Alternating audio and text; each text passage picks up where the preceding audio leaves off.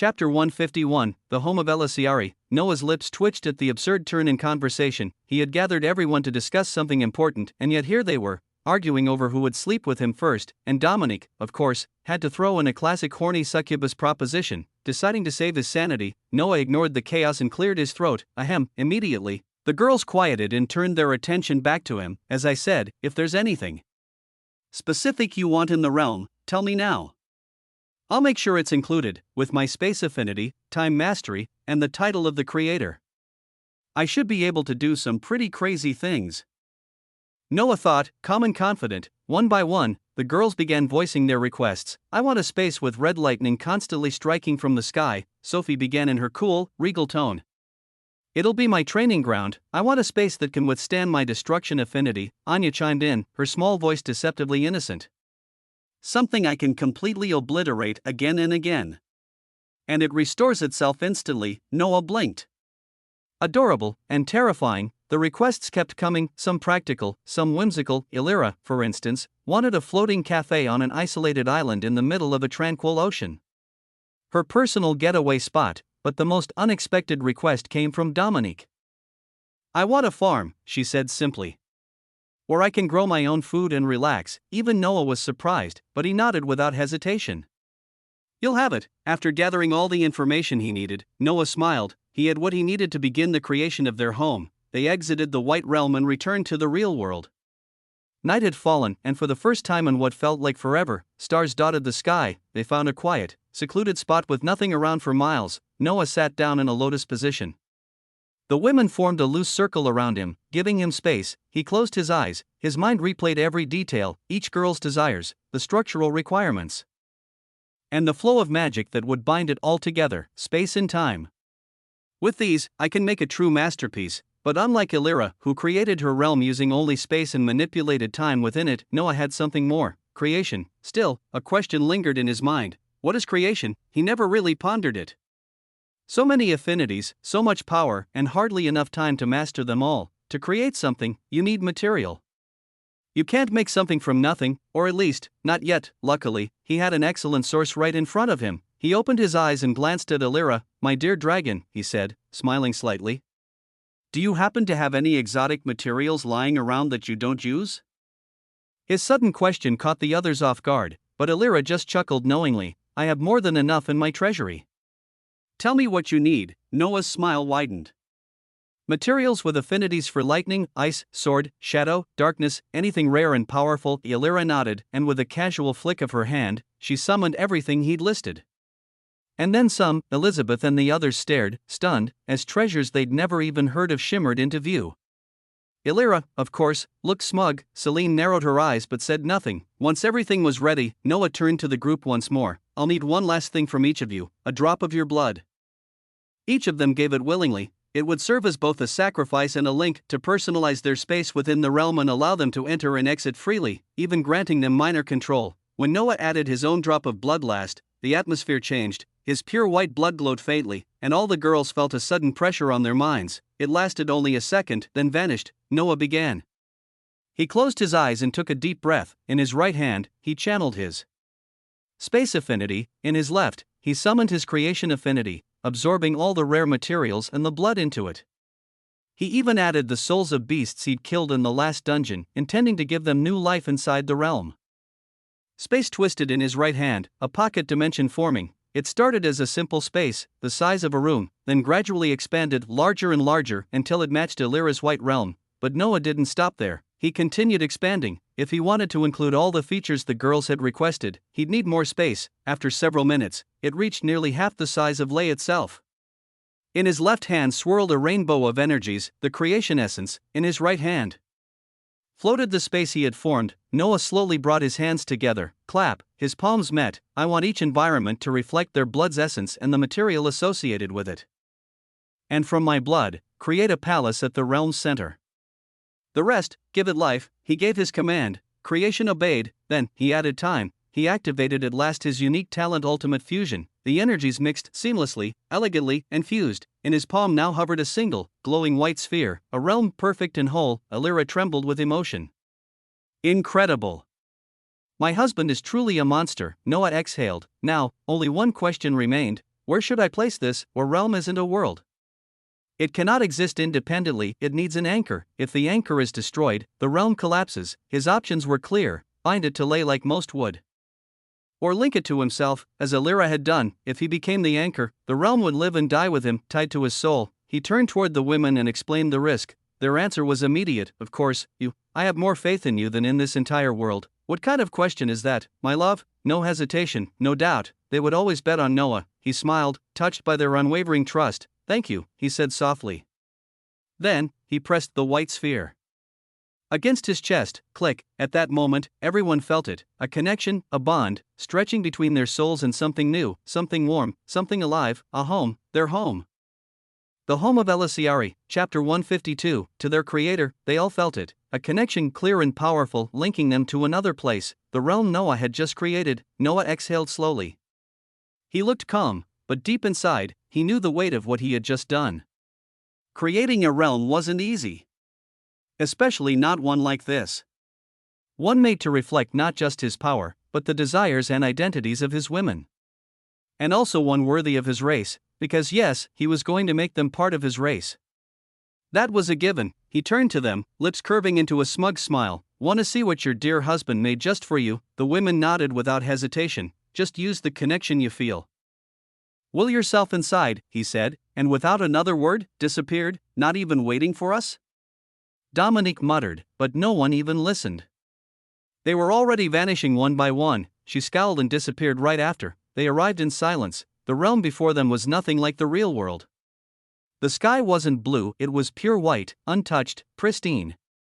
The realm itself stretched far in all directions, clearly divided into zones that all flowed toward a massive palace at the center. Each zone reflected their wishes. The storming red lightning field, Sophie's; the calm ocean, stretching endlessly, Illyra's; the immense farm, glowed in soft green light, Dominique's.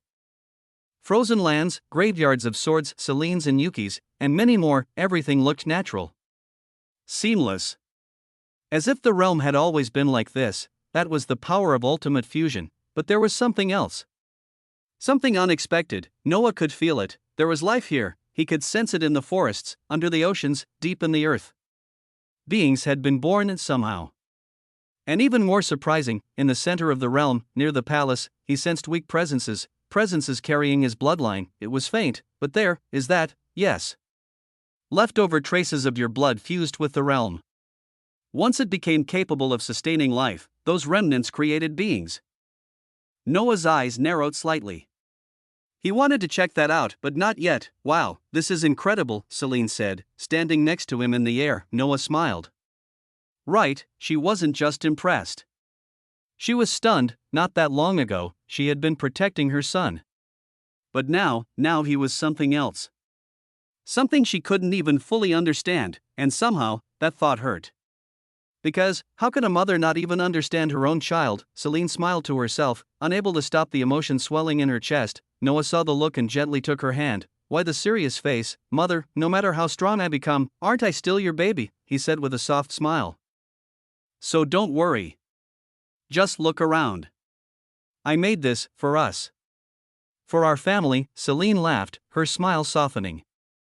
Yes, my dear baby, but peace never lasted long. That's not fair, Elizabeth said, walking up and hugging Noah. Favoritism, what about us?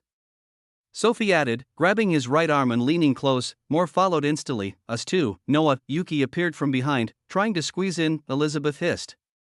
Back off, bitch, the spot's taken, Yuki smirked. That's exactly why I came, bitch. The bickering restarted. Chaos resumed. Noah sighed, smiling despite himself. Only Illyra and Emily kept their distance. Illyra, because she stayed above these things. Emily just watched silently.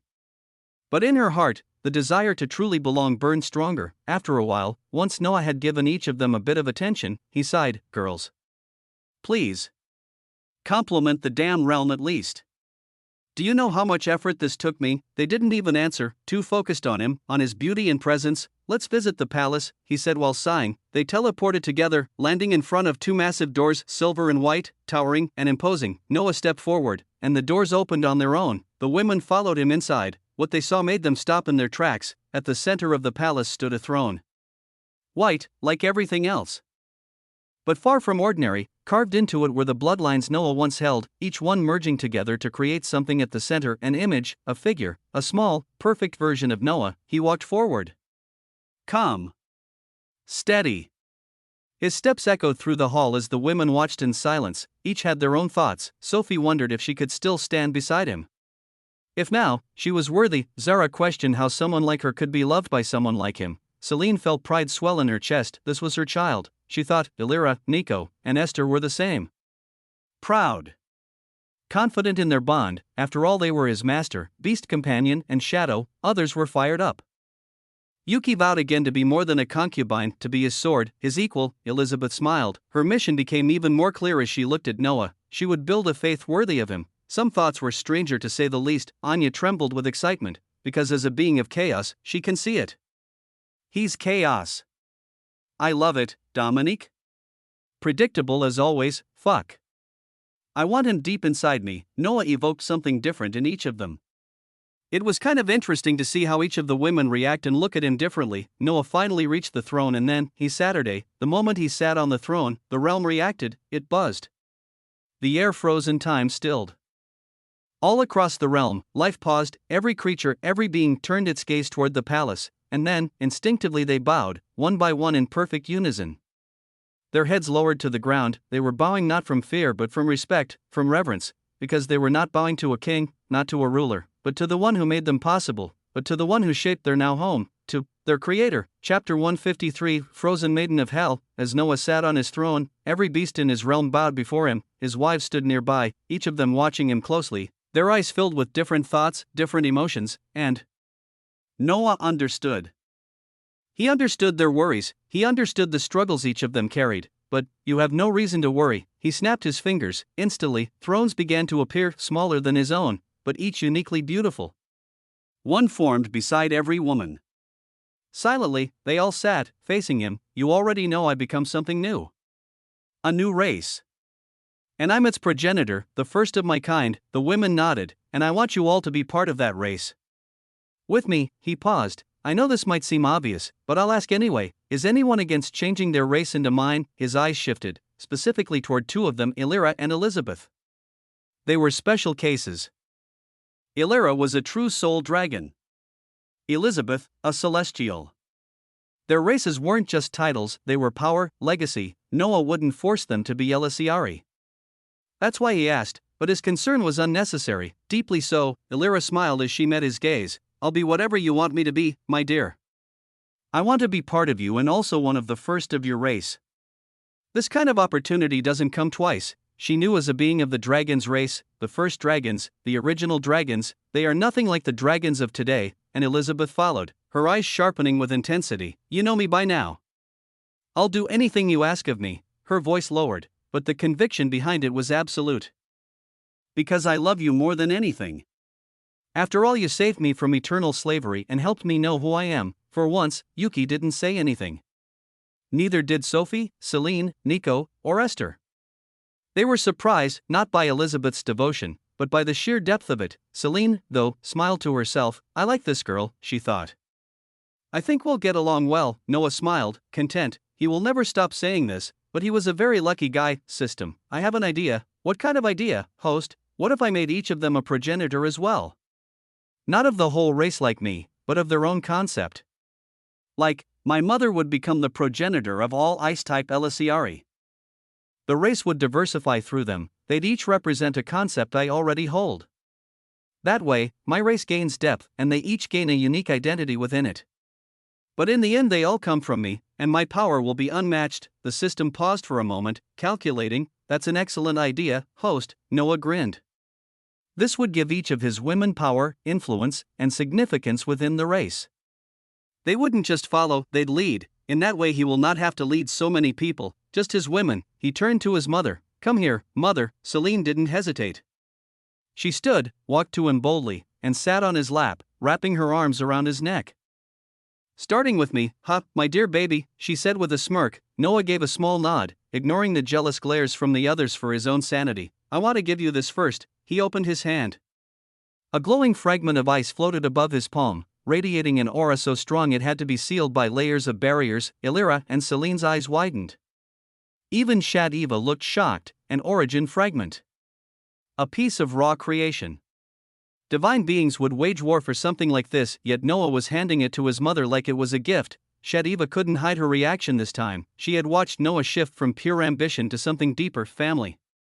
And for someone like her, a woman built around love and loyalty, this hit home. And you must know, the only way to gain the love of family person is to be the same as them. So, Shadiva's feelings for you have reached 60%, a crack has been found, she sighed in quiet surrender. Noah saw the notification and raised an eyebrow, amused, but for now, he focused on Celine. You'll fuse with this origin. I don't know what you'll become, but you will be stronger. And at the end of it, you'll be part of my race. He paused, it's going to hurt. A lot. Celine didn't flinch. I'm ready. Noah smiled and hurled the fragment forward. Ultimate fusion. A white dome instantly appeared, covering Celine. Inside, groans echoed, low, pained, controlled. She was doing everything she could not to scream. This wasn't some basic transformation. This was the power of a universal origin. Even a fragment could reshape a being entirely. Minutes passed. Then the dome shattered. Noah raised a hand and snapped his fingers. Immediately, 20 layers of nullifying barriers formed around Celine. He looked around the throne chamber inside. In a single moment, half the space had been frozen over walls, pillars, the floor, all covered in ice. The other women would have been caught in it if Alira hadn't protected them. Control your aura, mother, Noah said as he dispelled the barriers. Celine stood tall. Her entire form had changed. Her hair and eyes were now a gleaming silver. Her skin had turned pale, almost translucent.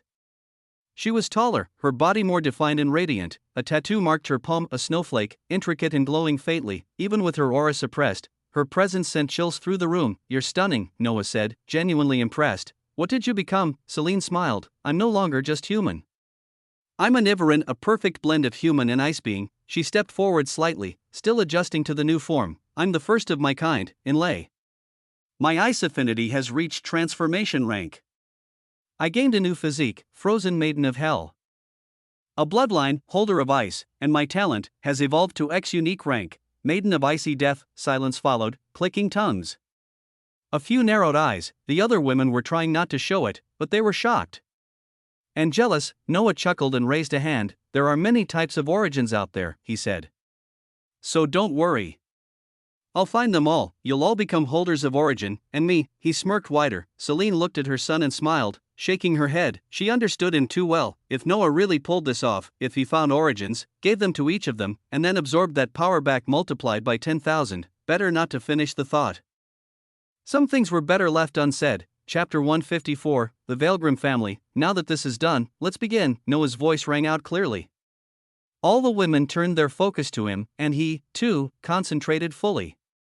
This was a first for him, transforming his vision into a true legacy, so he had to be careful with it. He thought again of his idea, to make each of his women the leader of a unique branch within the Elisiari race. A concept-based lineage, with every path ultimately leading back to him, the true founder. I have gained from each of them their affinity but even more powerful. Noah mused. And when I transform them using Elisiari's blood, I'll embed those concepts directly into their essence. It was the foundation of the divine hierarchy he thought of. I'm ready, he said, raising his gaze to his mother. As he looked at her beautiful, composed, his mind drifted for a moment. Thoughts he knew weren't appropriate stirred. But he reined them in. Not yet. He stood and approached her. Elisiari's blood, activating his progenitor skill, he infused the blood with a deep, potent concept ice. A luminous blue essence formed in his hand and flowed directly into Celine. This time, the transformation was seamless. Effortless. As if Celine wasn't evolving, but returning to what she had always been destined to become. Her appearance didn't change much except for her eyes. They turned a deep, radiant blue, with a delicate snowflake-shaped rune spinning around each pupil. Hypnotic.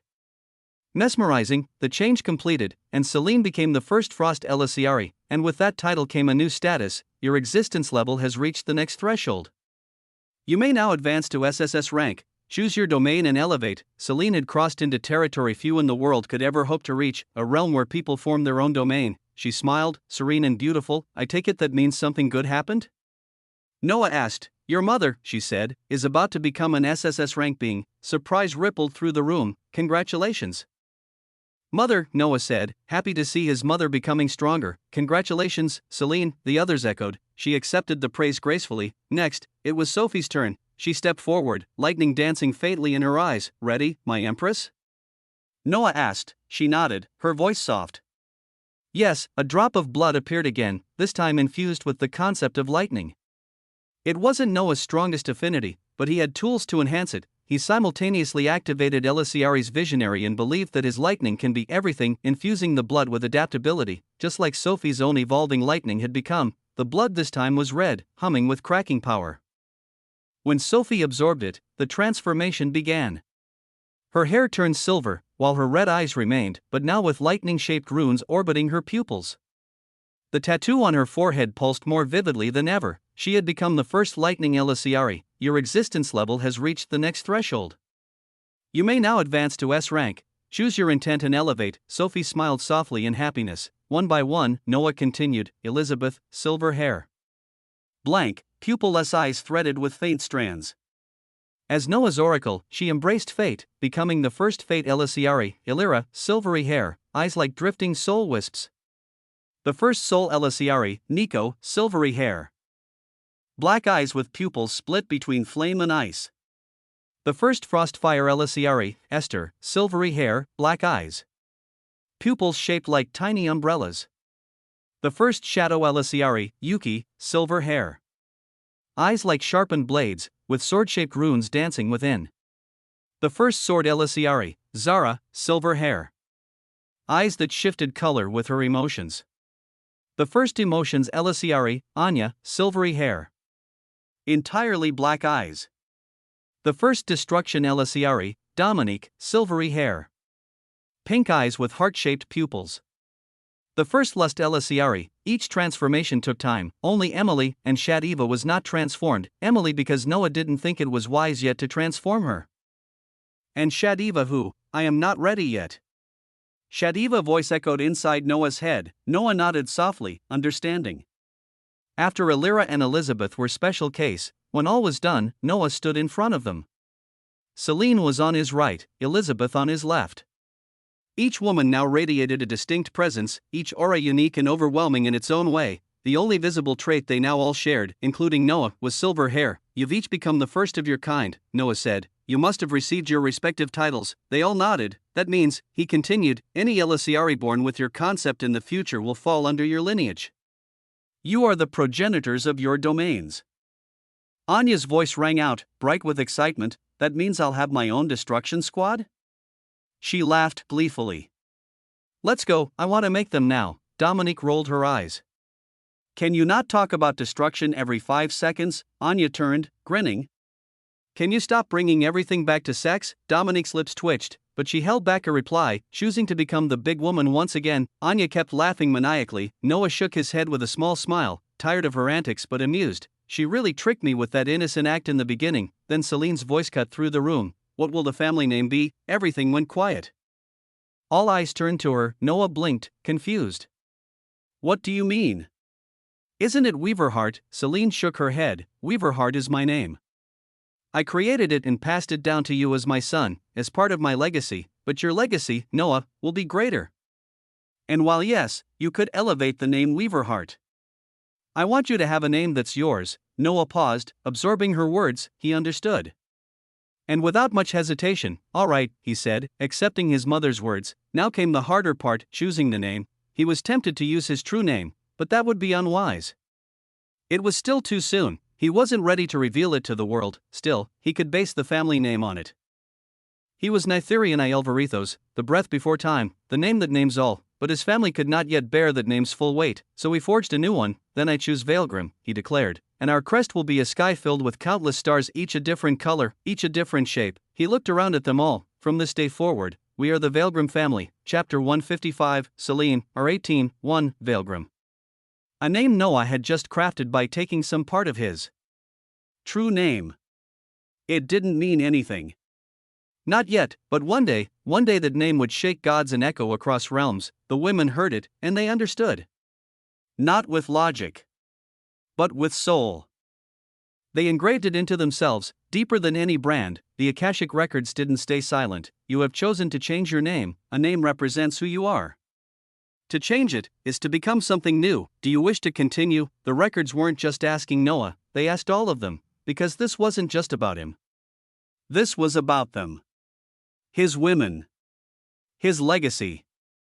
His bloodline. Don't erase your past, Noah said, turning to Celine, eyes steady.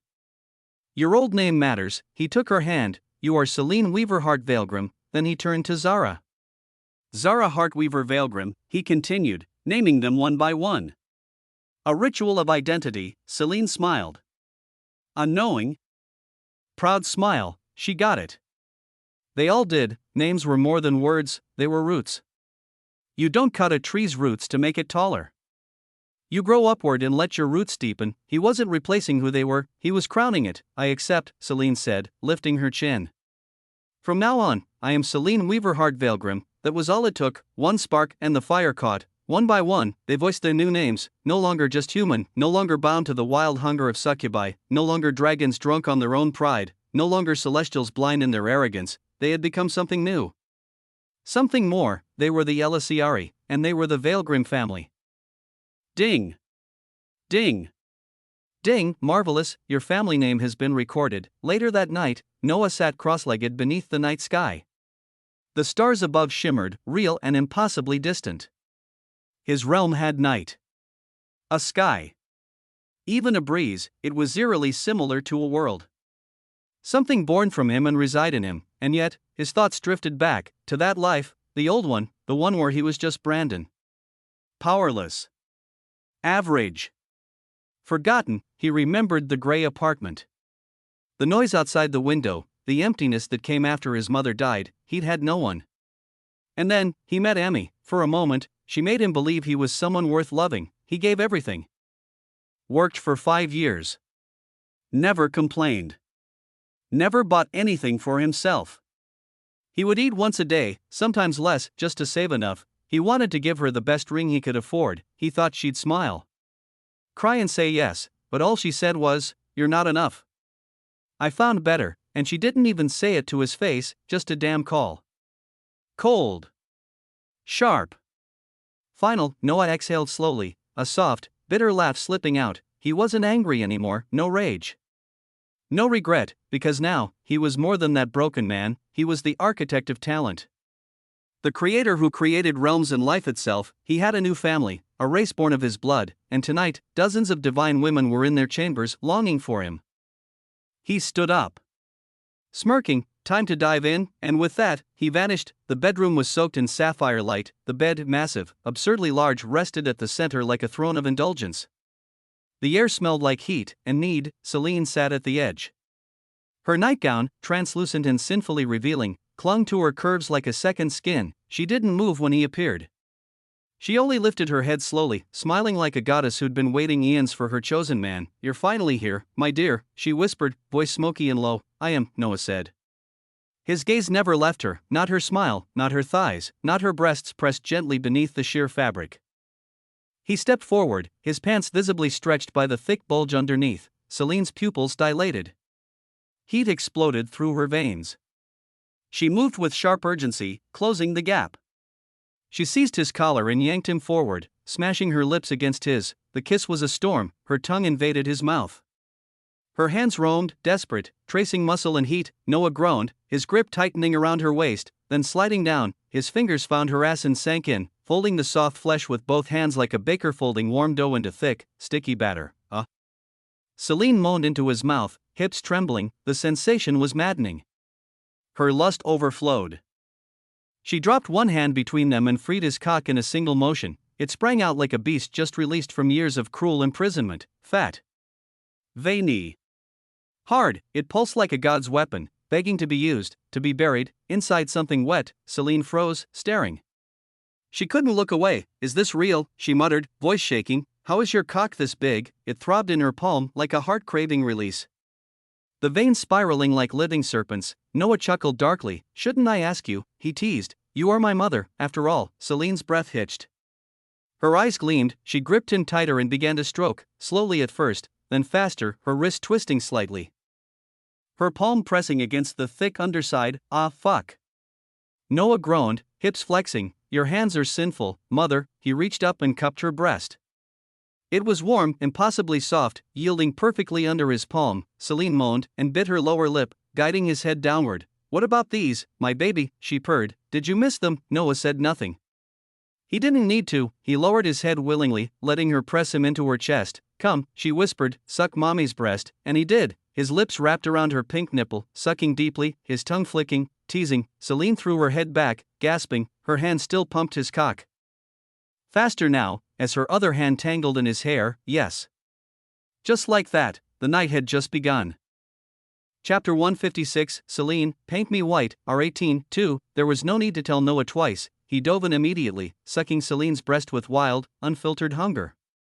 His mouth latched onto her nipple like a vacuum on overdrive, and it was madness. Ah, Celine moaned out loud, her voice sharp and thick with lust, while her right hand continued stroking his cock, fast, tight, and wet. The room was already alive with moans, heavy breathing, the sound of wet skin against skin. Noah was lost in it.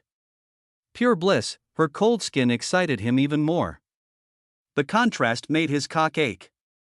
Her breast was soft, pale, and cool against his tongue, the kind of cold that didn't numb you but made you burn.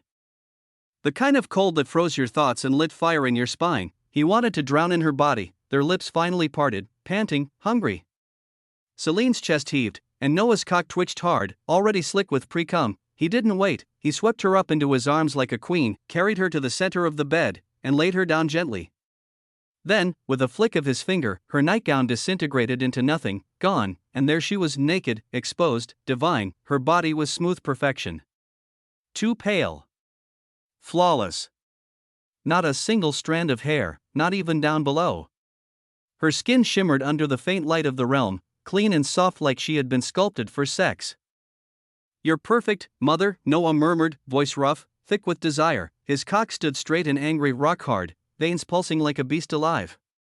Pre-cum leaked from the tip, falling in slow, warm drops onto the sheets. Celine looked up at him with sultry confidence. And you, my dear, you're monstrous, she whispered, her voice seductive, nearly rivaling Lilith herself. Noah leaned forward, hovering just above her.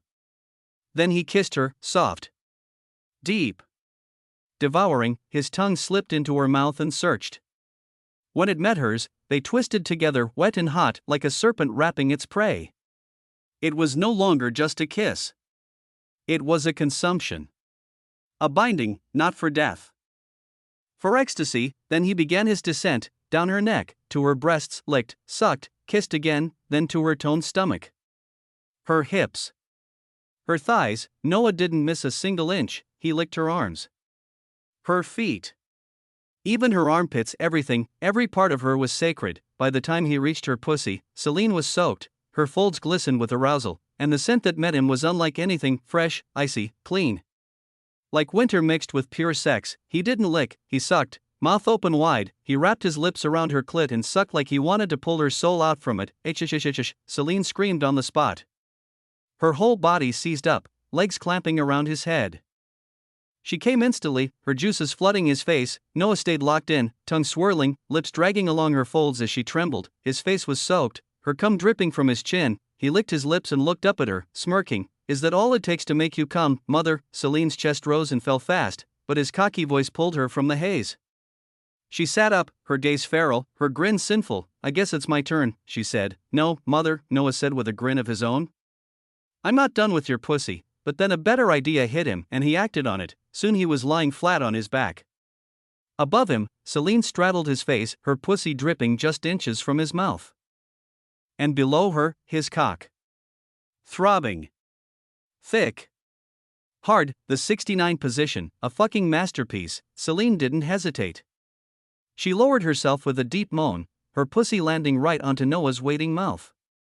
And in front of her, his cock stood tall like a pillar. She could barely stop herself from drooling. Just the thought of sucking her son's cock while riding his tongue made her wetter than she already was. You're leaking all over my face, mother, Noah said, licking up her folds slowly. Do you like this that much? She didn't reply. Instead, she opened her mouth wide and took all of him in one smooth motion. Her throat bulged as she swallowed his length whole. OFUCK. Noah moaned into her pussy. The vibrations making her jolt, they moved like beasts. Her mouth bobbed, slurping, deep-throating, tongue dragging along his shaft. Noah ate her like a man starving, tongue flicking her clit, lips sucking her folds, slurp. Slurp, gob. Gob. Giobe, the room was filled with wet, filthy noise, their bodies trembled. Celine gripped his thighs, and Noah's hands grabbed her ass as he buried his face deeper into her. And then, I'm coming, Celine's voice was muffled, but her mouth was still wrapped around his cock, me too. Noah growled, his hips jerking, they came together perfectly in sync. Ugh. Noah's cock exploded inside her throat, thick, hot cum pouring straight into her stomach. Her eyes watered, but she didn't let go. She swallowed everything. Not a drop wasted. Celine squirted hard against his mouth, and Noah drank it all like divine nectar. When it ended, they both collapsed side by side, breathing hard. Bodies soaked in sweat and cum, huff, huff, huff, but Noah wasn't done, his cock was still hard. He rolled on top of her, cock pressing against her pussy again, the head sliding through her folds. I can't wait anymore, mother. Celine opened her arms to him. I don't want to wait either. Come, she looked him dead in the eye. Fuck your mother until she passes out. That was all it took. Noah slammed into her with full force, thrust. Oh, they both screamed.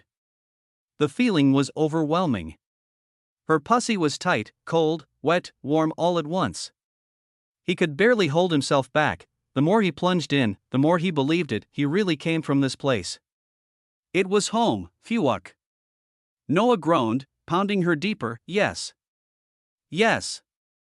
Yes.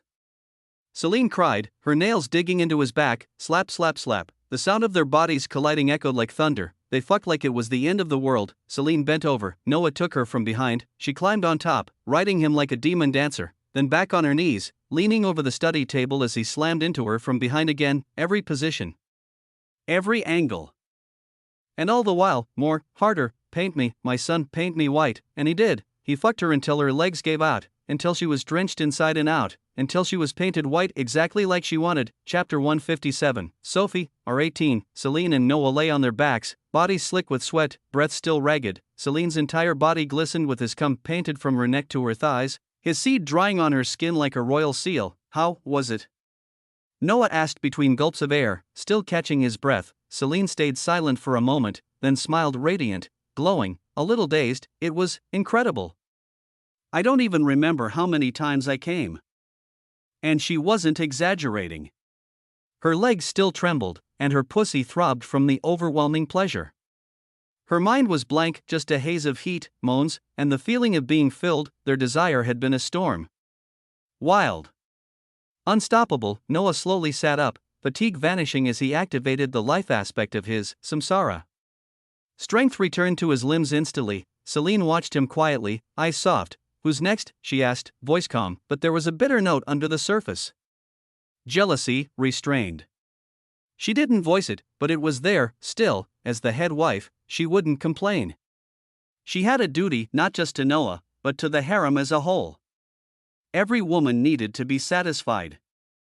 That was her role. Her pride. Noah smiled, sensing the truth behind her calmness. Even if she didn't like sharing him, she understood. She even supported it. She made sure the others were cared for. That they felt loved. That no cracks formed in the family. She was more than just a wife. She was a queen. Sophie, Noah said softly. My empress. He leaned down and kissed Celine gently, lingering on her lips. You can rest in the meantime. And with that, he disappeared, leaving behind a glowing Celine. It's not too bad, she whispered to herself. Yes. As long as she had her share, her place beside him, it was enough. The faster she accepted this new reality, the faster she could enjoy it fully. She closed her eyes and drifted off into sleep with a peaceful, satisfied smile on her lips. Noah reappeared in another room. If Celine's room was blue and cold, Sophie's was a rich, velvet red. Warm. Inviting. Dripping with quiet power. Like wine and fire wrapped into silk, Sophie stood in front of a mirror, grooming herself with regal precision. Her red nightgown clung to her like temptation. It stopped at her upper thighs, leaving her long, pale legs exposed. The curves beneath it teased softly. Noah stepped in behind her silently and wrapped his arms around her waist. Sophie jumped slightly. Noah, she gasped, but her smile bloomed the moment she turned around and saw him. She slid into his embrace, one hand pressing against his chest. She had always been beautiful, but now, as an Elisiari, she was more. silver hair flowing down her back, red eyes glowing with runic lightning.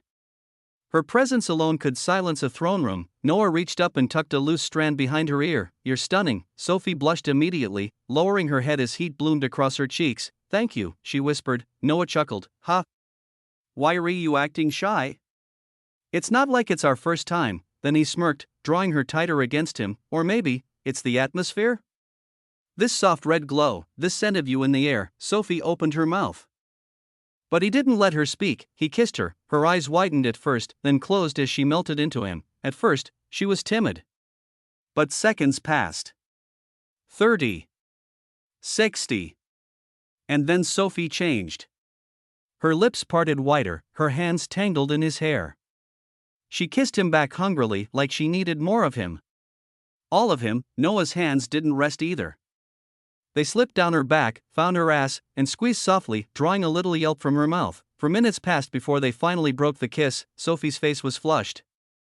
Her chest rose and fell quickly. "Already done?" Noah teased, still hungry. "I could kiss you for days." Her lips had this electric softness, like being kissed and struck by gentle lightning at the same time.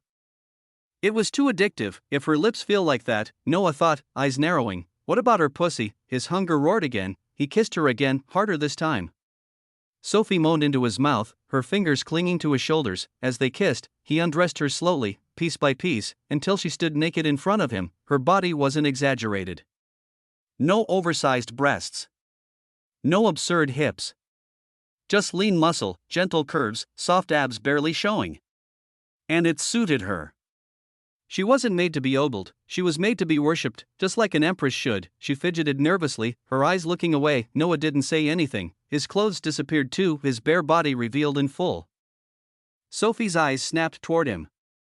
Her gaze dropped and widened. "Gods," she whispered. Her pussy twitched, a thin trail of arousal slid down her thigh. Noah smirked. "Like what you see." He stepped forward and wrapped her in his arms. "As for me, I sure do like." He whispered. "What I see, and what I am feeling right now." Then he licked her neck. "Ah." Sophie moaned, her eyes fluttering shut. I don't like it," she said, breath shaky. "I love it." Noah didn't wait anymore. He lifted her into a princess carry and laid her gently on the bed. Then he kissed her again, slowly, lovingly. At the same time, he slid a finger between her legs and pushed inside. "Hsh," Sophie cried out, her body arching. It was her first time. Her pussy tightened instantly. But as Noah moved his finger slowly, gently, she started to relax. He was careful and patient, all while sucking her breast softly, worshipping her body like the sacred temple it was. Minutes passed, the dual stimulation became too much. Sophie came with a cry, her hips trembling, pussy flooding his hand. Noah smiled. "You're ready," he whispered. Her pussy was wet enough now. He moved between her legs, positioned his cock at her entrance. Sophie looked down at him, eyes full of lust, but also a little bit of fear. "Will it fit?" she asked. "It will. You ready?" She nodded, and he pushed in, slowly. "Ah." She whimpered, her fingers gripping the sheets. "It's okay," Noah whispered, biting his lip. Her virgin pussy was unbelievably tight. "It'll pass soon." He pushed further, slower, and finally, slid all the way inside. "You okay?" Sophie nodded again. "Yes." "You can move now." Noah started slowly. The pain lingered for a moment, but then faded, replaced by pleasure. Deep, tingling, flooding pleasure. "Yes." Sophie moaned, her arms wrapped around his neck. Her voice broke, but not in pain, only in bliss. Noah moved with care. With love, not wild. Not rough, but passionate. Their bodies rocked together in perfect rhythm. Hips grinding, lips meeting again and again. They weren't just fucking, they were making love, two souls dancing in flesh. And for Sophie, it was more than her first time. It was the moment she truly felt like his. Chapter 158, Our Oracle, R18. Sophie lay with her head resting on Noah's chest, his fingers stroking through her silver hair with tender care. Their breathing was slow, steady, perfectly synced, like two hearts finally beating in harmony. They had just finished making love. Not just sex. Something deeper. Sophie was still reeling. She never imagined it could feel like this. Her legs still trembled slightly from the aftershocks, and Noah hadn't fully processed how her pussy felt, slightly electric.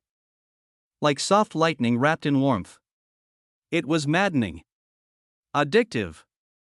He'd already come inside her multiple times and still wanted more. He smiled, his voice low and warm. How does it feel to finally become the Empress? Then he chuckled softly. Well, not officially. But you will be. Soon. Sophie didn't answer right away. Her fingers traced lazy circles on his chest, eyes distant, thoughtful. She had dreamed of becoming Empress her entire life. It had been stolen from her, and now it was within her reach. Is it worth it? She whispered, if I had to kill my 2 brothers and my father to take it. Her voice cracked softly. Noah turned her chin gently with his hand, making her look at him. White runes burned in his gaze.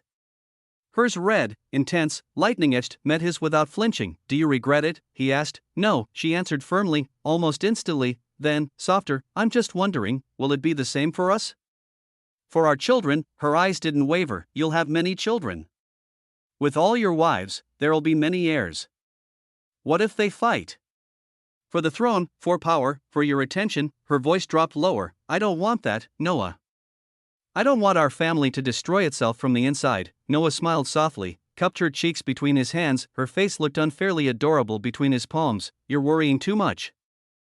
My Empress. Then his voice grew steady, grounded, full of conviction. My children won't fight each other. You know why? He didn't wait for her to answer. Because I'll raise them in unity. In love. In power. Our family will be strong enough that there will be no cracks for jealousy to slip through. No room for envy, and if they still want to rule, he smirked darkly, I'll give them a world to govern. Not enough, I'll give them a galaxy. Still not enough, his grin widened, arrogant and divine. Then I'll give them the whole damn universe. Sophie shivered, not from fear, but from the weight of his words. His belief. His raw certainty was so overwhelming it made you want to believe too. You had to believe, she smiled. A free, wild smile. Then she grinned, mirroring his devilish expression. Then we better conquer that whole universe together, husband. Noah leaned down and kissed her lips slowly. Oh, we will, he whispered. My bloodline will not lose. Not to anyone. That was his belief as the progenitor. The father of a new legacy. Then Sophie chuckled. But all this serious talk makes me crave you again. Noah smirked. He pulled the covers away, exposing their naked bodies. Then let me savor every inch of you again. Sophie licked her lips, eyes dark with lust. Come, I'm all yours. And he attacked again, this time with even more passion. More heat. More love. Their bodies tangled once more, and the room filled with moans and breathless whispers. It was beautiful to witness. Like watching 2 stars collide and create something eternal. Noah appeared in another room, and this one was strange. Pictures. Everywhere, images of him. From childhood to now. Smiling, serious, wounded, laughing. Dozens, no, hundreds, covered the walls. It would have been disturbing to anyone else. To Noah, he found it adorable. He turned his head and saw her. Elizabeth. Standing in the corner, holding another photo, preparing to pin it with obsessive care. You're here, my love, she said softly, without even turning around. Then she looked at him, her eyes pure white. No pupils, no iris. Blank. Haunting, to most. She looked blind. They didn't know. Elizabeth didn't need eyes. She saw your fate. She could manipulate it. Twist it. End it, and Noah loved that about her. I'm here, he said. She floated into his arms like a wraith, her body melting against his. I've waited so long to spend a night with you.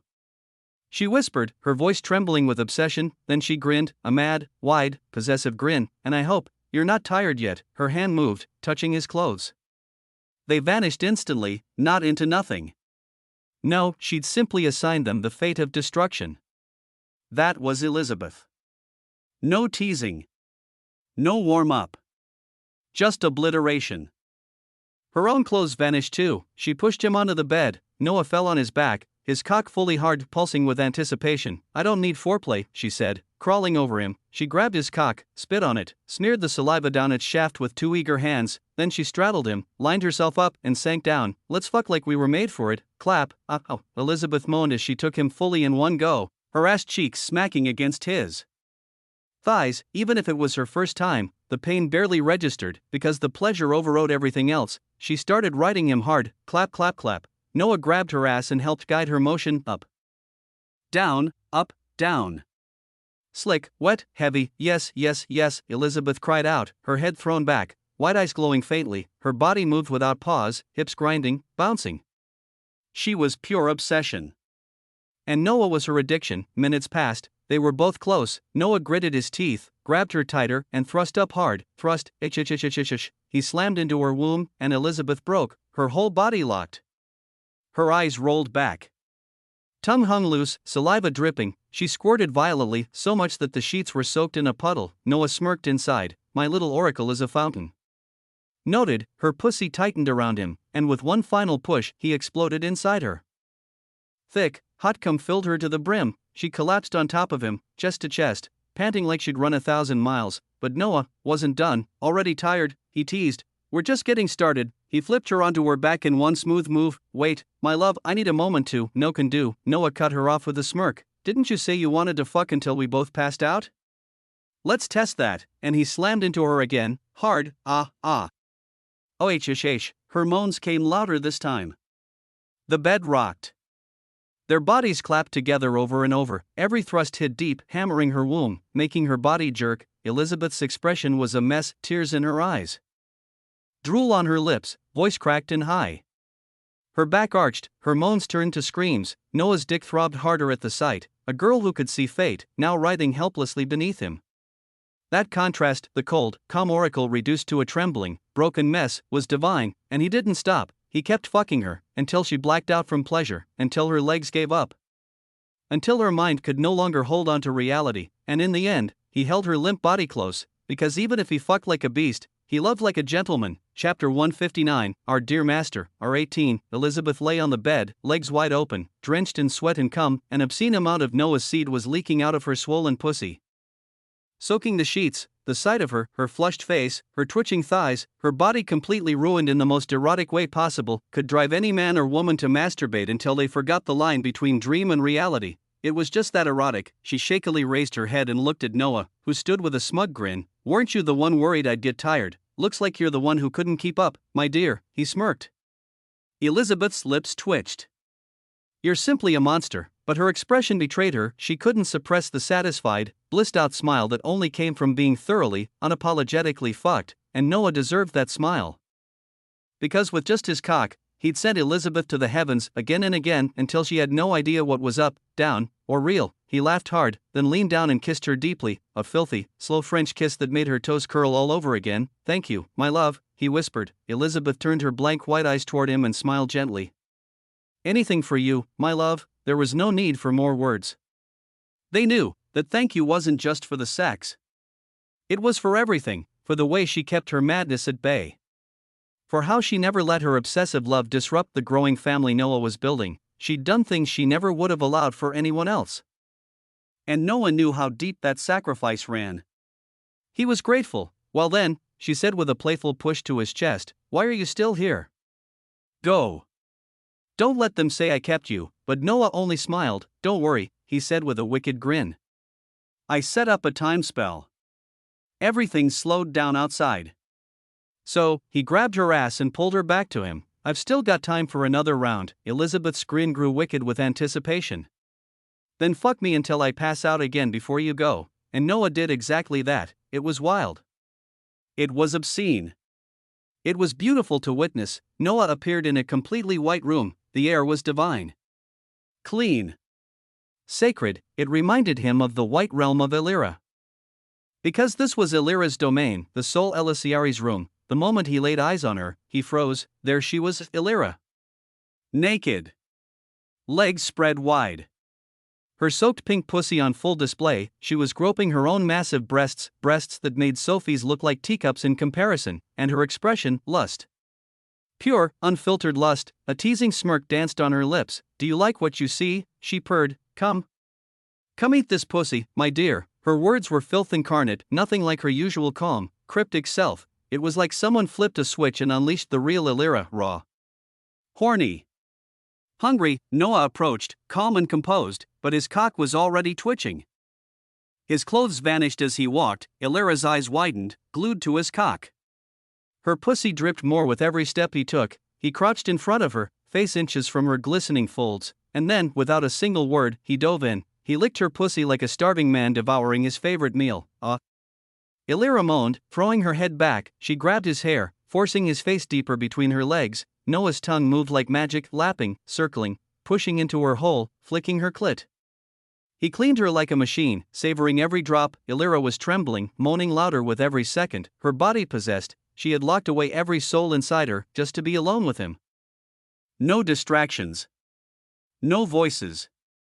Just lust. Today, she wanted ton fucked in the best way possible. Noah slid a finger inside her midlick. Illyra exploded. A torrent of cum soaked Noah's face as she screamed in pleasure. Noah stood, wiping his mouth with a lustful grin. You're a filthy pervert, Illyra.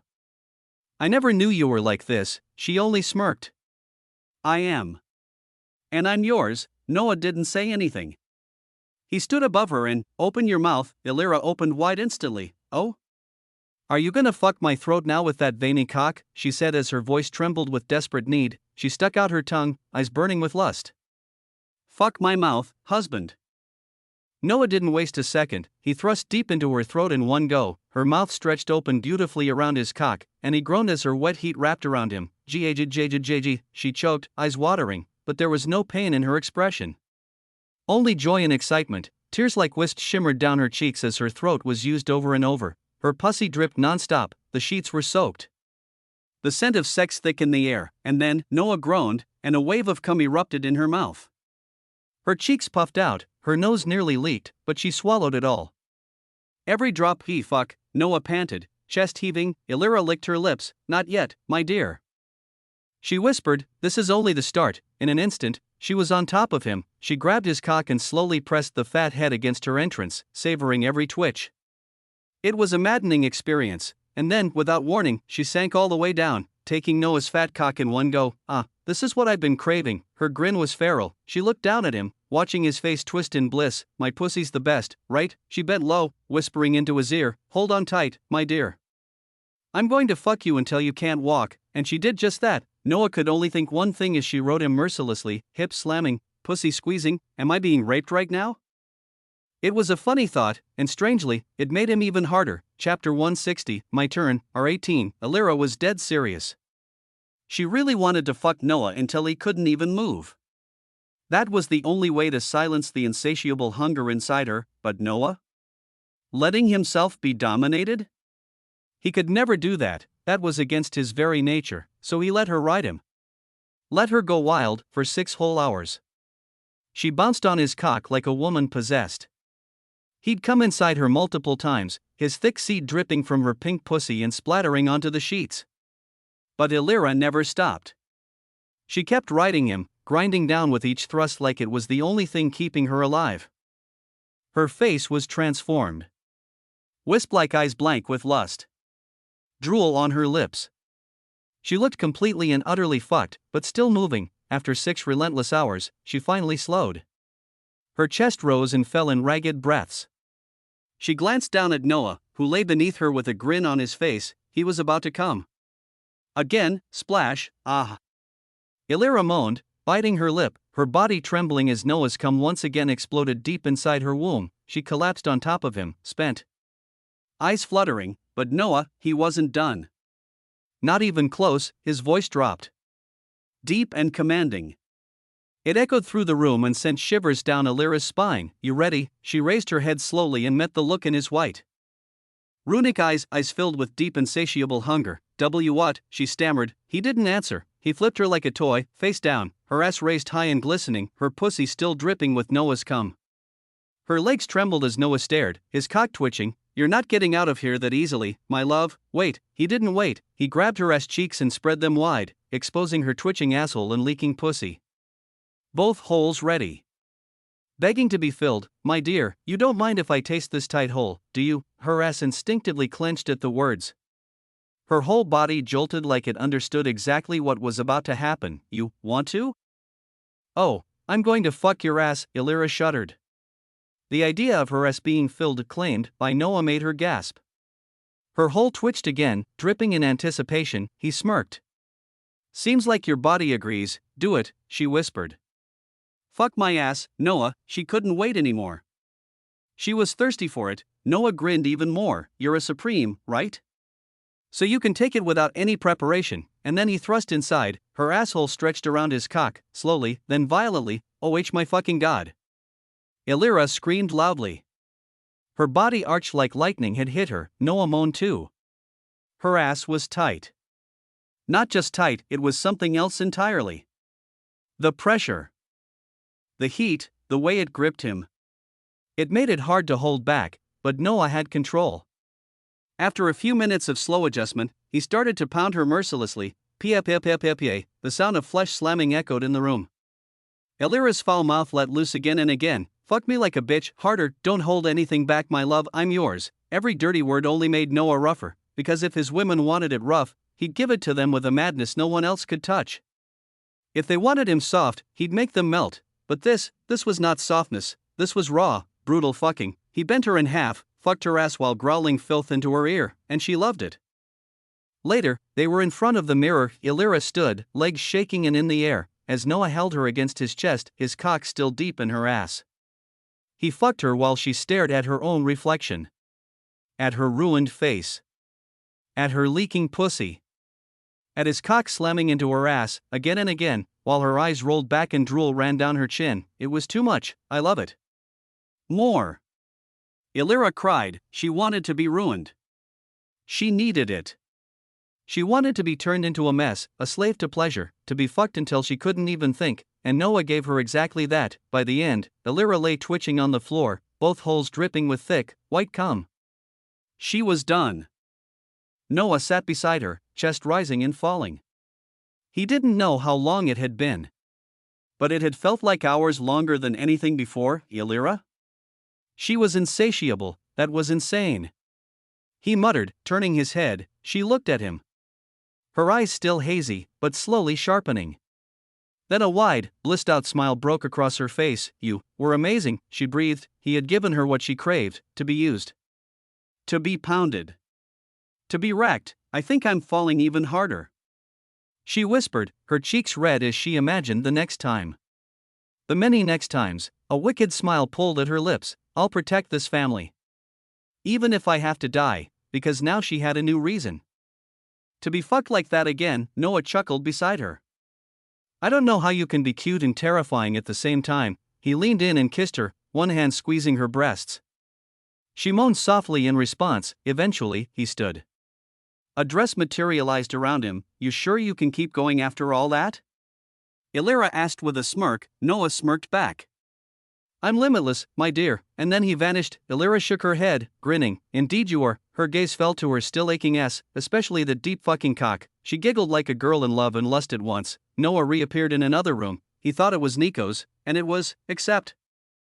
Why are you here? He asked, blinking at the sight of Esther lying next to Neko. At his question, both women smirked. One time wasn't enough, Esther purred, then both Neko and Esther grinned lustfully. We had to do it again.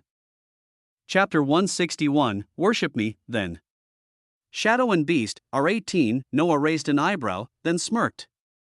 A threesome, I absolutely do not mind, ladies. Esther and Neko glanced at each other and smirked lustfully. Without a word, they rose. Their dresses fell like silk on the floor, revealing two bodies so sinfully perfect it felt like a crime to ever hide them. Esther, tall and fierce, stood like a goddess of battle and power, thick legs sculpted from relentless training, an ass so firm and round it demanded to be used. Her four-pack abs framed her pale skin with definition that made Noah's cock rise like a soldier saluting a commander. But Neko? Neko was pure contrast. Cute, petite, but nothing about her body was innocent. With those cat ears twitching and her tail swaying playfully, her glowing, mystical pupils shaped like the mix of flame and ice locked on Noah like a predator with its prey. Noah's cock rose higher, thicker, pulsing like it was about to burst. I really missed this one. Neko purred, her voice syrup-sweet as she wrapped her fingers around his dick. Esther pressed her lips to Noah's neck, kissing with slow, wet reverence. How many nights had she fantasized about this? How many times had she fingered herself to the memory of being taken by him in the woods? She grabbed his hand, guided it between her legs, her pussy was dripping. Feel that, she whispered against his ear. This is your fault. Master, her arms locked around his neck, trapping him in her scent, her heat. Noah groaned, his fingers teasing her soaked lips, then plunging in. Soft at first. Then fast. Cruel, I'm hard because of you too, but he didn't even finish. Neko dropped to her knees and swallowed his cock in one go, F-uck. He moaned. The game had begun. Neko's throat stretched around him, gagging and drooling, spit running down her chin as she devoured his cock like it was her purpose in life. Esther was moaning too, his fingers wrecking her pussy while she licked and sucked on his ear, her own body trembling. He couldn't hold it. Hot cum shot down Neko's throat. She drank it all. Seconds later, he was flat on his back. Esther was riding him like she was trying to destroy him. Neko sat on his face, her pussy soaking wet, her moans like music, the room filled with sex, sounds, smells, heat. Esther's face, usually blank and unreadable, was twisted in messy, fucked up pleasure. Her tongue lolled, her eyes fluttered, her moans raw and unfiltered. Every bounce brought Noah's cock crashing into her womb. She loved it, and Neko? She was losing her mind. Noah's tongue was deep inside her, licking like a demon. He stretched her pussy open with his mouth, reaching places no one ever had. Her moans were desperate. Shaky. Loud. Noah was caught between both ends, his cock buried in tight wet heat. His tongue drowning in sweet nectar. It was overwhelming. It was perfect, then it hit. All at once, they came, YSSS, screams. Come. Shaking bodies. The whole bed damn near collapsed, but it wasn't over. Neko rolled onto all fours, her ass high in the air, tail twitching like mad. Give it to me, Noah.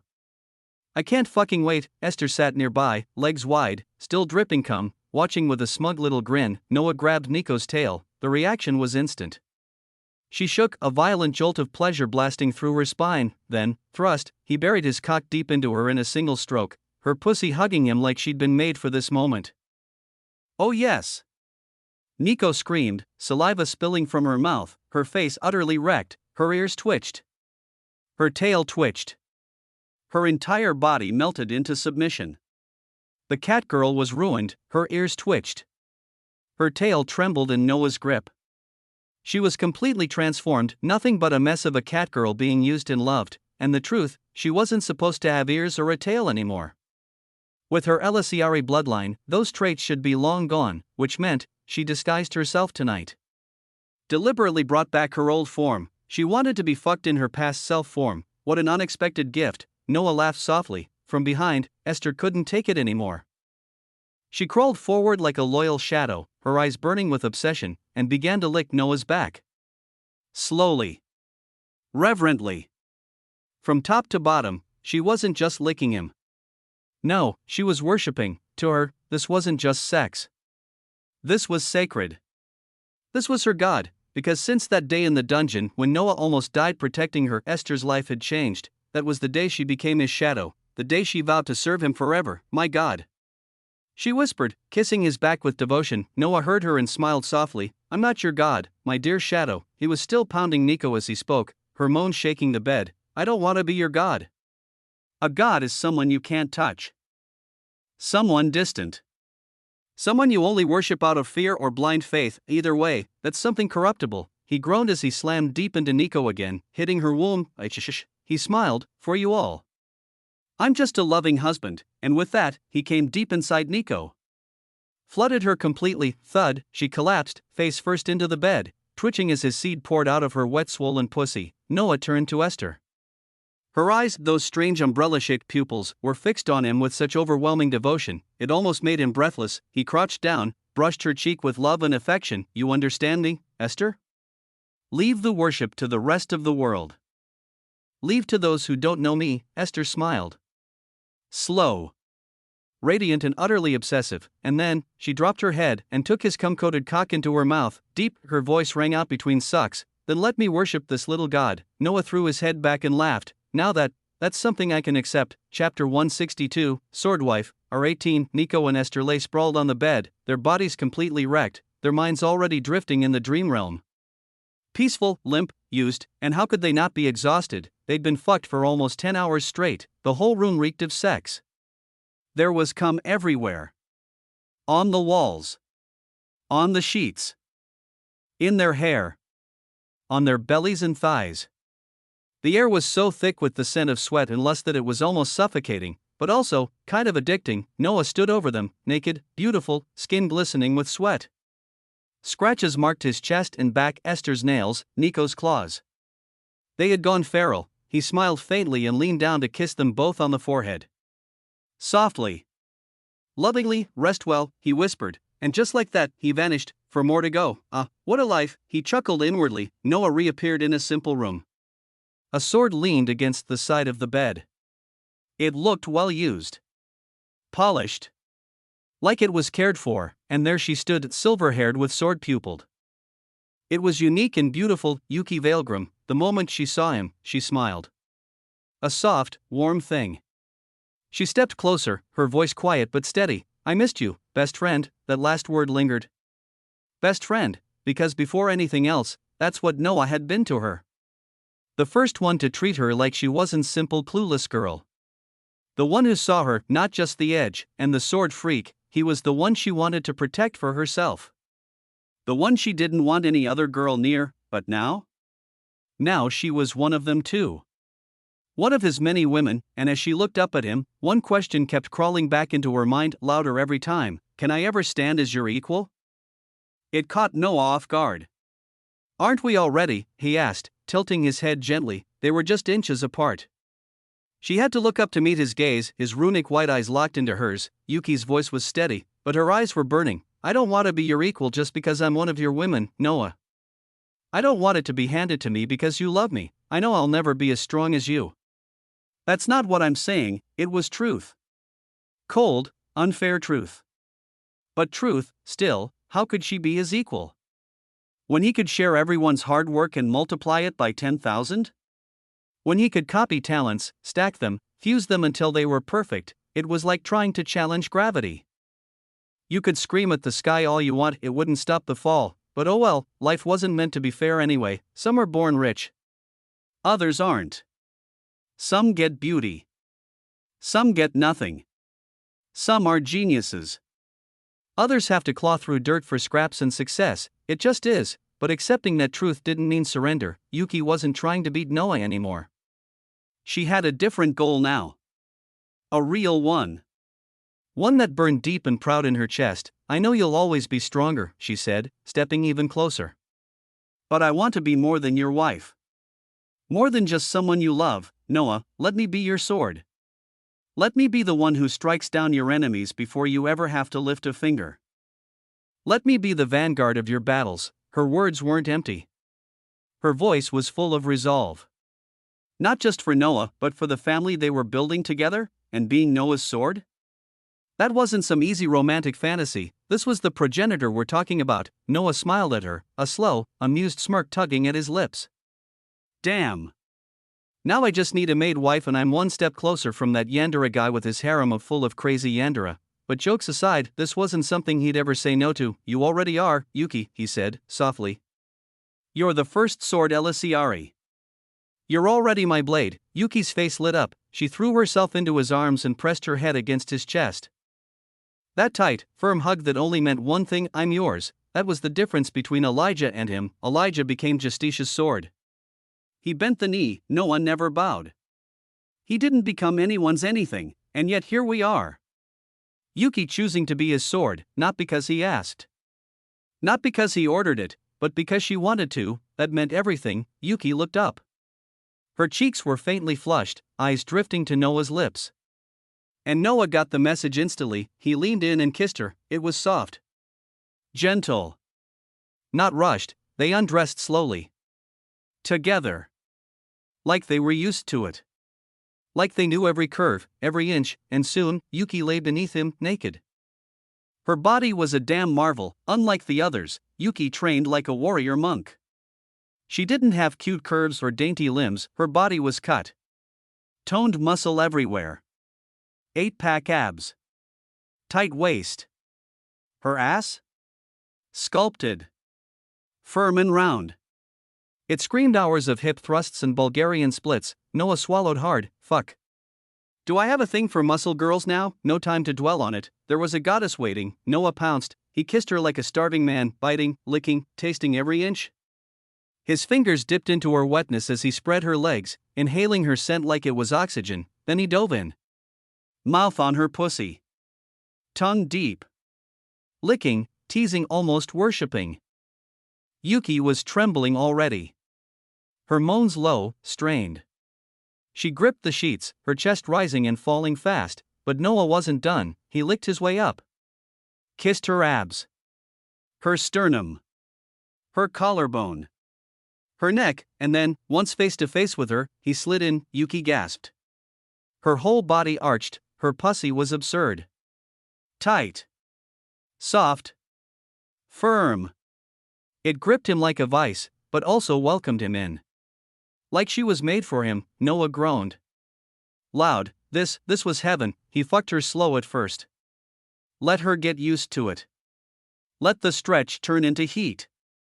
Pain into pleasure, and when she started moaning louder, when her nails dug into his back, he picked up the pace. Yuki was his sword, but tonight she was also his protein, and he was going to devour every inch of her. Hours passed. And still he didn't stop. He couldn't. Her body was just too perfect. That kind of training, that dedication, it was fucking addicting, so Noah didn't stop, not even for a second. He fucked harder and harder, because a good warrior knows, you don't waste premium fuel, and Yuki was the finest goddamn protein he'd ever tasted. By the end, she was limp. Sweaty.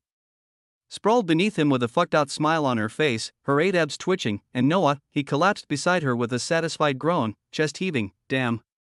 He muttered, chuckling under his breath, goodness. I'm letting too many intrusive thoughts win, aren't I? Chapter 163, Emotions, Destruction, or 18, it was a night Noah would never forget, seriously. He wouldn't and he couldn't. After all, he had finally experienced the fabled muscle woman, and calling it good would be the understatement of the fucking century. It was fabulous, and now, after 10 hours of backbreaking, mind-shattering, muscle-clenching sex, Noah found himself in a new room. This time, it was the room of someone who hadn't loved him long, but loved him deeply enough to matter.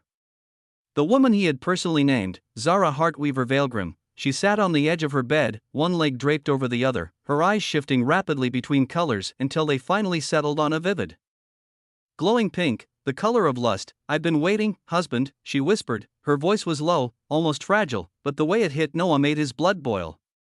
Not with anger. With heat. With hunger, with pure, overwhelming lust. She had used her talent on him, but she seemed to forget who she was against. Noah smirked. Really, it just that one word. And Zara twitched hard. Her legs shuddered, and she let out the softest gasp, because Noah hadn't just spoken. He'd embodied the concept of lust in his voice, sent it straight into her body, into her soul, into her. She was already soaking, and Noah? He noticed. Oh, you want to play with emotions, huh? He stepped forward slowly. Let me give you a taste. Then he kissed her, but not just kissed. He poured into her. At the same time, he touched her body and maxed out her sensitivity completely. Every nerve lit up like lightning. Zara didn't last a second. Her body convulsed, her legs clamped, her pussy gushed violently all over the bed, just from a kiss. Noah grinned. That was only the start, love, and it was, because as she struggled to recover from that one kiss, Noah went straight between her legs. His tongue attacked her soaked slit with precision, hunger, and cruelty. She came once. Then twice. Then a third time without pause. It was madness. She was a mess. And Noah loved every second of it. Then he slid his cock inside her, and that alone made her come again. The first thrust, she didn't even feel pain. Just pure, overwhelming pleasure. Noah didn't treat her like Illyria or Elizabeth, wild and brutal. Nor like Sophie or Yuki, slow and loving. With Zara, it was something in between. Controlled chaos. Measured madness. He fucked her however he wanted. Bent her however she wanted. Took her on her back, on her side, even standing with one leg raised on the table while he slammed into her like a demon let loose. And fuck, did she gush? It was worse than Elizabeth, and that girl was a damn fountain, but Zara? She was a damn floodgate. Splash, another orgasm. Another mess. And honestly, we love messes, we love fountains. At this point, any man who wasn't Noah would be 6 feet under from exhaustion. And even Noah, if not for the time barrier he cast every time he entered a room or the inherent triple-time acceleration of the entire realm, and his limitless power would have been worn out beyond repair. If this night had followed real-world time, it would have lasted days, and yet, he still had more to go. Noah stepped into another room, Anya's, and of course, it was all black. Pitch dark walls, strange lighting, and framed pictures of explosions hanging like art. He found her in the middle of the bed, lying on her back in a weird fish-like position, staring blankly at the ceiling. "Are you thinking about something?" Anya jumped, startled. She hadn't even sensed him arrive, but once she realized it was Noah, she didn't change position. She just mumbled, "I was thinking how to use my new power." Noah smiled. That was a good answer, but then she added, "To cause more chaos and destruction, of course." Of course, wouldn't be Anya without some chaos sprinkled in, he sighed. "Why do you want destruction so badly?" His head tilted slightly, his expression genuinely puzzled. Anya wasn't a victim. Not some tortured soul from a nightmare childhood. She didn't carry that kind of pain, so why this obsession with destruction? Her answer was simple. Disappointingly simple, because I like it. She finally sat up, her face calm. I just feel attuned to it. My destruction affinity is high. I don't want to destroy. I need to. Like a swordsman who needs to swing his blade, again and again, to become better. To stay whole, it's like any elemental user needing to bathe in their element to grow. Same thing, Noah blinked. It was the first time she had answered him like this, without jokes, without giggles, without crazy eyes, just honest clarity. It was weird, and that's exactly why he muttered, "I kinda prefer you in your deranged state." Anya was stunned for a second, then laughed. Really laughed. It wasn't fake. Not a performance like she usually does. Just a real, cute laugh. "You're really good at this," she said softly. "You know exactly what to say to win a woman's heart. I just don't know if you do it on purpose." Noah chuckled and stepped closer. He climbed onto the bed with slow, deliberate movement. "Would you believe me if I told you it's never on purpose?" Their faces were barely an inch apart now. "I wouldn't believe you," she whispered, breath brushing his lips. He grinned, "And you'd be right." Then they kissed, slow, deep, intentional. Noah was gentle. Like with Sophie. He didn't rush. He showed Anya every step. Taught her how to move, how to respond, how to feel, because she didn't know anything, and that was special in itself. To be someone's first. Their everything. To be the one to guide them into a world of sensation and pleasure. But Noah didn't just want to be the first, he wanted to be the only. Yeah, it was selfish. And yeah, it was hypocritical, especially for a guy who gave his first time to a horny succubus in some degenerate place. But whatever, men are selfish by nature, and honestly, women are built to survive more. To support more in the matter related to heart than men. That's why in love, it's better if the woman loves a little more, otherwise, shit falls apart. You ask if I speak from experience? Hell no. Anyway, that night, Noah and Anya made love. No chaos. No explosions. Just quiet, slow, delicious learning. It was beautiful, and that was the end of another unforgettable chapter in Noah's endless, lust-drenched night. Chapter 164, Slaves Worship. Finally, Noah reached the last room, Dominique's room. It was pink. Heart-shaped drawings painted all over the walls, almost like a teenager's twisted fantasy of love and lust. But Dominique wasn't lying on her bed like a normal girl waiting for her man. No, she was kneeling on the floor. Naked. Waiting. The moment she sensed his presence, she lifted her head. Her soft silver hair clung to her sweaty skin. When she saw him, a wide, blissful smile bloomed on her lips. "Master," she said, her voice sweet, too sweet. "Your slave has been waiting for you." There was obsession in her eyes. Lust too. But not the cute, playful kind. The kind that ran deep. Dangerous. Reverent. She crawled to him. Slowly. Her eyes never left his. Then, without a word, she pulled down his pants. Noah's cock sprung free, hard as steel, majestic as ever even after hours of fucking. Not a single trace of fatigue. It was ridiculous. Maddening. Dominique moaned low in her throat. Then she kissed the tip. Softly. Lovingly. As if his cock were some sacred artifact she had waited her whole life to worship, and she did worship. Her tongue swirled around him with devotion. Her lips traced every vein. She licked, kissed, and sucked his shaft like it was a ritual, like every motion held sacred meaning. Noah closed his eyes and let out a low moan. Just soft enough for Dominique to hear, and just loud enough to make her heart flutter. She smiled, motivated. Her eyes gleamed, then she dove in, gag, her throat swallowed him whole.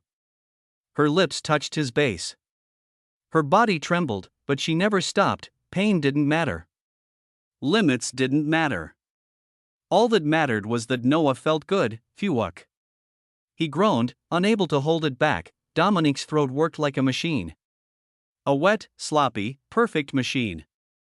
Her tongue coiled around him, milking him, worshipping him, and then, splash, he came. She swallowed, gulp. Gulp. Gulp, not a single drop escaped.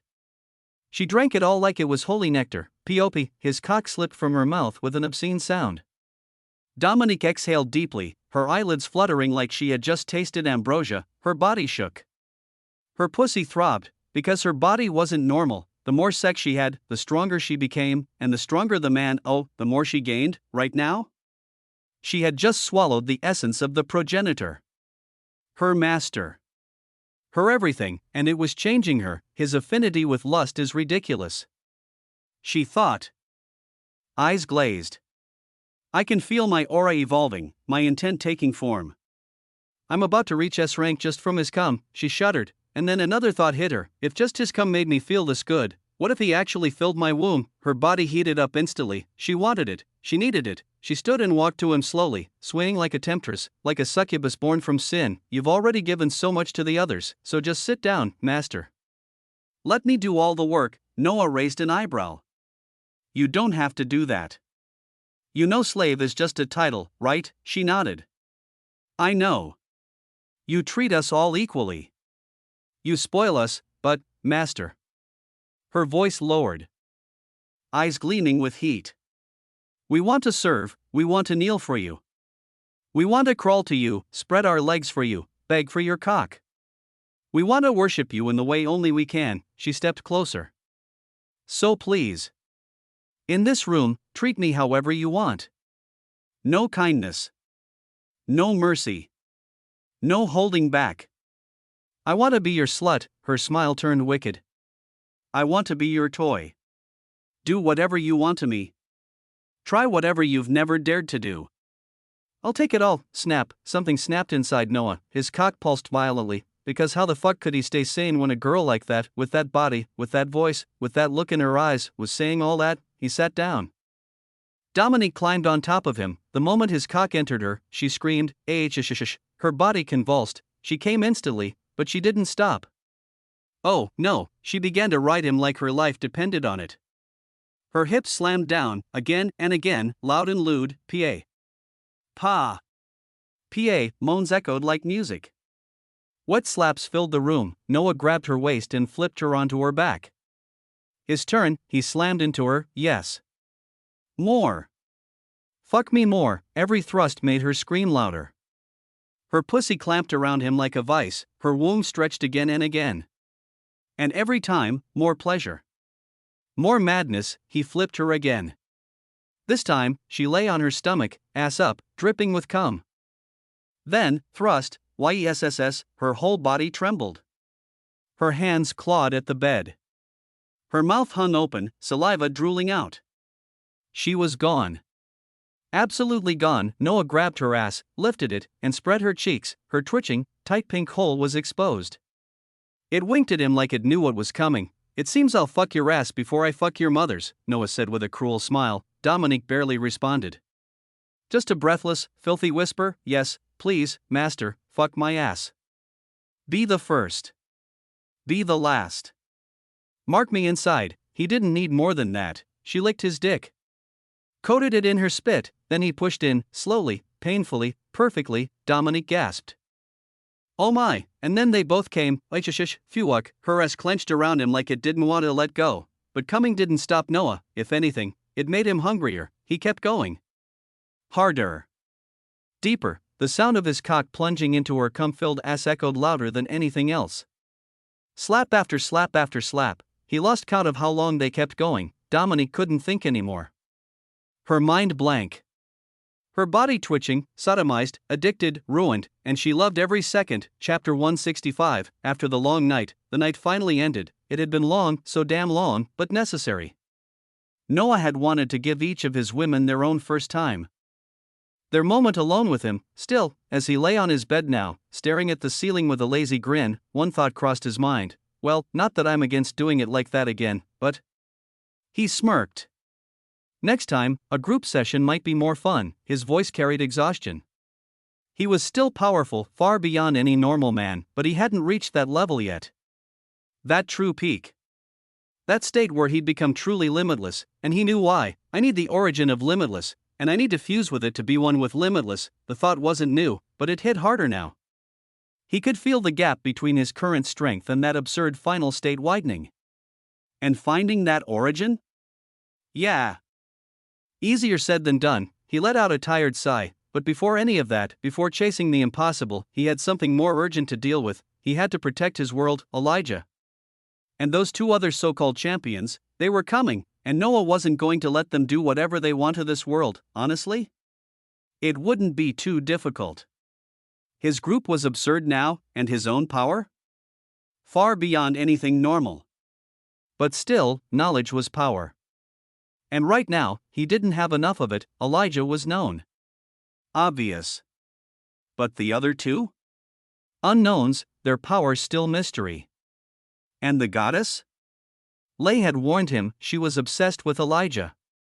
Noah doubted she'd let her champion face him without help. But that wasn't his concern, because when you possess absolute power, information becomes irrelevant.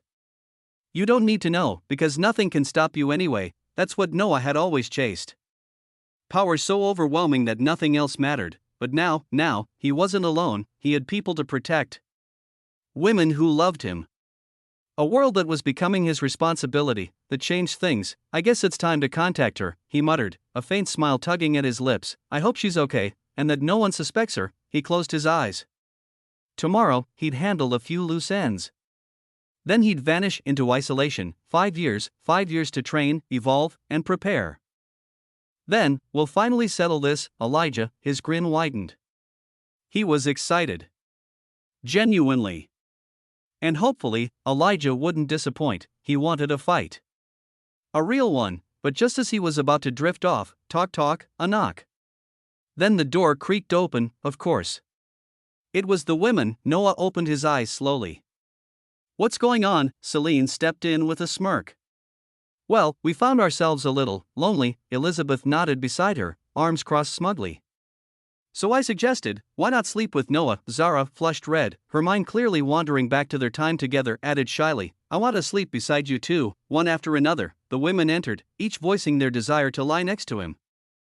Not even for sex this time. Just closeness. Noah blinked, then smiled, a warm, deep smile. You can all come, he said softly. The girls blinked, stunned. He's not fair. He's seriously more beautiful than me. Can you believe that? I do believe it. I'm looking at him right now after all, they all muttered, jealousy in their tones but affection in their eyes. Noah sighed internally. Being too beautiful is such a burden, indeed, that's something I can vouch for. Yes, that's a lie. Morning came. Noah and his women were seated around the long dining table, eating peacefully. No thrones. No set positions. Just a family. Today, it was Yuki and Esther who sat beside Noah. Having gotten up early enough to claim the prime spots. Their smug faces earned a few playful glares from the others. Elizabeth was the first to bring up business. What do you want to do with Crystal? Noah raised an eyebrow. Elijah's mother. From what he'd heard, she was a hot mess of beauty, and uncontrolled lust. He chuckled to himself. Did you really kill my predecessor just for pointing out the obvious? He really couldn't believe it. He shook his head. I'll meet her and see. But, do any of you have a suggestion? Elizabeth answered without blinking. You could just kill her, no hesitation. Just cold efficiency, Yuki added, or take her as a hostage. She's valuable. Elijah might lose composure, then Dominique leaned forward, her grin wicked. Or, make her your slave. The room fell silent. Eyes turned to her. The expression said it all. Of course it's Dominique, she shrugged. Don't look at me like that. I didn't mean it purely in a lewd way. But think about it, humiliating Elijah by making his own mother submit to you willingly is poetic. Imagine it, she continued. Not by force. But by seduction. By desire. Make her beg for it. Even Celine, normally the most moral of the group, didn't speak against it. Instead, a smirk tugged at her lips. For once, you made a good point, Neko said, raising an eyebrow. I always make good points, Dominique shot back. Neko rolled her eyes. Horny bitch, she muttered internally, but truth be told, she was intrigued, maybe a little too intrigued. Noah, watching them, nodded. Then it's settled. We'll make her a slave, the room buzzed with twisted approval. Then Noah turned to Illyra and Zara. I'll count on you two for Alice. Illyra, purify her bloodline. Zara, you know what to do, both nodded. Then to Elizabeth and Sophie, take the human throne. Make Sophie empress. Officially, he looked at Dominique. Go see your mother. Prepare yourself. You can enter my realm anytime. And tell her she's next. His eyes moved to the shadows. Shad Eva. You're watching over Premiere, right? Yes. Shad Eva responded softly. A chuckle followed. Keep at it. The kid's in his rebellious phase. Then, clap, all right? Everyone has something to do. If I didn't mention you, just keep training or working on your thing, and me? I'm heading out. It's time to welcome our beautiful black-skinned elf. He smiled. Let's get this done, shall we? Chapter 166, The Crimson Empress. After breakfast, they each went their separate ways. Noah watched them go, some excited, some determined, all with a purpose. Each woman had something to accomplish. Not just for him, but for the family they were building together. And that was enough to light a fire in anyone. As for Noah, he had his own plans. Starting with Aphasia, he'd made a strong first impression. But that wasn't enough. Not for what he wanted. He needed loyalty, trust, the kind that wouldn't break even if she saw his deepest secrets. Especially his realm, because if the wrong people found out, things could get ugly. He stood just outside her training hall, exhaling softly. This time, I'll be a proper gentleman. No sudden entrances, he smiled, then, with perfect hypocrisy, knock. Knock, and before she could answer, he walked in anyway. Hey, Aphasia. Miss me, inside. Aphasia was mid-session with her shadow spirits, trying to improve their combat sync. It was going well until she heard the voice. Hey, Aphasia. Miss me, she turned fast, already annoyed. That damn voice again, don't you know how to knock probe? But she stopped, eyes wide. Mouth open. Words dead on her tongue. Am I dreaming? She muttered, stunned. Noah's smile deepened. Lucky you. It's not a dream. She stared at him like he was some divine vision, and who could blame her? Silver hair that shimmered like starlight. Runic eyes that pulsed with quiet power. A face sculpted like it didn't belong to this world. A body that made you question the fairness of the universe. How can you be this beautiful? She blurted. Zero shame, Noah chuckled. I ask myself that sometimes. But let's not get distracted. I'm here for your answer. That pulled her back. She looked down at the bracelet he gave her. His gift. His message, I want you. That was what Noah said to her. She'd thought about it again and again. She knew his intentions weren't just romance, but strategy. He was building something. A future. A dominion. But even knowing that, even knowing she was another piece on the board, she couldn't stop the warmth that spread in her chest when she looked at him. Hell, she didn't want to stop it, because wasn't this what every girl dreamed of? A man so beautiful, so powerful, that just choosing you felt like a blessing, and more than that, he came back. She had made him wait and he did without complaining. He let her choose without pressing her, and for that, Aphasia's feelings have reached 75%. She smiled, soft and sweet. He's a manipulator, a player, but damn, he's good at it. And maybe she didn't care anymore about this aspect of him. I accept, she said, locking eyes with him. Noah stepped forward, wrapping his arms around her gently. She flinched. It was new. No man had ever hugged her. Not even her father. But there was something about the way Noah held her. It was firm, protective, warm, safe, and without realizing, her head leaned against his chest, sinking deeper into the embrace. Welcome to the family, Aphasia, Noah whispered. She smiled.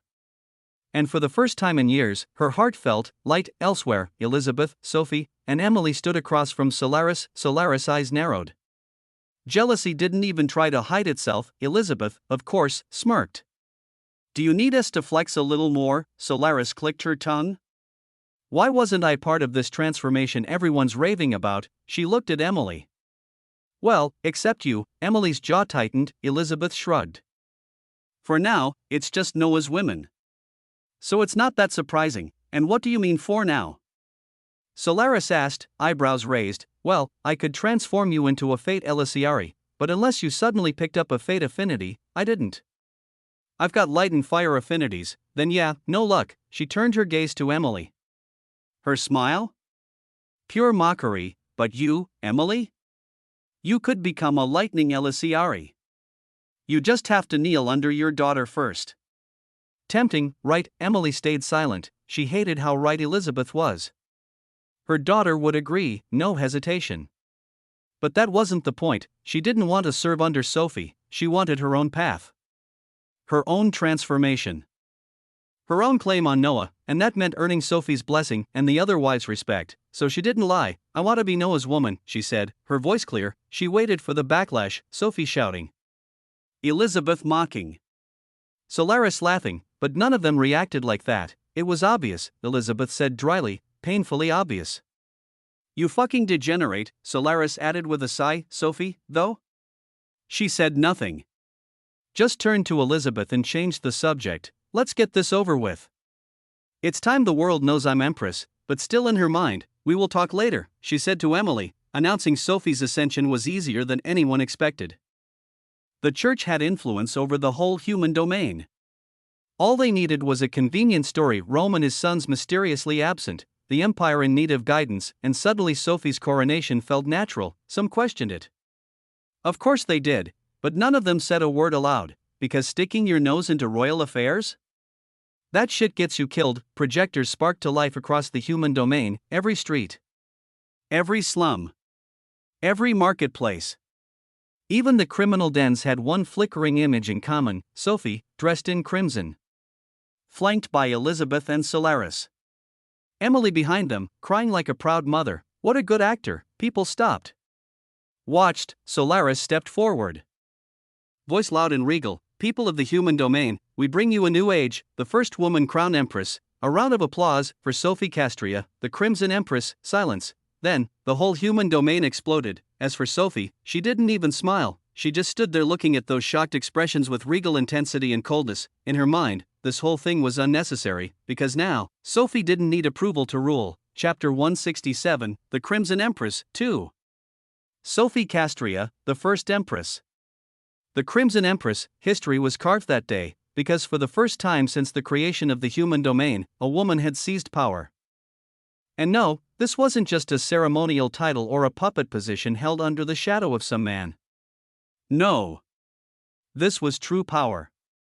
Raw, earned, deserved. It might not seem like much to an outsider's point of view, but inside the human domain, inside the mind of all the people who lived there, it was fucking massive. Because this place had been soaked, no, drowned, in centuries of patriarchal rot because of Rome and his predecessors.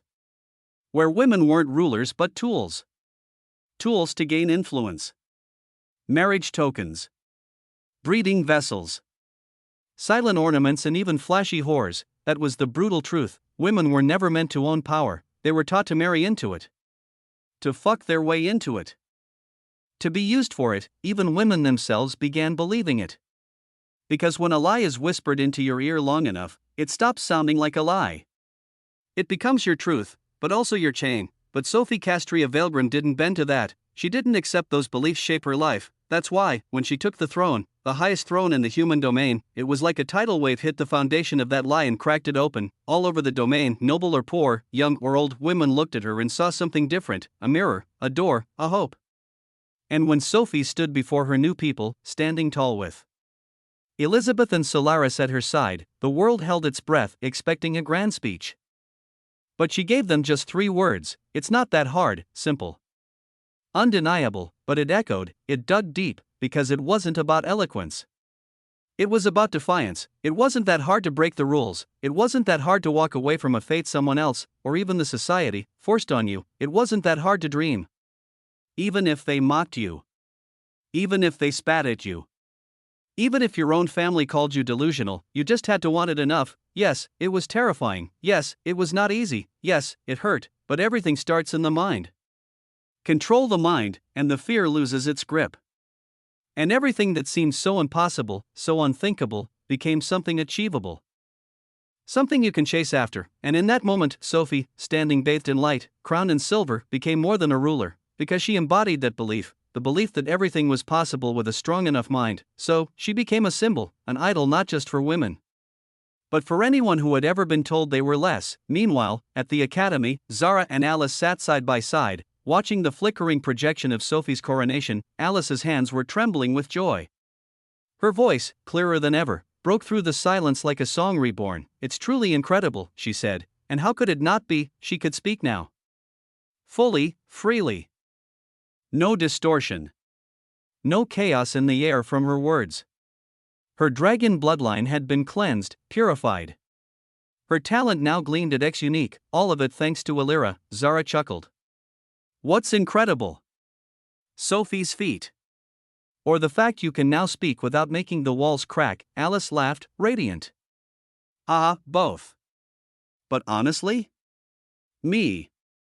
Definitely me. After all, no one knows how painful it was to want to talk but not be able to. Then she grew quiet, her eyes turned sharp, serious, almost solemn. Her green gaze bore into Zara's blue eyes. "What are you now?" Alice asked. Zara blinked. She wasn't surprised by the question. Alice was a dragon, instinctually attuned to bloodlines. And right now, Zara's very presence was making Alice's own dragon blood shiver, which should have been impossible. Only dragons could do that to each other, and yet, Alice stared. Not just you. Elizabeth. Sophie. All of you. What are you now? Zara's smirk softened into something gentler. Want the short version or the long? Short, Alice said immediately. Just tell me what's going on with all of you. Zara nodded. All right. I'm one of Noah's women now, officially his concubine. Elizabeth and Sophie? They're his wives. And the change in appearance? Well, we're not human anymore. We become a new race. A race that's never existed before, not in this realm or any other. She paused. We're Elisiari. She pointed to her shimmering hair. I'm the first emotion Elisiari. Elizabeth is the fate one. Sophie, the lightning one. Zara grinned. Oh, and I'm not Zara Bane anymore. Alice held her breath. I'm Zara Weaverheart. Silence, pure silence. Then, finally, Alice muttered, yeah, okay. I think I want the long version after all. Elsewhere, in the quiet of the church, Crystal stood alone, watching the projection. Watching Sophie, watching the rise of the first empress, and those words, it's not that hard, they pierced her chest like a blade of shame, because she had chosen the easy road. Again and again. She let society fuck her over and smiled through it. She sold her body. Became a tool. Lived in false comfort in chains, and the worst, she got addicted to it, not the money. Not the luxury, but the act itself, the feeling of being used. Pound after pound. Night after night. That emptiness became her home, and now she saw what a real woman looked like. Now she saw the one who clawed her way up even when mocked, beaten, and broken, and she felt like filth. I'm a coward, she whispered, voice hollow. And, a fucking whore, her knees trembled, I'm not worthy, and then, a voice. Smooth. Cold. Amused, that part is true, she gasped, whirling around in horror, and saw him. She almost kneeled the moment she did. Noah Weaverheart, beautiful and ethereal beyond reason. He didn't even look human to her, he looked divine. Hello, Noah said as he stepping closer. I believe this is our first time meeting. His white eyes gleamed with cold amusement. I'm Noah, he said. A dear friend of your son. He grinned wider, almost mockingly. Nice to meet you. Crystal, chapter 168, devote yourself to me. Crystal was stunned. Truly stunned. She never thought a man could be this handsome. And even if she had imagined it, she would have sworn that kind of beauty was reserved for divine beings, untouchable, distant, not something walking into her church like it belonged there, but that begged the question. Who the hell is this man? She didn't even need to ask. Noah had a habit. Every time he met someone new, he introduced himself. What a gentleman he was, always polite. Always composed. So, I'm Noah Weaverheart, he said softly, a dear friend of your son. He smiled, and to Crystal, that smile was like looking straight into the sun, too bright. Too holy. Too blinding, too perfect, Nice to meet you, Crystal. His voice pulled her out of the fog. She blinked and stared at him properly this time, and that's when her brain clicked. That face, it was familiar. He'd just said he was her son's friend. But now the memory came back. All the things Elijah had said. All the names he'd cursed. Her eyes widened. You're Noah Weaverheart. My son's rival and his enemy. You're not his friend, she said. Her voice started unsure, but by the time the sentence ended, it was firm. Cold, Noah tilted his head. Rival is such a big word. And enemy? What a joke. He scoffed, but let's not waste time talking about him. He floated up and sat down casually in midair, like gravity had no hold on him. Crystal blinked in confusion. Oh, Noah waved lazily, just a space chair. You can't see it.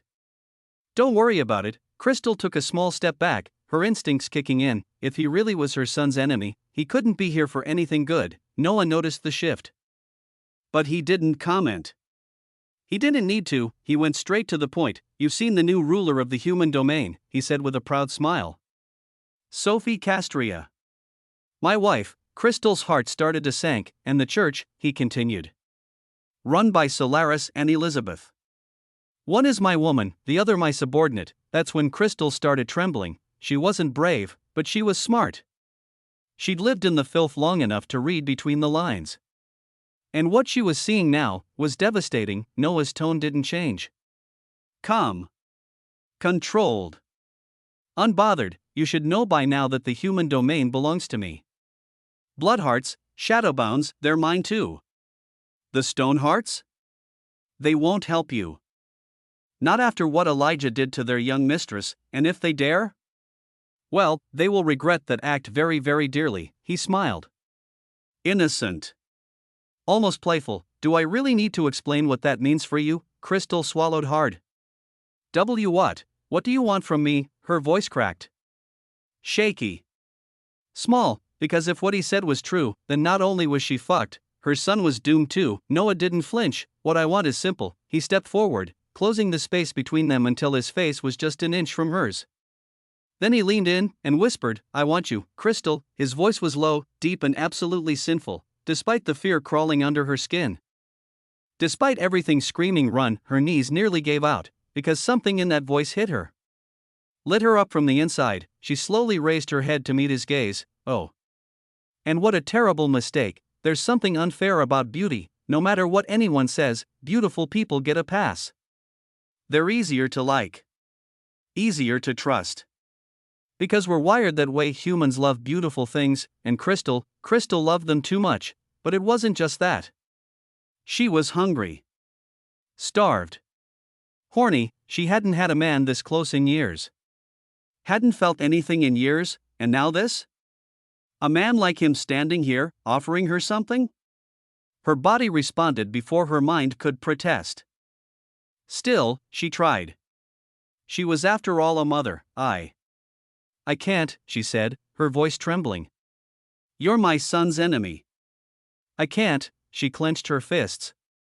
It clearly took everything she had to say that and not fold, but Noah wasn't one to give up. Understandable, he whispered. And I won't lie to you. I'm not here to spare him. Then his lips got close to her ear, and his breath sent a shiver through her entire spine. But just imagine it. Imagine how you'd feel with me. How you'd moan while I pound that dripping pussy of yours. Imagine my cock stretching your throat, choking you, making you cry and beg and shake. His voice was dirty. Wrong. Perfect, it worked like a curse. Crystal's eyes glazed over. Her lips parted, then closed again. Her breath hitched. Her whole body trembled, a wet trail slid down her thighs. She was soaked. Noah stepped closer and lifted her chin with 2 fingers. Her brown eyes met his glowing white runes. She didn't even blink. She didn't even breathe. She was drowning in him, in his eyes. How is someone allowed to be this beautiful? Then came the killing blow. That's what we'll do, Crystal, he said, smiling like a sin dressed in white and silver with me. You won't feel lonely. You won't feel empty. You'll never ache like this again. He paused, just enough for her heart to catch. With me, every craving you have. Even the dirtiest ones you're ashamed of. I'll fulfill them. A pause. Another breath, but only if you're willing to do something for me. Crystal spoke without thinking. What do I have to do? She was already gone. Already kneeling in her head. The scenes were playing fast and hard in her mind, and her body couldn't lie about it anymore. Noah smirked. It's simple, he said. I just need you to be. He leaned in, almost too softly, and whispered like a lover, my slave. And devote your whole being to me. He tilted his head like it was nothing. Can you do that? Crystal bade him. Her heart skipped, literally. Chapter 169, Submission and Small Meeting. Noah was being devious. No, he was being himself. What he just did was wrong, in a sense. But in this twisted, fucked up world of power and desire, it felt weirdly right. Crystal was Elijah's mother. That alone should have made her untouchable. Off limits. But Noah didn't play by any rules. Not the noble kind. Not the moral kind. He wasn't some fair knight out for justice. He was the kind of man who took what he wanted, bent the world to his will, and made others kneel. And with Crystal, there were only ever two paths, either she submitted willingly, or she died, no middle ground. So when his women gave their approval to make Crystal his slave, it surprised him, genuinely. But it also pleased him. It meant they were changing. Maturing. Letting go of the delusions of normalcy and finally embracing the kind of life they were building together. And now Noah wouldn't hold back. I want you to be my slave, Crystal, he said, hand under her chin, voice soft but unshakable. I want you to devote every part of yourself to me. And just like that, her heart skipped. A slave. His slave, the word hit her harder than it should have. Her body trembled. The idea of giving up her whole self, kneeling before him, becoming his property, it made her feel something terrifyingly warm in her core. No more lonely hours reading dusty books she didn't care about. No more wondering why her son hadn't called. No more pretending she wasn't aching for a man, and not just any man. This man, Noah. Crystal didn't resist anymore. Why would she? Sophie was now empress. Elizabeth and Solaris ran the church. And her son? Gone. Silent. Absent, probably ashamed of the whore he had for a mother. There was no resistance left to muster. She wasn't the female lead of some inspirational drama. She wasn't destined for greatness. No. She was a broken, beautiful, used-up woman who once sold her body because it was the fastest way to survive. So, she did what she did best. She submitted. She slowly kneeled, her thoughts flashing to the fact she was bowing before her son's enemy. But that thought? She crushed it. I have no choice, she whispered in her mind. And then, deeper, I'm sorry, my son, but I crave this. I crave the release. The obedience. The loss of control, the feeling of belonging to someone powerful enough to claim me completely. I submit. Master, her pussy pulsed. What didn't even begin to describe it. She was drenched. Starved. Ready to be ruined, but Noah didn't touch her. Not now. He simply placed his hand on her head and said, good decision. He smirked. I'll send you somewhere one of my women will take care of you, hopefully in a good way. And just like that, Crystal vanished. Straight to his realm. Noah sighed, finally sitting down. His cock twitched, but he ignored it. Everything was in place now. Sophie? Empress, Zara? Handling Alice, aphasia? In the bag, Crystal? Taken care of, which meant only one thing left on his list, training. Mastering his power. Sharpening himself until everything he had felt natural. Easy. Godlike, but before that, let's meet Lay. That child-looking world will has a lot to explain. Noah activated the divine authority granted to him by Lay. One thought, and he vanished. He appeared inside Leia's realm, and instantly, my lucky star is Harem, a voice boomed like thunder. Lay launched himself at Noah, hugging him tight like a crazed fan meeting a god. What the hell is wrong with you? Noah blinked, genuinely puzzled. Lay was shaking. Excited. Glowing. What do you mean what's wrong? Don't you realize what you've done? You've helped me reach a state, the conditions to evolve to a higher level, I should have only reached after thousands of years of growth. Thousands, you understand, Noah? You just saved me centuries of suffering. You're sublime, Noah raised a brow. So, me creating the Elisiari race in your world helped you more than I thought. Oh, that's just the start, Lay beamed. You turning your women into the first of their kind, emotion, fate, soul, lightning that accelerated everything. My entire world is becoming more refined. More worthy, thanks to you, but what did you mean by conditions fulfilled to evolve? Noah asked with puzzled expression. Leia's face sobered. He floated cross-legged in the air and nodded. It's time you learned about the greater structure of this universe. In this universe we have many worlds. And the worlds are divided by levels and types. There are different types of worlds. Ours is one where talents awaken at 12, and you train from there. Others? They grow power by cultivating chi, whatever the hell that is. Or by fusing genes. Or evolving bloodlines. Every world has its method, that's what type means. Noah's heart pounded harder. He could feel something bubbling. Curiosity, maybe. Hunger, and levels, he asked. Ah. That's where it gets real, Lei said. We have lower worlds. Middle worlds. High worlds. Then we reach the true hierarchy, prime worlds and divine realms. Divine realms are owned by the major factions. They're off limits. Go there without permission, and you're dead. Instantly. Even prime worlds are dangerous to someone like you. You will die, and you want to evolve your world to a high world? Noah asked. I'm almost there, Lei grinned. I need one more thing, and that is, Leia's grin turned predatory. I need the core of a high world. The essence. Whether I capture or kill the very will of that world, it doesn't matter. I just need that power. Noah went quiet, then he laughed. You're fucking crazy. Asking that of me, of course I am, you are the only who can do it, Lei chuckled. But hey, one thing at a time, right? Exactly. Noah stood. Let's secure this world first. One last thing, Noah added. Why the hell didn't you tell me there were vampires in this world? Lei blinked. Because my world didn't birth them. Any vampire here came from another world, and if I can't track them, it means they have something, tools, skills, or bloodline protections that keep them hidden. Noah sighed. So outside interference is possible in the next 5 years. Fuck, thanks for the info. He said. I'm heading back, and then he was gone, back to his realm, inside his castle. Time here was 3 times faster than the outside world.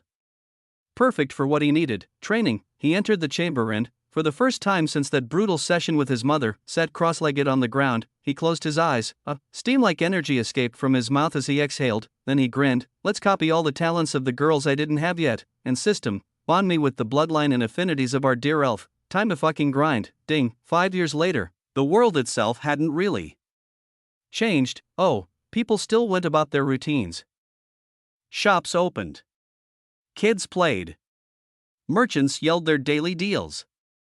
But the air. The air felt different. It was subtle, but everyone could feel it. Like the world was holding its breath, something was coming, something massive. Something catastrophic. And it was as if the world itself, its sky, land, seat was quietly bracing for the impact. Still, despite the tension in the air, much had changed behind the scenes during those 5 years. Sophie had fully taken control of the human domain. No one questioned her anymore. The name Crimson Empress echoed across the lands, a title spoken with reverence or fear, and for good reason. One rebellious noble family, loyal to Rome, had tried to stir shit up by saying that a woman shouldn't lead. That day, the sky under that family turned blood red. And then came the rain, not of water, but of spears. Crimson, divine, and unforgiving, no survivors. No mercy. No negotiations. Just death. Sophie made it clear, act out, and you die before you even realize you fucked up. That's who she had become to the world. The Crimson Empress. Unshakable. Absolute, but she didn't stop there. Sophie made her relationship with Noah official. She wasn't just the ruler, she was his wife. The first of his women. Yes, Castria was gone, now, it was the Castria Veilgrim bloodline. And the human domain was now called Veilgrim's domain. Simple, efficient and easy to remember. The Church of Light changed too. Elizabeth and Solaris both made a global declaration. The goddess was no longer their divine. They now served a god, the absolute deity. Elizabeth became the oracle of the absolute. And made it very clear she was also Noah's woman. Solaris declared herself the saintess of the absolute, managing all churches and its branches in his name. and the churches themselves was now called the Church of the Absolute. Of course, the people didn't adapt easily. Faith isn't something you change overnight. And neither is the idea that two powerful, divine women shared the same man, but with enough miracles and just enough manipulation anything becomes possible, using divine stay cleverly. And staging salvations from Beelzebub's orchestrated attacks to the human domain, they turned public fear into fanaticism. People despaired. Then the church saved them, praising the absolute deity. Noah's name spread like wildfire. He wasn't just the child with SS-ranked affinity and talent anymore. He was the man who had both the Crimson Empress and the White Oracle wrapped around his fingers and in his bed. It was absurd. Maddening, but undeniable, especially when people noticed their silver hair. The same shade. The same mark of something divine. As for the four great families, that power balance had shifted hard. The Stonehearts were suppressed heavily. Sophie made sure of it. Petty? Maybe, but did she care? Absolutely not. They were stripped of their duke status and pushed into irrelevance. Shadowbounds and Bloodhearts were elevated in power and reconnaissance, but even with their newfound power, none of them dared to act up. Eric and Rouge made sure their families knew the truth. If you touch Sophie, you're picking a fight with Noah, and that was suicide. Not that Noah even needed to lift a finger. His women, now sisters, as they called themselves, would have torn them apart long before he got involved. Yes, 5 years in the real world meant way more inside the realm. And time changes everything. Their bonds had deepened. No more rivalry. No more competition. They were a family now, a harem, yes, but more than that, sisters who trusted, who protected, who fought for one another. Even the newer ones, Ellis, Aphasia, they'd been fully accepted.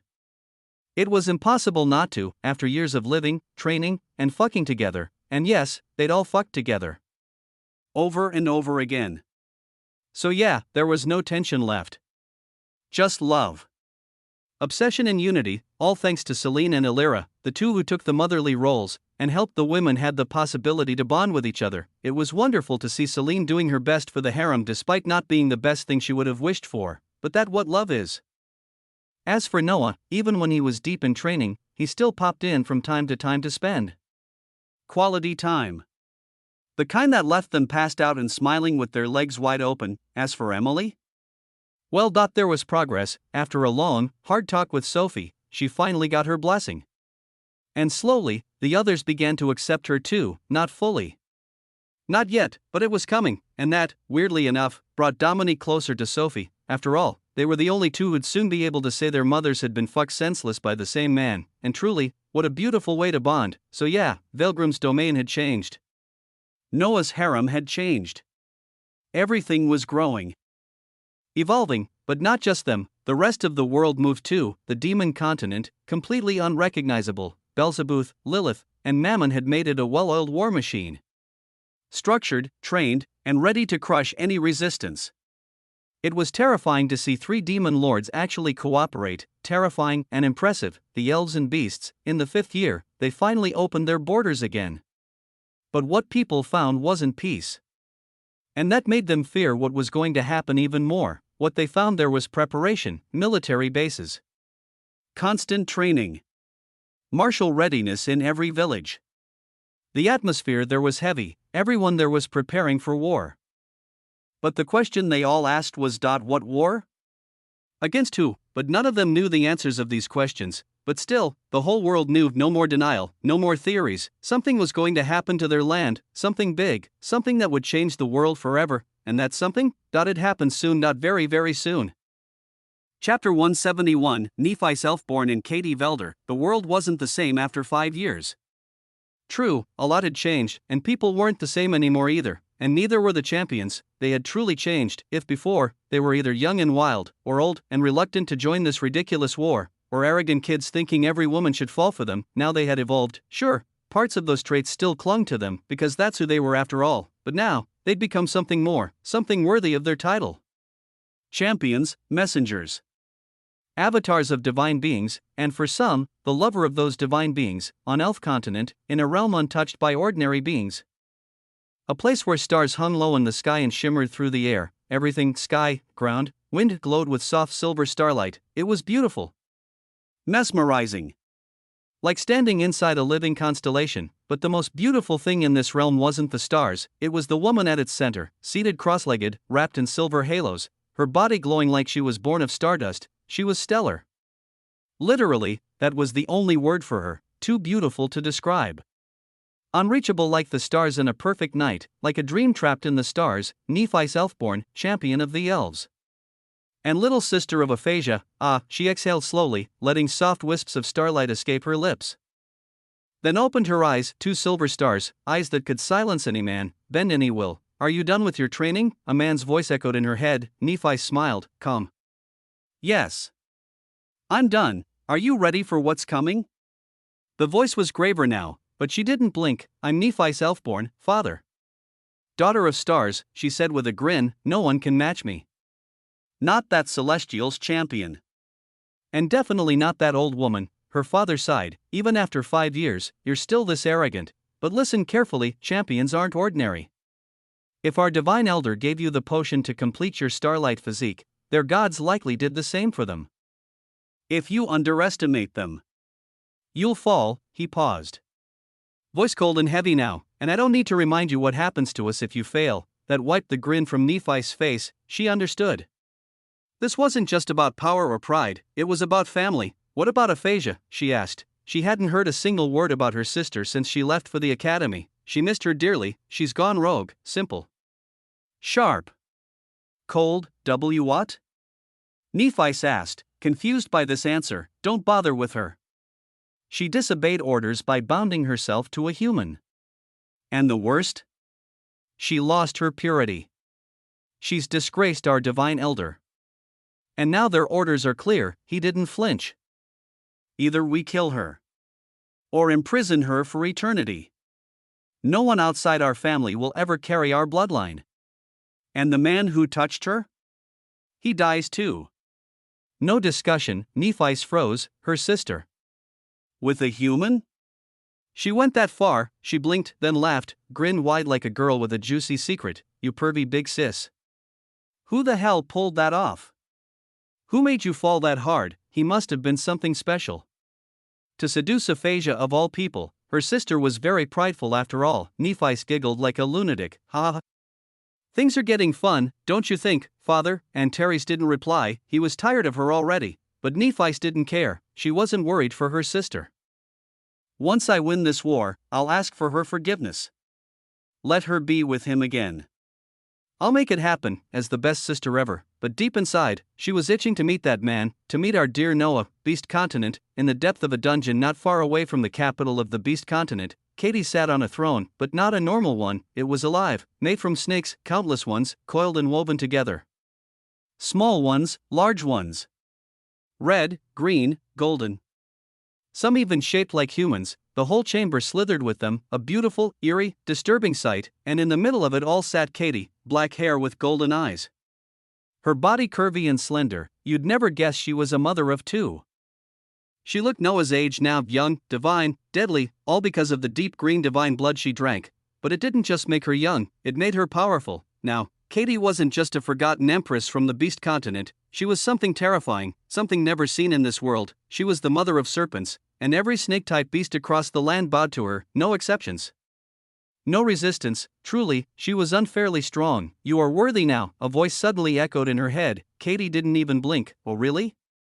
Took you long enough, dear divine soul, she said, voice laced with sarcasm. Years and power had changed her. She wasn't the quiet, passive empress anymore. Now, she had her own presence.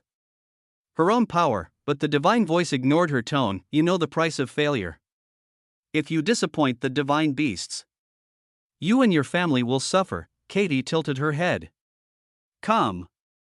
But venom bled through her voice. And who will make them suffer? The voice sneered. Don't get cocky. You're not irreplaceable. You only have that power because we allowed it. To real divine beings, you're nothing. Just a bug they can crush easily, without even lifting a finger, so behave. Win. Do your absolute best. That's the only way you survive. That's the only way you matter. Oh Katie, mother of serpents, the sarcasm in the last line was thick. But Katie stayed quiet. She hated it, but it was the truth. Still, we'll see who laughs last, because Katie wasn't the same anymore. She wasn't soft, she was a snake now. A true snake, and what are snakes best at? You already know the answer. Chapter 172, The Lover of a Goddess. Meanwhile, in a realm of light and gold, where everything was painted in mystical glow and sacred brilliance, a young man, looking barely 20, sat alone in the middle of a golden ocean atop a single golden rock. Everything was gold: the sky, the water. The very air shimmered like it had been blessed by divinity. Even the young man, he had golden hair and deep, burning eyes that looked like two miniature suns. His robe was golden too, with white divine threads forming the face of a stunning woman across his chest. Elijah Stoneheart, the champion of light, and just like the rest of the champions, Elijah had changed. But him. Maybe more than anyone else, 5 years had passed in the outside world, but in this realm? 10 years of pain.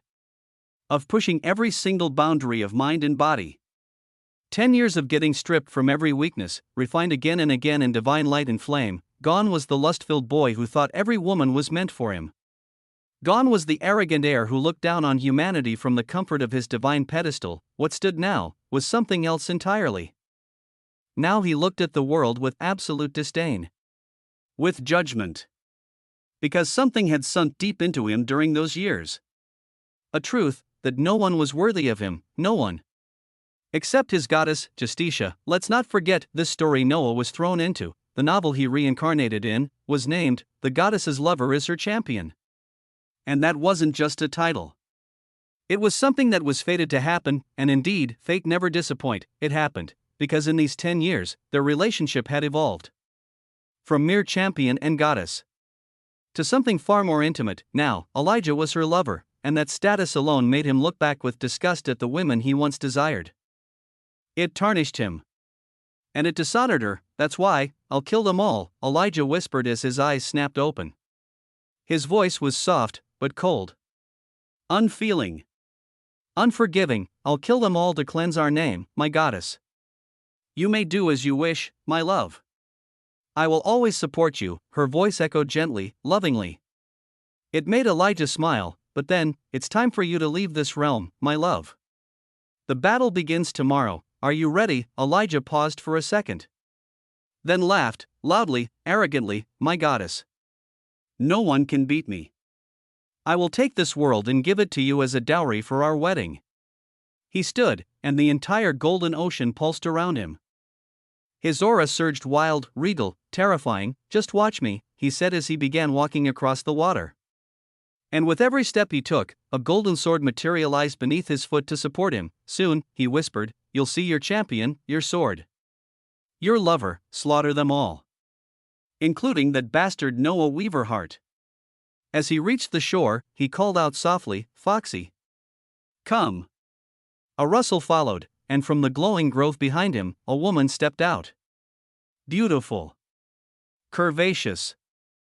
Fox-like ears, one golden fox tail and golden hair that flowed like silk. Her eyes shimmered in gold, and her smile was soft, foxy. Now in full human form, is it time, master? She asked. Elijah nodded. He smiled at her, the only woman, other than his goddess, he still kept close. As a pet, time to go. Foxy nodded, stepping beside him as divine golden light enveloped them both. Then, they vanished, at the exact same time, inside a different realm. A place made of countless domains, each a unique concept, each more magnificent than the last. The sky was white. Perfectly white.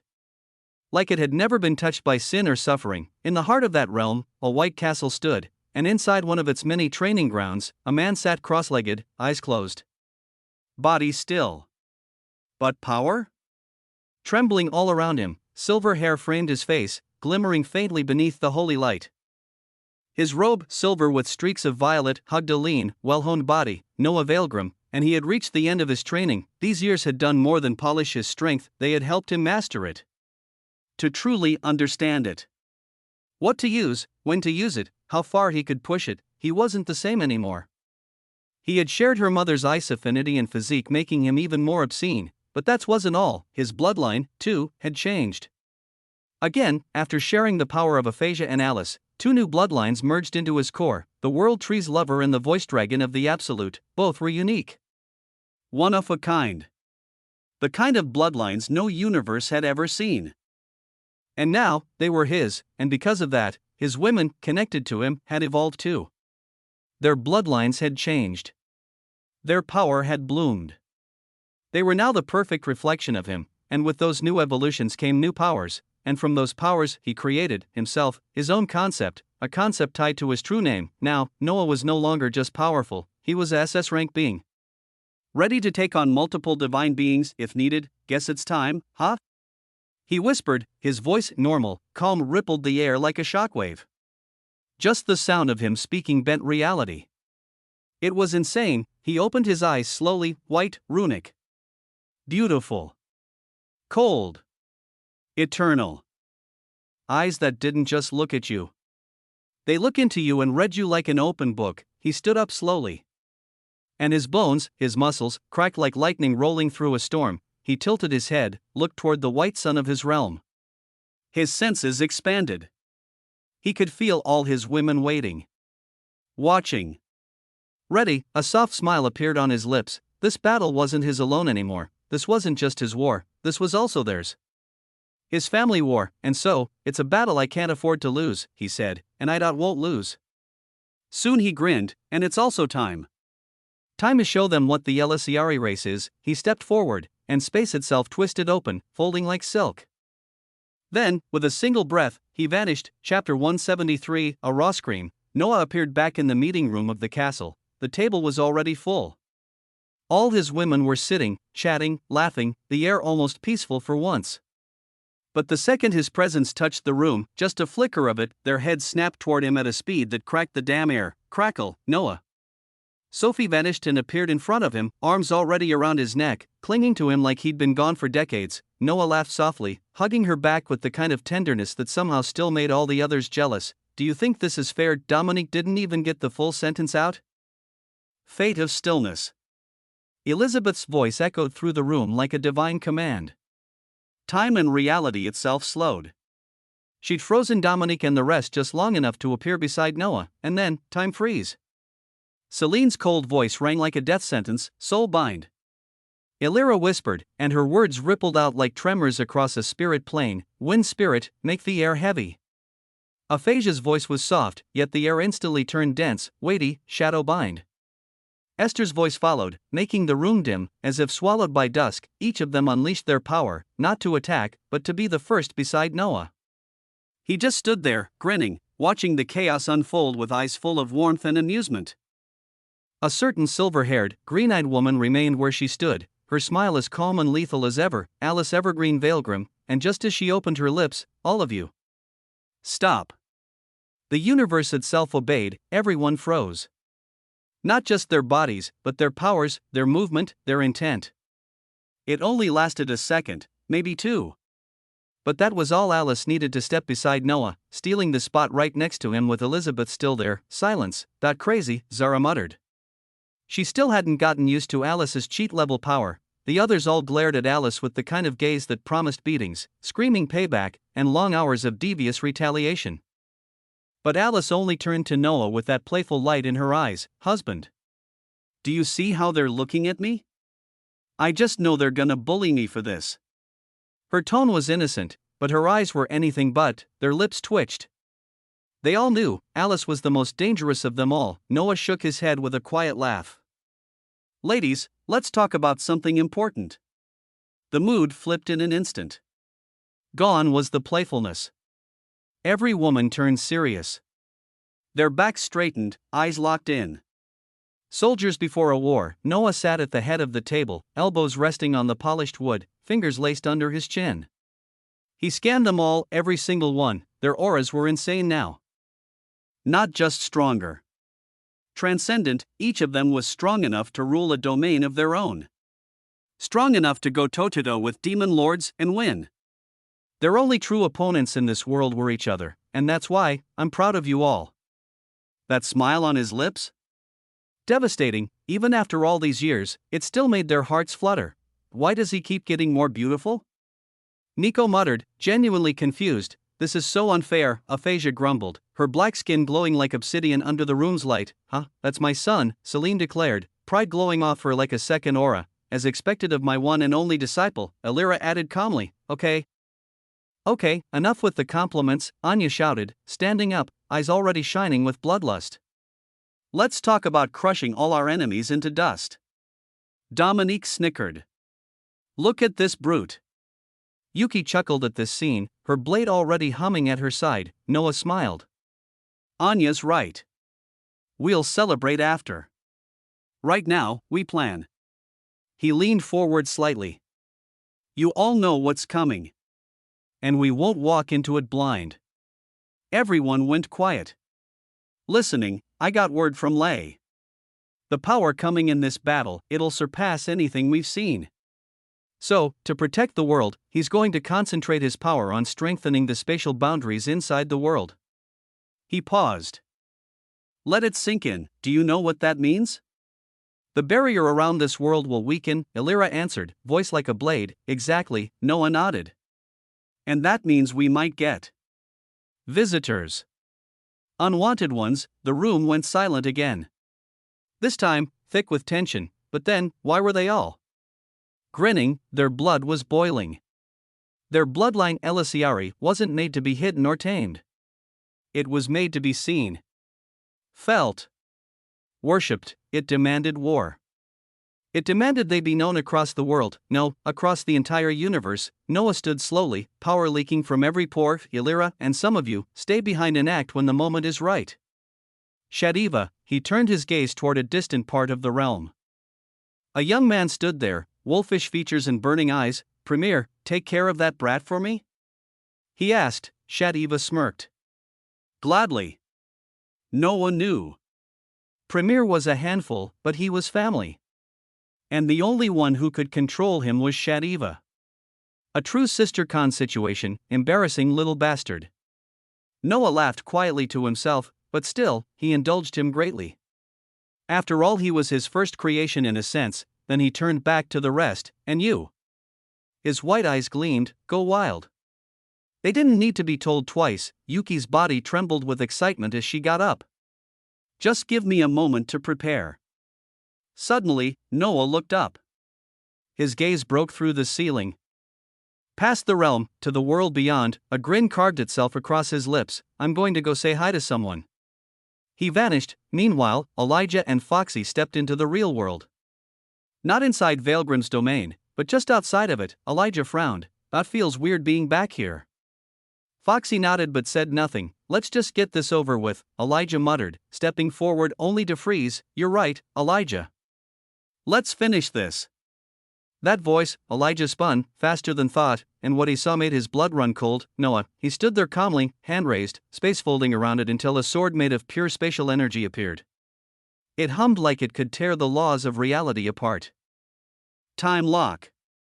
Reality shattered, time stilled. Noah appeared in front of him, too fast for even light to react. Elijah, with all his speed and light manipulation, couldn't keep up, not this time. And Noah, he didn't wait, and let's start by killing you.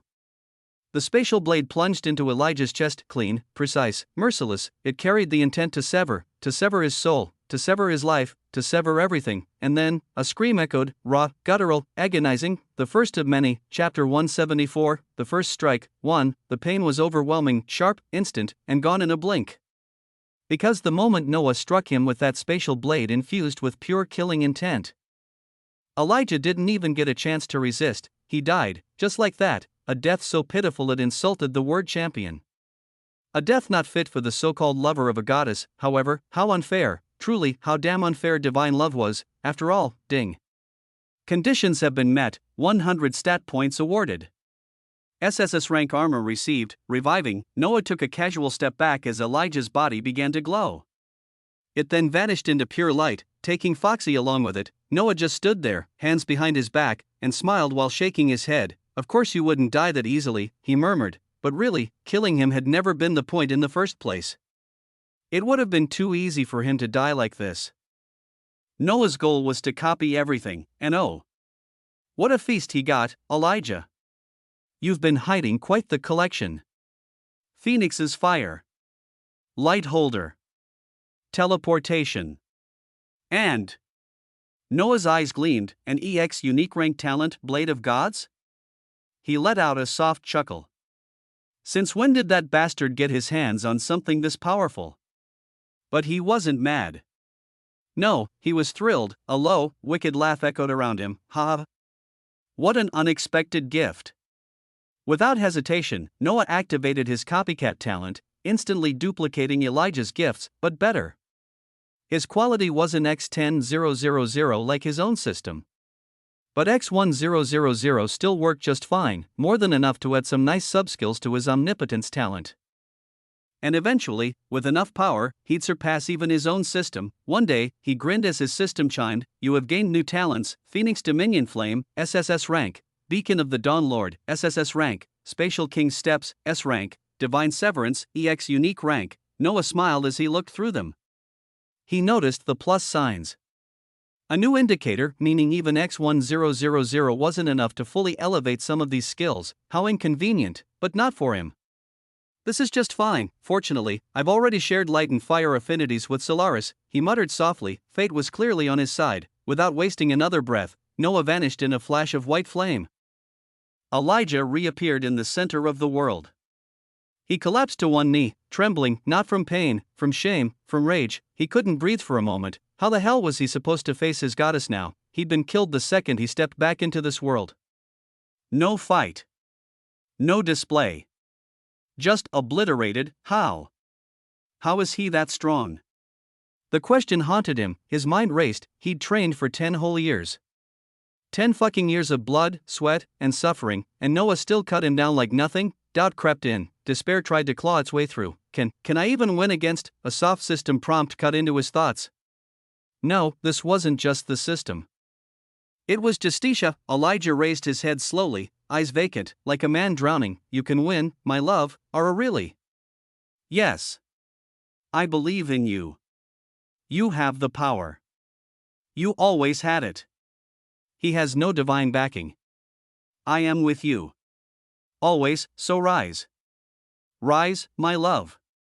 And take this world for me." A long pause, then Elijah began to rise, slowly, deliberately. His muscles trembled with each inch, but his eyes started to burn. Literally, golden rays radiated out of them. His fury was solar. His rage, divine. The ground cracked beneath him.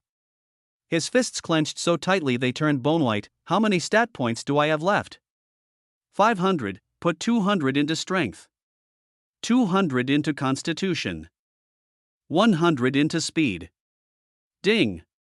Allocation complete. His body cracked, muscles expanded. Tendons hardened. His core strengthened with each second. Finally, equipped the armor. A golden light exploded around him. When it faded, the armor was there, perfectly fitted. Forged to match his soul. On the chestplate, the crest of a woman surrounded by blades, an image eerily close to Justicia herself. As Elijah stood tall in that armor, he felt its speed, resilience, raw power flowing into him like a divine river. His confidence came trickling back, not much, but enough. He sat, calm and silent, on a throne of flame and gold. There was no need to chase. After all, the battle would come to him. Noah reappeared in his realm. All his women turned toward him, their eyes narrowing with curiosity. "I just wanted to say hi to our dear Elijah," Noah said with a shrug. Like it was nothing. Sophie narrowed her gaze. "Wait, you saw him?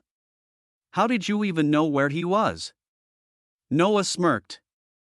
"I have my ways, ladies." Then, he changed the subject. "Are you all ready?" Every woman grinned. They were more than ready. This wasn't just about a battle anymore. This was conquest, owning a world, a whole damn world for them and their future bloodline. That kind of legacy, it demanded victory. They all turned to Noah as he stood there, arms crossed, silent, his gaze distant. "How confident are you in us winning?" Alice asked gently, her voice warm, dangerous. Noah didn't even hesitate. "I have no doubt. No arrogance. Just cold, unshakable certainty. But how we win matters," he added. "Because this will be our official introduction to the higher universe." He let the words linger. "If we win, we'll no longer be hidden. The factions will see us." A pause. "We'll be targeted." He smiled darkly. "But who gives a fuck? We weren't born to be hidden. Our bloodline isn't meant for shadows. We were made to rule. To crush. To dominate." His grin widened, devilish and wild. "So, ladies, let's win. But let's win in a way that makes them despair. Then he turned toward Yuki, her orange blade-like eyes burned with anticipation. Noah's voice dropped to a low, lethal whisper, "As my sword. Make the first strike. Go, my love. Start this battle with dominance." And suddenly, the air snapped, something shifted in the fabric of reality itself. The entire world felt it. The moment had come, all the other factions had already teleported to the battlefield, the center of the world. Only Noah's team was missing. Not for long. Yuki stood up slowly, her presence blooming like a blade unsheathed. She grinned, "As you command, my husband." And then, she vanished. Chapter 175, the beginning of the end. The whole world paused. People who had no part in this battle, civilians, merchants, even bandits, felt it deep in their bones. An instinctive warning: stay inside your home today. Don't step a single foot outside, because the air was heavy. Too heavy. Every major faction involved in this battle, the elves, the beastmen, the humans, had come to a silent agreement: fight in the very center of this world to make it localized, because none of them wanted to ruin the world they were about to fight for. After all, the victor would rule this place.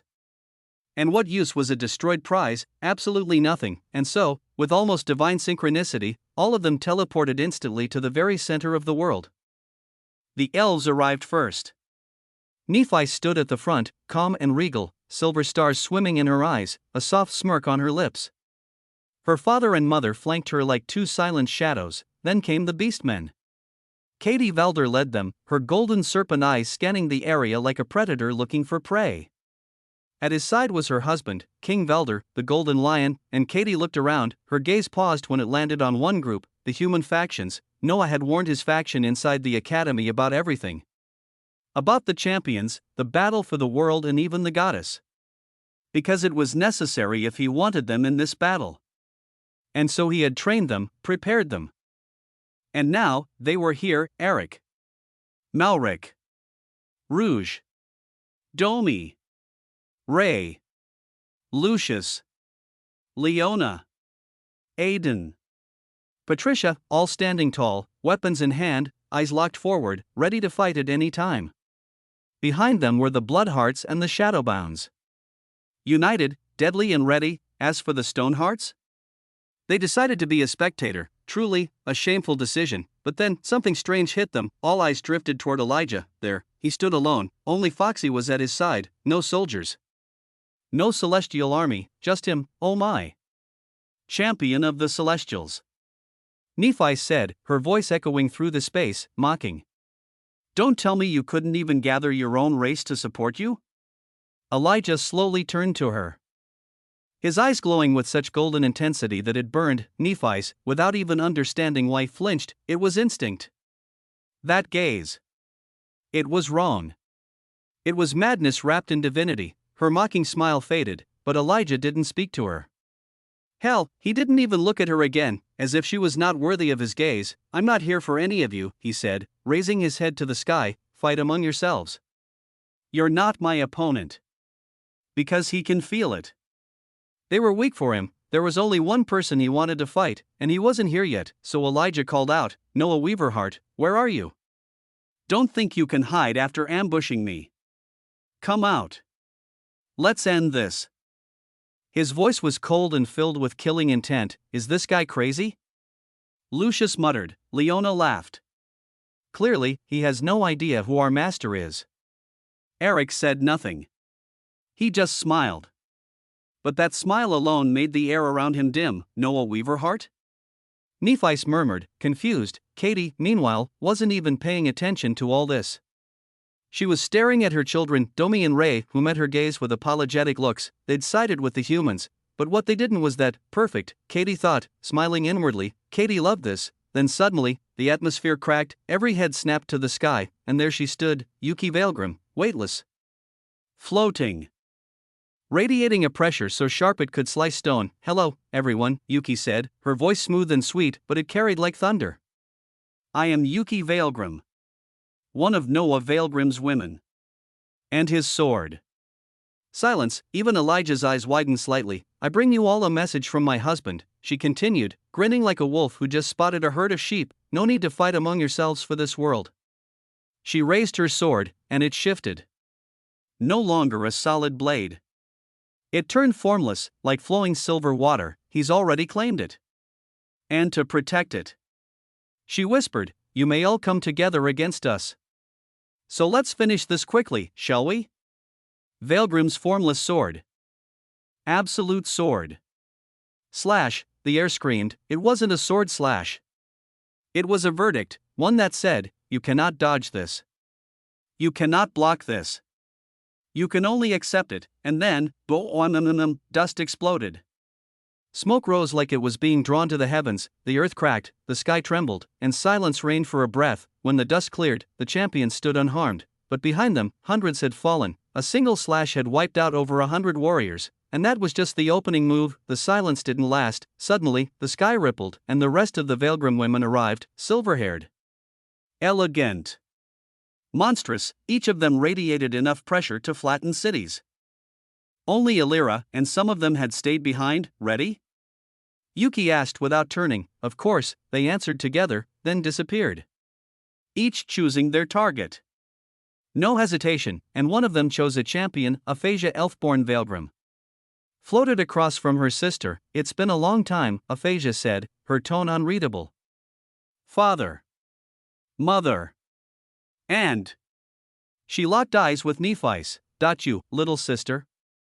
Before the Elf King or Queen could speak, crackle, Sophie appeared in front of the Elf King. How about a little diplomatic talk? Then, boom, she punched him into the horizon. Celine appeared before the Elf Queen. Said nothing, she simply touched her shoulder. And vanished in a snowstorm with her. The battle exploded. Rouge, Eric, Malric, and the rest struck the elven armies with fury, leaving only Aphasia and Nephi's. Want to talk, sister? Aphasia asked gently, going to ask me to surrender? Nephi sneered. You know I can't. Aphasia sighed, then spirits appeared around her. Dozens of them, basic, elite, and even unique spirits. They swirled around her like stars drawn into a new galaxy. Then I'll force you. Nephi grinned. Above her, the sky darkened, stars bloomed, real, tangible stars, falling gently into place behind her. Then let me show you why I was chosen as the champion. And not you. Chapter 176. Blood, fire, and destruction. Not even 10 minutes passed, and already the battlefield was chaos. There were no formations, no strategy, not even chain of command, just pure instinct and raw power. Yuki's first strike had shattered the structure of this war, leaving only one thing: survival of the fittest. Now it was instinct against instinct. Power against power, and if it came down to personal strength, to raw skill, then truly, who could rival the ones Noah raised inside the academy? Come on. Let's fucking fight until the end. Rouge Bloodheart roared as she launched herself into the army of elves. Blood surged around her like a crimson tide as she danced among them like a storm in human form. Then she lifted her hand high, blood explosion. BOOMMM, a massive blast echoed. Dozens fell, their blood spraying, spilling, running like rivers across the broken ground. And then the blood moved, it floated, twisted, and began crawling back to her. I love this. I fucking love this, Rouge whispered, her body trembling, her expression one breath away from climax. Eyes shut, she didn't even notice the red-haired elf charging behind her with a face twisted in fury. Die, you monster! Slash, he brought his blade down, aiming to split her skull. Clank, the dagger met the blade midair. A dark-haired and blue-eyed man blocked the blow with casual ease. Malric, he sighed and flicked his fingers toward the elf, finger of death.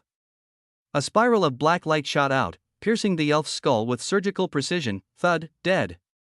One shot. No mercy, Malric didn't even spare the corpse a glance. Instead, he turned to Rouge, who was just standing there flushed, staring at him with eyes full of too many things. Rouge. You can't zone out like that. This isn't some solo act. It's war, he said, his voice flat, almost scolding, but Rouge just grinned. Ha ha ha. Don't worry, I've got you, don't I? Then without any other words she jumped right back in. Back into the blood. Back into the madness. Back where she belonged. Malric chuckled under his breath. You're truly insane. Then he grinned, and I like this about you, so go wild, my dear. No one's touching you. His voice dropped into something cold. Something ancient. Arise. The corpses twitched, The elves around them watched in horror as the bodies of their comrades stood back up undead, rotting, twisted into service. What the? A necromancer? We're fucked. Call the commander. Call him now. But Malric ignored their panic. He simply smirked, kill anyone who dares to ambush my wife. Kill everything in your path. The undead lurched forward like a black tide tearing through the elf ranks like animals. Limbs flew. Screams rang out. Blood sprayed again, but then, as if not satisfied, a second wave rose as Malric whispered again, "Arise." Corpses from Rouge's last massacre stood, blood still dripping. This was why necromancers were nightmares on the battlefield. They were truly unfair. Meanwhile, in the very heart of this burning war zone, the Stonehearts met. Yuki's absolute sword didn't move Elijah one bit. He destroyed the space in front of him and turned it into a void, absorbed the blow, and kept sitting, unbothered, unfazed. And now, he smirked at the two people in front of him. "Oh? If it isn't my darling brother and sister," Elijah drawled, mockery thick in his voice. "What brings you here? A family reunion?" Aiden shook his head. The smile on his face disappeared, replaced by a red fire blazing in his eyes. It was destructive, deep, and unforgiving. "We're here to end this cursed relationship between you and our family, Elijah. We're here to kill you," Aiden said coldly without any hesitation. Elijah stared for a second. Then he sighed, shaking his head with genuine disappointment. What a delusional fool. He muttered under his breath, "They truly didn't understand." They never did. Elijah never showed them his true power. Not even when he tortured Patricia in front of the whole world. Not even when he fought Noah during the entrance test. He hadn't gone all out back then. Noah, that bastard, hadn't given him the chance. But now, I suppose. I'll show you a taste of my true power. Seated arrogantly on his throne of divine fire and holy light, Elijah slowly raised one hand into the air, and just that gesture alone, it made Aiden and Patricia freeze. Their hearts thundered. A chill ran down their spine. Something primal screamed inside them, "Run, or you'll die, Aiden! Now!" Patricia shouted loudly in panic. She activated her domain, holy territory, encasing the two of them in a barrier of pure divine power. Aiden's hand lit up in a profound red. And a sort of deep, red destruction fire appeared in his grasp, his own skill, blade of destruction. Then he vanished, he became a red blur. Vanishing, in a blink, he was in front of Elijah, sword aimed directly at his heart. Aimed with the intention to kill. No hesitation, no mercy, but, "You've improved, brother." Elijah's voice was casual, cold, and even dismissive. "But do you think that's enough?" he asked, his eyes mocking. With his affinity to light, Elijah's speed perception was off the charts. Aiden's speed wasn't slow, but it wasn't fast enough for him. That's why Elijah didn't even bother to stand. Still seated, he blocked Aiden's strike with his free hand, goddess's protection. A small, golden shield shimmered just above his chest. Clank, it held, but Aiden's eyes burned brighter. His eyes transformed into red molten fire. "It's not fucking over," Aiden said coldly. His expression resolute. Then, explosion. He detonated the blade of destruction along with his own hand right against Elijah's chest. BBOMMM. A wave of pure red fire roared out in every direction, a dome of obliteration. HHHFUCK. "Run!" One of the bystanders screamed, but it was useless. The fire consumed everything, relentless and wild, pure destruction.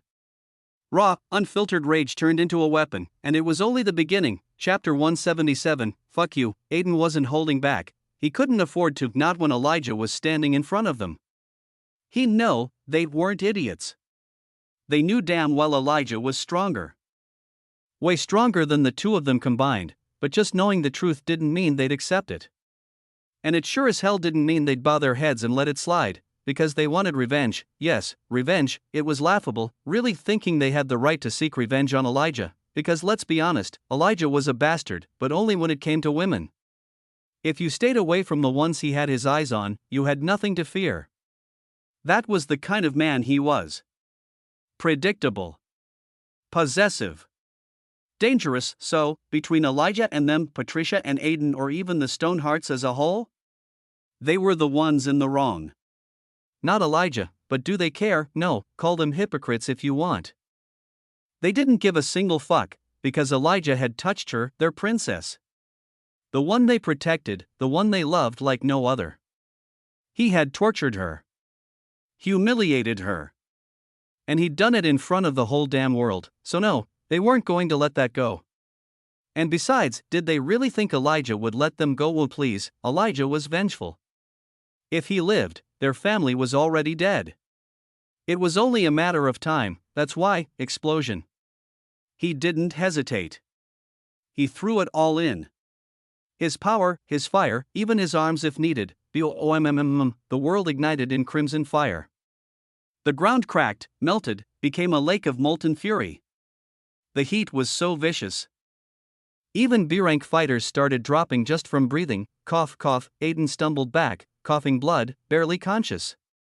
His right arm was gone, totally gone. Blood was gushing out like a river from his shoulder. But Aiden didn't scream. He didn't flinch. He only bit his lip until it tore, using pain to stay standing. His red fire eyes never left the smoke as the flames still danced, obscuring Elijah, and then, holy territory. Patricia's voice rang out like a hymn, and Aiden's body lit up with golden light. His bleeding stopped. Flesh knit itself back together. Muscle reformed. And finally, bones and tendons twisted back into a new arm. He flexed his fingers. Freshly healed, thanks, Patricia, he muttered. She didn't answer. Just gave a curt nod, eyes locked on the thick smoke slowly fading, and then they saw him, Elijah, still standing. He wasn't seated anymore. But his golden armor? Still intact. Charred in a few places, sure, but within seconds, even those burns faded, like nothing had touched him at all. That was actually not bad, Elijah said casually, his voice calm as ever. Too calm, but in truth? He was serious. Aiden had managed to tear through his barrier and even leave a mark on his SSS rank armor. That was impressive, but still, you think that's enough? Elijah asked as he tilted his head slightly, and his eyes moved to Patricia. Or do you believe she'll always be there to heal you? Then, just one step, only one, but that single step erased the space between them. One moment, he was in the distance. The next, he stood in front of Patricia like he'd always been there. Too fast, he moved like light itself. Patricia and Aiden's eyes widened in shock and horror, and then, laser of light. Patricia reacted instinctively, stepping back, but not fast enough. The beam pierced her chest, missing her heart by a hair. She screamed as pain devoured her senses. Blood sprayed out, but her holy fire surged in response, knitting her wound back together. But Elijah didn't stop. You really think I'll let you heal? Another strike, but this time, clank, boom, Aiden jumped in, red fire barriers crashing against the beam. He grabbed Patricia, flung her back, and created distance. Huff. Huff, both of them were breathing hard, sweat pouring from their brows. 2 against 1, but it didn't feel like a fight, it felt like a game. His game, you blocked that? Good, Elijah smiled. Now take all this.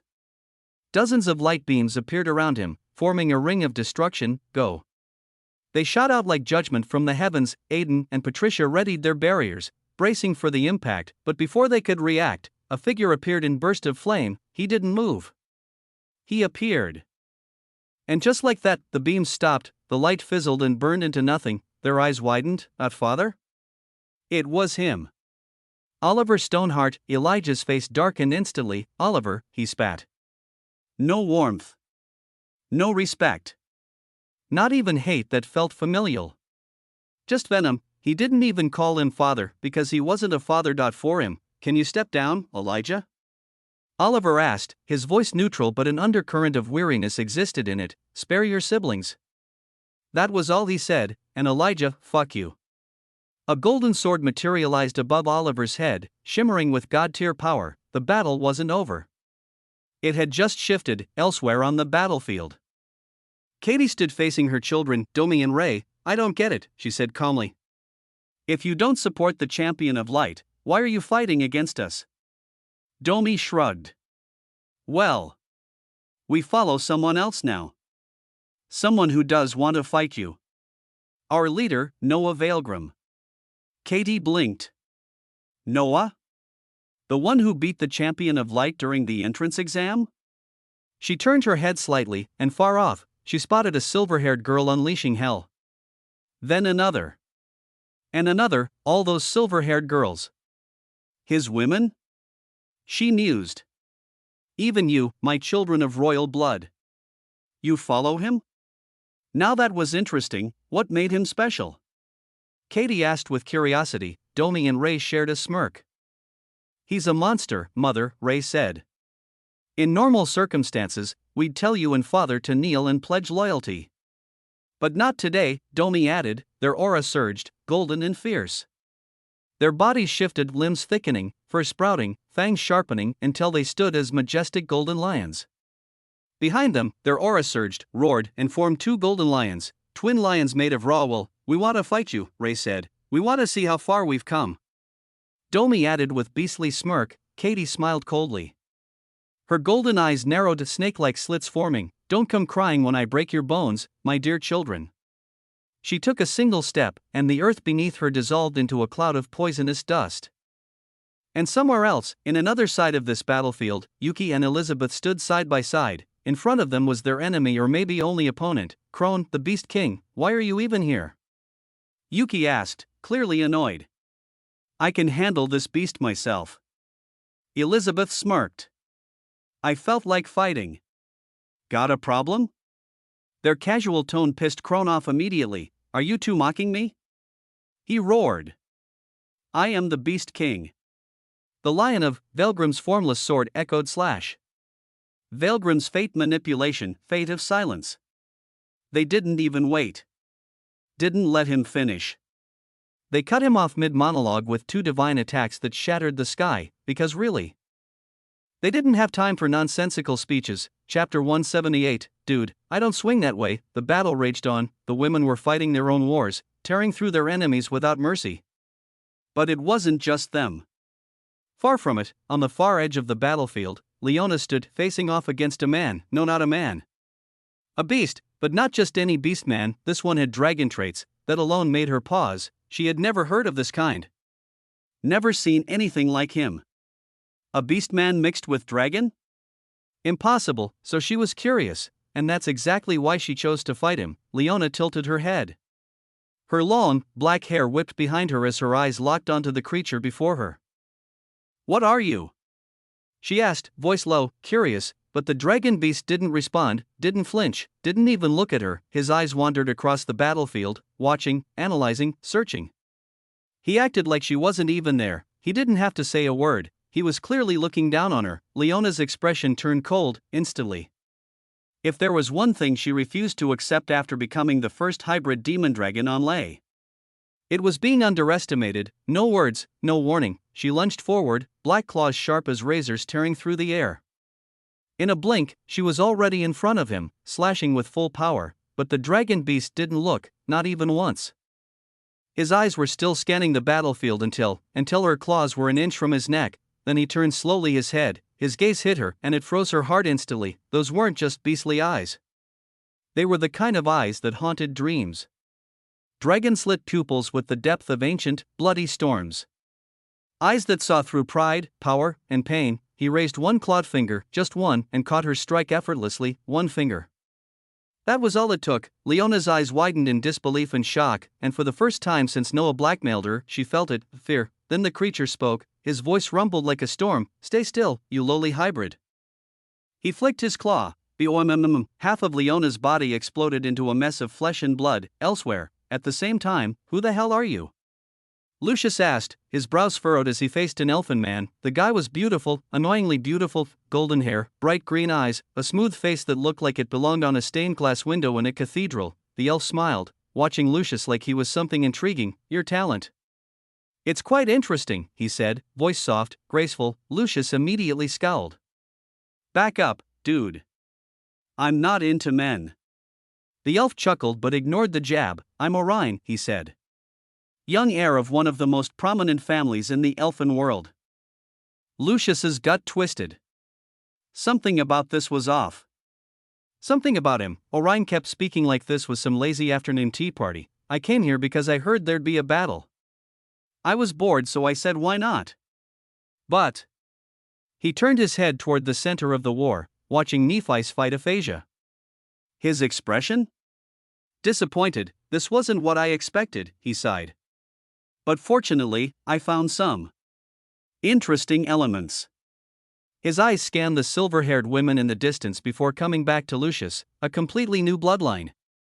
One so strange it even made my bloodline feel apprehensive. And you?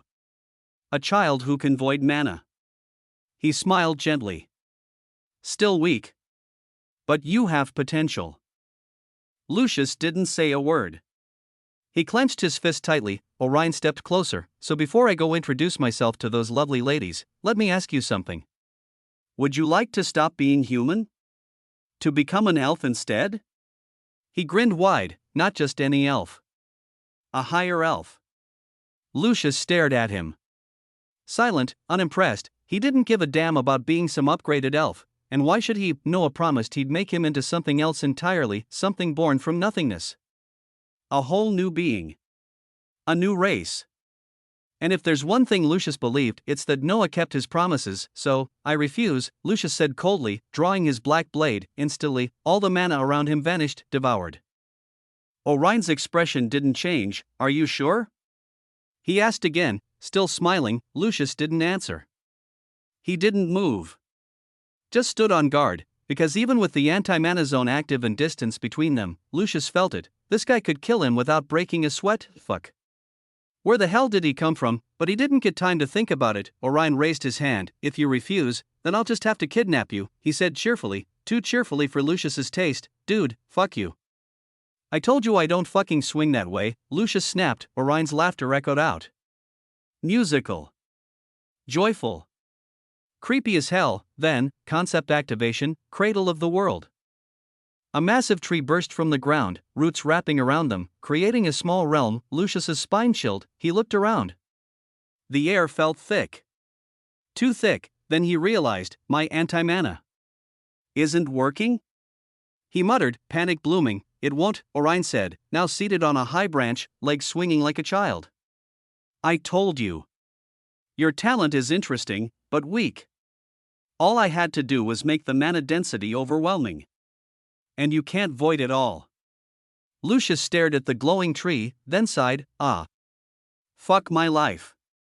Orion laughed again, fully enjoying himself. This high elf was having way too much fun, but the battle wasn't just about them. Everywhere on the battlefield, people fought.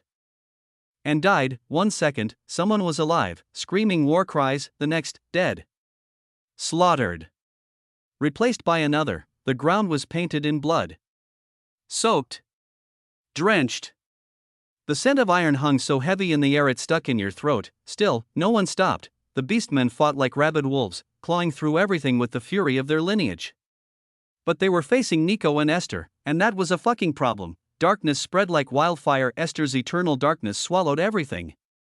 Her shadow shrouded them all, making them, and with perfect efficiency, she killed them swiftly. And Neko, she froze time and blood itself. Her black frost crept under their skin, freezing them from the inside out.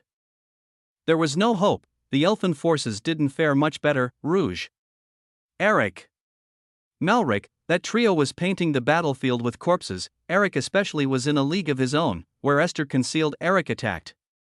His shadow magic was a dance of death. Smooth, elegant, poetic even, and deadly. Watching him was like watching a deadly waltz, where every twirl sliced open another throat. Even the weakest soldiers could feel it. If things kept going like this, the elves and beastmen would lose. Their rulers were being held back by Noah's women. And even though Orion and the dragon-like beast were terrifying, they weren't even trying. One was here for fun, the other? Just watching. So the question burned in the air, was this how it ends? The answer came fast. The sky above lay split in half, a blinding crack tore open the heavens, and from within, beings began to descend. Chapter 179, Our Bloodthirsty Maid. The sky split in two. It should have been magnificent. And it was blinding, divine and majestic, but it was also terrifying, like some massive hand was forcefully stretching the heavens apart, widening the gap with brute will. The entire world of Lay trembled, and this time, it wasn't because Noah had broken reality in some way that benefited him, no. This time, the world trembled in agony. Inside his realm, Lay curled into himself, shaking. Sweating, barely holding it together. Pain tore through his small divine body like fire. He looked up slowly. Noah stood before him, calm, steady, eyes like still water. What are you waiting for, my lucky star? Lay asked with a weak smile. Even through the agony, he still looked at Noah with awe and respect. Go end this ridiculous battle, pretty please. Noah smiled. What I was waiting for just arrived. Sooner than I expected even, he said, eyes fixed on a glowing screen in front of him. They must have had people on the inside. Someone told them what's really happening. His gaze moved first to Orion, who was still toying with Lucius, then to Leona, her body half destroyed in the claws of a draconic beast. And finally, he looked to the sky. Descending were beings that radiated divine pressure and ancient might, celestials, and dragons. They've arrived, Noah murmured. Lay winced. And they're not the only ones. Another screen blinked into view, this one showing beings with blood-red hair and deeper red eyes, eyes with no pupils at all. Vampires, leading them. Was a woman who looked just like Zara's mother, Noah said with a faint smirk. The battlefield had become pure chaos, but that wouldn't last. It's time for the demons to enter, Noah said coolly. Tell them they can move. Then his voice turned harder. Illyra. Anya. Zara. Alice. Dominique. Lilith. It's your turn. Go choose your opponents. He spoke in his mind and began to disappear as space folded into itself and was about to swallow him. Lay, he called back, try not to fall apart. And you? Lay asked, eyes wide, voice trembling. Me? Noah's smile sharpened like a blade. I'm going to break our dear champion's mind. And then, he vanished, but not before dropping a small glowing green sphere. It floated down, gentle as a leaf, and the moment it touched Lay, the pain dulled. His breath came easier. His body relaxed, he exhaled, truly. My lucky star. The arrival of the Celestials and dragons should have changed the tide, but it didn't, because the moment they touched the battlefield, they were blocked. High above the clouds, Illyra hovered weightlessly. Facing her was a red-haired man with dragon horns and massive wings of molten gold. His eyes burned with cold fury. Miss Illyra, he said flatly. Did you really betray us? Illyra just smiled, gentle and effortless. I wouldn't call it betrayal. I've simply found us a better ally. Her tone was calm. Soft. As if 100 dragons weren't glaring at her like she'd spat on their ancestors, then her voice hardened. And if you step into this battlefield as my enemy, as our enemy, honk. I have to warn you. My husband is very petty. Illyra said with a small smile. Silence. Then Honk sneered. I've received orders from the elders. He said, his voice arrogant and overbearing. A pause. We are to kill the one who made you defect. And capture you for trial. You cannot die yet, not until you pass down the soul dragon lineage. He grinned. It was twisted. Disgusting and lustful, so before you die, you'll be fucked. Over and over. By every one of our soldiers. He licked his lips. And I'll be the first to pound your tight little pussy, Miss Illyra. Illyra didn't respond right away. She just looked at him calmly. Oh, this guy is so dead, Nicholas whispered in her mind while shaking his head in pity for this guy. Utterly fucked, another soul said, agreeing with Nicholas. Then Illyra's expression shifted. No more softness. No more smiles, only cold, empty, and dead. Then she spoke, slowly but with intensity, able to chill their souls. You are fucking dead. Her vulgar side slipped out. Elsewhere, the Celestials had their own welcoming committee. Dominique and Lilith led their succubi straight into the fray. But this fight, this wasn't about brute force, it was psychological, seduction. Manipulation. Temptation so thick it suffocated. The Celestials had expected a clean battle, a divine clash of fists and light. What they got was madness, lust, confusion. Their minds shattered before their shields even did. And in the center of it all, Dominique laughed. Dancing through divine soldiers like a fever dream wrapped in flesh, while Lilith watched with an amused smile. Anya, meanwhile, had her eyes on one person alone, the leader of the Celestials, a tall woman with golden hair and eyes that glowed like halos. Nari wasn't looking at her. Her eyes were locked on Elijah, who was casually beating his own father to a pulp. She then smiled. Good, he was safe, after all, he's Justitia's man. If he dies, she'll ruin us all. Even the thought made her shiver. Anya, seeing her, tilted her head slightly. Are you ignoring me? She asked, her voice lighthearted. Nari finally looked at her and asked, who are you? Because she felt something inside her being suppressed. Her bloodline was afraid of whatever was hidden inside Anya, and that wasn't normal. Anya didn't answer. She had been waiting for this day for so long. She raised a single finger, her completely black eyes gleamed dangerously, and with a soft whisper, "Destruction field." The skies cracked, the earth below twisted, and then, destruction was unleashed elsewhere on the battlefield. Zara and Alice faced off against the vampire army, and at its front, Morgan. She was unfairly beautiful. Tall with thick legs. Her body was just perfectly curvy. She smiled as she looked at Zara, canines glinting under the light. "Well, well, well. Isn't this my dear daughter?" she said sweetly. Zara said nothing. "You're still alive?" Morgan smiled wide, but confusion sat behind her eyes. "How did that pathetic bastard not kill you that day?" Zara stared at her. Then smiled faintly. "Hello, mother. I missed you too." Morgan's grin widened. "You've grown. Not the pitiful brat crying for affection anymore, huh?" But her tone dripped with contempt, because to Morgan, Zara was nothing. After all, she had her while using another one body. Hell, she hadn't even passed down her bloodline to her. For her, Zara was a failed experiment. A disposable thing, and she treated her like one, so?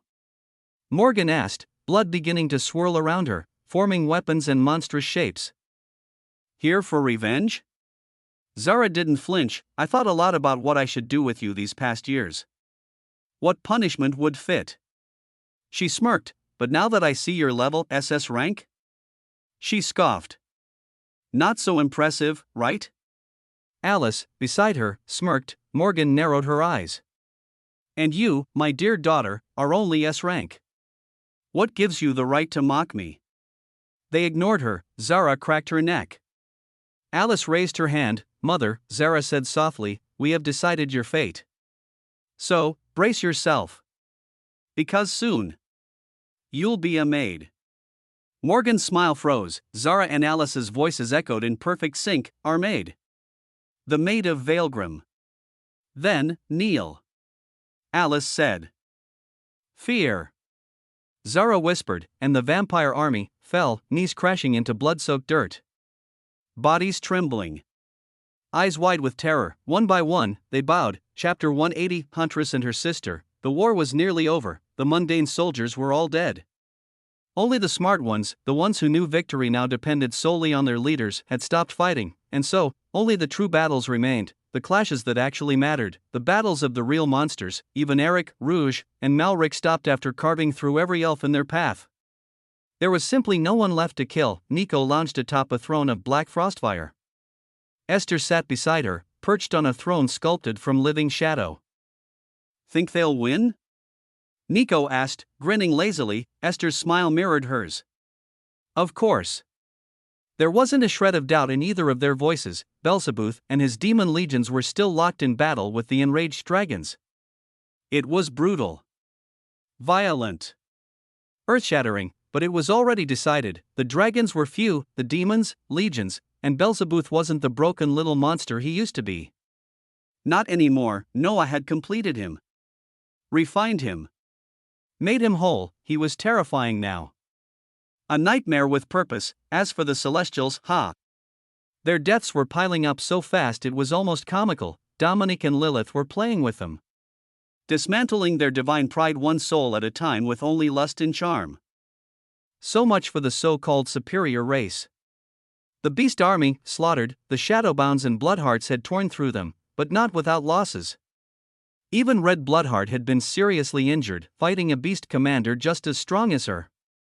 SS rank versus SS rank, she won, but she paid for it. Still, a blood-soaked, savage smile curled her lips. She relived that fight in her head over and over, body still trembling from the high. Truly, like daughter, like mother. Now, only the final fights remained, and even they would end soon. Astral step. Nephi's voice echoed out as she vanished, space cracking in her wake like broken glass melting in a furnace. A second later, she reappeared meters away, facing aphasia. She stared at her sister, eyes narrowed. "Calm. Calculating, since when were you this strong? And when the hell did you start summoning high-level spirits?" Nephi asked, voice sharp. That question had haunted her since the beginning of this fight. Aphasia was never capable of this before. So what the hell changed? Aphasia only smiled, then vanished instantly. She reappeared in front of Nephi's in an instant, her left leg shifting into pure shadow, slamming down to bind Nephi's shadow while her right hand transformed into a hardened earth spirit's fist. There was no hesitation, no mercy. This wasn't sisterly rivalry. This was a war punch. Fuck. Nephi growled as she summoned a mist of stardust to shield herself. Too late, bomb. The punch crashed into her face. Nephi flew back like a ragdoll, crashing into the ground hard enough to rattle the earth. Dust erupted from the impact. For a moment, she was gone, then the smoke cleared. She knelt, blood dripping from her lips, her eyes, burning like dying stars, locked onto Aphasia. You asked for it. Above them, the torn sky lit up, starfall shot. Tiny stars, condensed starlight, sharp as blades, began raining down like silver bullets in a storm. It was beautiful, if you didn't know better, but when they hit, boom. Boom. Boom. Explosions lit up the battlefield, engulfing Aphasia in a chain of blasts that shredded everything in a wide radius. Nephi didn't stop. She knew only this will not be enough to take down her sister, so, Constellation Forge, Bow of Orion. Nephi muttered under her breath. Immediately, a bow materialized in her hand, forged from pure starlight. Its body shimmered like black obsidian fractured with glowing cracks, pulsing with veins of silver. As for the bowstring, it was barely visible.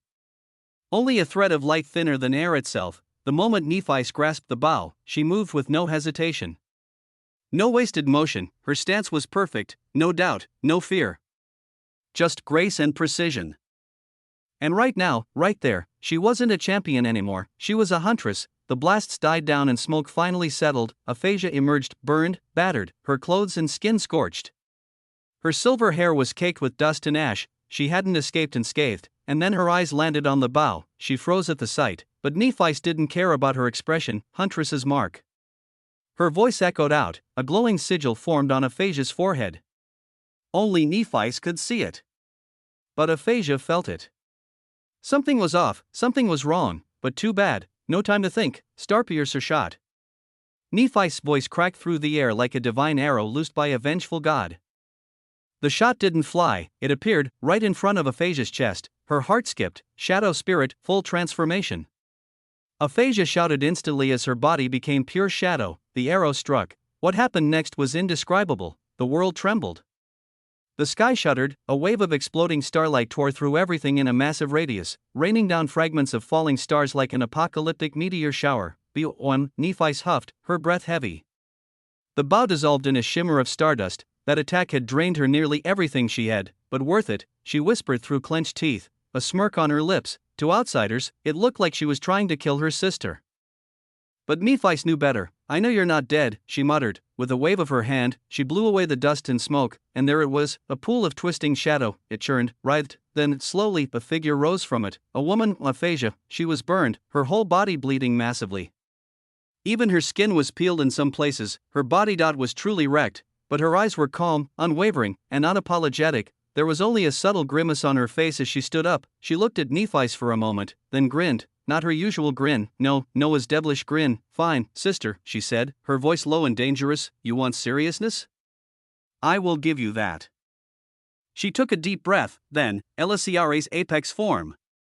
Silence. A second passed, then, Nephi shuddered. A chill ran down her spine, not from cold, but from pure, primal dread.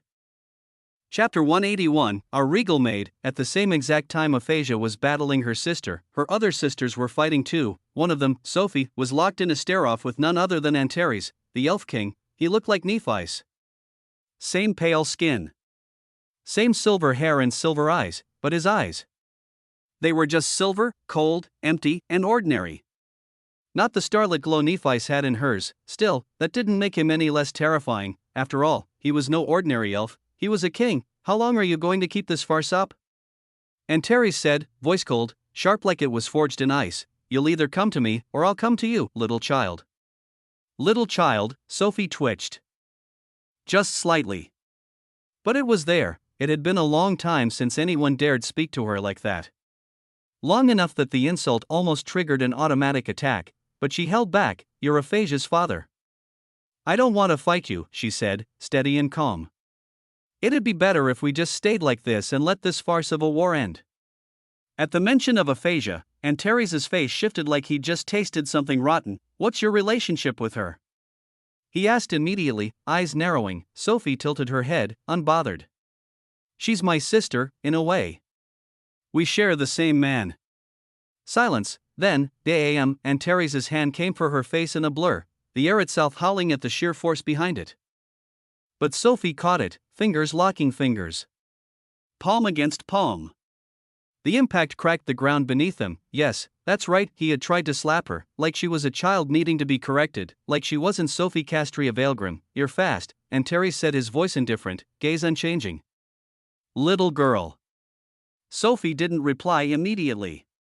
She was still shocked, not by his strength, but by his arrogance, the sheer daring of him. Then she smiled, softly, but her eyes said murder. You want to fight, King Antares? She took a step back. Then you'll have it. The moment the words left her mouth, crack, a bolt of red lightning struck from the sky like divine wrath. Slamming into Antares before he could even blink, he hadn't moved, he couldn't, her grip had locked him in place. Sophie stepped back, releasing him, dust exploded outward from the blast zone, but when it cleared, Antares was still standing. Untouched, his silver hair flowed in the wind like a king out of myth, his eyes glimmering with ancient authority. Not bad, he said as he dusted off his shoulder with infuriating calm, but if that's all, you should run. He stared into Sophie's lightning red eyes without flinching. You don't understand the difference in rank, he said slowly. Especially once you reach the S tiers. The gap becomes divine. I am SS rank. You're just S rank. How do you expect to match what I've earned over centuries, what I've perfected through blood, through experimentation, through sacrifice? The pressure around her suddenly started to spike. The air became heavy, dense, crushing. Tell me, little girl. How can you match me? You can't. So lower your head when you speak to your elders. And like the hand of a god, the pressure slammed down on her head lowered and her knees bent slightly. From the outside, it looked like submission, but inside, Sophie was boiling. She wasn't ashamed she bowed as an empress. She wasn't ashamed she bowed on the battlefield, no, not at all. She was ashamed that she, Sophie Castria Vailgrim, wife of Noah Weaverheart, had bowed her head to anyone else other than her husband, and that shame, that anger, lit a fire so violent it nearly tore her body apart. Her head rose, and when it did, her eyes weren't just red anymore, they were lightning, crimson, raw, crackling and furious. The air exploded around her. You. Her voice shook the battlefield. You're dead. Rumble, the sky darkened. Thunder growled across the heavens. I.am crimson. Crackle, red lightning rained from above. I.am lightning. Boom, a colossal bolt slammed into her body, and she changed. Sophie became lightning incarnate. Arcs danced across her skin, wrapped around her limbs. Her hair sparked and floated and her eyes were twin storms of red lightning, but she wasn't done, not even close. Her voice cracked the sky itself, Elisiare's apex form. And this time, Antares shuddered. The king realized he wasn't speaking to a little girl anymore. The battle had just changed, and while Sophie and Aphasia were pushed to the edge, Selene sat on her throne of ice, unbothered. In front of her knelt a dark-skinned elf woman with curves, grace, and eyes full of quiet strength. Her hair and eyes were deep black, Sonomi Elfborn, the mother of Nephice and Aphasia. She was beautiful, regal, and like any random elf. She was proud, but right now, she was chained. Ice wrapped around her limbs. Frost clung to her skin. Her breath misted in the air. Selene tilted her head. You really do look like Aphasia, she said. Only difference are the hair and the eyes. Her voice was calm and controlled. Like she wasn't surrounded by a battlefield soaked in blood, and truly, this was the only ending that could have happened. Selene was a SSS rank being. A walking storm of cold divinity. Sonomi never stood a chance. Still, she didn't scream and didn't curse. What do you want? She asked softly, though there was a tremble hidden beneath. Selene smiled gently. What makes you think I want something? I was queen for decades.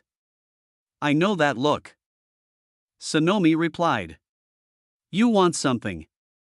Selene chuckled softly, sharp huh. I like that.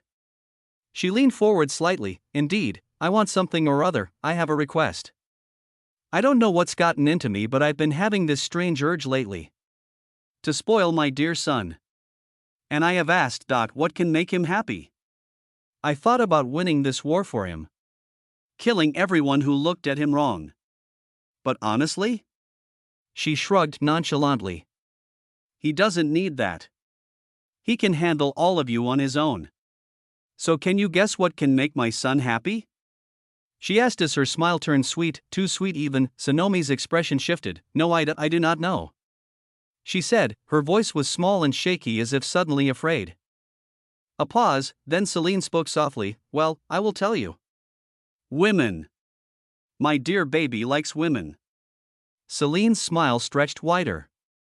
Obsessive and twisted, so, dear Queen of Elves. What do you think of becoming my son's maid? Yes, Celine was definitely losing her damn mind, and truthfully, she was loving this too much. Chapter 182, Arrival of the Absolute, Threads of Fate. Elizabeth's voice rang out, loud, clear and unflinching. In front of her eyes, a silver thread shimmered into existence, delicate, ethereal, stretching across the battlefield until it latched onto one man, Bamvelder, the Beast King, and without mercy, Hand of Fate. She whispered as her hand transformed. Strands of silver thread weaving into her skin, until her entire arm became a living tapestry of fate itself. Then she grasped the thread connected to Bam. Your fate is to lose your body mobility for the next 5 seconds. Elizabeth said, her voice echoed not like a person's voice, but like a decree from something beyond human, a voice that meant what it said. The effect was immediate. Bam froze, completely, every muscle in his massive beast body locked. 5 seconds wasn't long, but at this level of combat, it was lethal. Yuki, already behind him, exhaled slowly. Her eyes half-lidded, calm and focused with intent, her katana shimmered, then. It changed, the blade thinned. Compressed, until it was no longer a sword, no longer a shape. It became a silver thread, so sharp that space itself sliced around it in faint, invisible tremors. Time paused, she took one step, and struck. The piercing was silent. Clean. But the effect was dreadful. A hole opened in Bam's chest like some goddess had just rejected part of him. Only then did her voice arrive, Veilgrim's formless sword, piercing truth. Time resumed. King Velder staggered, blood running from his mouth, down his chin in thick streams of red gold. I see you're no longer just talk, Yuki, Elizabeth said as she appeared beside her, her tone casual but proud. Yuki smirked. Her silver thread blade still humming faintly. So you better watch your back, Eli. Elizabeth scoffed, ready to fire back, but a voice interrupted. Deep. Beastly. Ancient, you are worthy, said King Velder, slowly rising to his feet. His body moved like thunder through molasses, slow, but earth-shaking. Enough to send a chill crawling down both their spines. He was a SS rank being. That much was already known, but now. They felt it, his presence changed. Grew. Hardened, he didn't hesitate. No more useless speeches. No waiting, just action, concept activation, king of the jungle. Bamvelder was a golden lion. A true lion, and lions weren't kings because they were the biggest, or the fastest, or the most venomous. They were kings because of mentality, because of presence, because of focus, and so when Velder activated his concept, it felt like the entire battlefield warped. Yuki and Elizabeth blinked. Suddenly, they were in a jungle, not one they could see, but one they could feel, and in that jungle, something was watching them, a predatory gaze, a crownless monarch who ruled without question. Pressure dropped on them like a divine weight, suffocating. Bone-crushing, and then, the king announced himself, BOOM. Boom. Boom, shockwaves blasted from his body, shattering the ground. Yuki and Elizabeth raised their defenses. Their own abilities flaring, but it wasn't enough to stop the force. It knocked them back, feet skidding along stone and blood. They stopped several meters away. Their hands bruised by the attacks just now, they slowly looked at each other. Their eyes were calm, still like water. There was no ripple on them. Elizabeth spoke first, her blank white eyes glowing like twin white moons. Elisiari's form? Yuki immediately shook her head. Nah, he is not worthy. Elizabeth chuckled and smirked at her words. True. But still. Let's go crazy, shall we? Yuki mirrored the smirk. The sword within her eyes pulsed, wild and alive. Yes. Let's go crazy. Then, without missing a beat, Veilgrim's formless sword, void edge. Veilgrim's fate manipulation, fate anchor, type, fate of defeat. And then, space erased itself, reality twisted. Threads of fate rewrote themselves. No human mind could truly grasp what happened next. Trying to understand it meant falling into it, becoming part of the destruction they summoned. far across the battlefield. Anya turned her head, she saw it, where space had once existed. There was now nothing. A void. She looked north. There, red lightning crashed from the sky, pure destruction incarnate. She threw her head back and laughed. Loud. Wild. Euphoric. Yes. Yes. Yes. This is it. More. More destruction. She trembled with joy. Grinning like a mad queen, but then she paused, her eyes narrowed. How the fuck? Are they causing more destruction than me? Her laughter died. She turned to face the golden-haired celestial before her, a woman staring down at her like she was an insect, not a force, as if Anya Veilgrim, the first destruction Elisiari, was lesser. Her bloodline howled, and Anya smirked. Of all the women in Noah's harem, hers was the strength no one really knew. They knew she had destruction affinity. They knew she was S-rank, but that's it. They didn't know the truth. They didn't know that, like Yuki was pure sword, Anya was pure destruction. She wasn't just destruction wielding, she was destruction. So when she got serious, everything in her path would be reduced to dust, and right now, her target was the arrogant bitch in front of her. She instantly disappeared, one moment standing. The next, above her opponent, grinning wildly. Her whole body radiating madness. Then, boom, her foot crashed down, world-breaker step. She whispered, the world paused. The space around her foot shattered, then the celestial's head exploded. A fountain of golden blood sprayed the sky. It splashed Anya's face, silver-haired, all black-eyed, blood-stained, all while grinning, a vision of madness. And she wasn't done, not even close. Today wasn't a fight, today was destruction. She turned to nearby elves and beastmen, no hesitation, touch of ruin. She activated another one of her skills again, and death rose once again. Elsewhere, in the same blood-drenched battlefield, Katie was on her knees, a deep, gouging wound carved across her chest. Domi and Ray stood before her, breathing hard, blood staining their skin, their eyes wild and relentless. It looked like the scene before a matricide, but then, a voice rang in their minds. Are you too sure? Will that Noah really win? It was Katie's voice, calm. Still. But inside their heads, not on her lips. Don't worry, mother, Domi responded. He will win. He's not a man. He's a monster, no. Ray added. He's an abomination. Katie smiled, then raised her head and spoke aloud. I'm sorry. I can't kill my children. She wasn't talking to them, she was speaking to the divine soul inside her, the one watching through her eyes, and then, she let go, her body slumped, her heart stopped, her soul froze, and in that moment, the divine soul riding her was blinded. Deaf. Disconnected. Domi and Ray rushed forward and caught her body, holding her close, then they turned and ran. Where's Noah? Ray asked, running through mud and blood with Katie in his arms, but just as he asked, they all felt it. Something entered the battlefield, a new presence, one that stilled everything. One that silenced the world. It was absolute. Noah Veilgrim had arrived. Chapter 183. My master, my god. The ground was soaked red, the air was heavy with death, despair, pain, fear, and blood. You could barely count on two hands the number of people still standing in this battlefield. More than half of them were dead. The ones still breathing were either monsters with great talents or smart enough to betray their faction early, because if you betrayed mid-fight, the women showed you no mercy. None. They killed, and killed, and killed again. Noah's faction didn't disappoint either.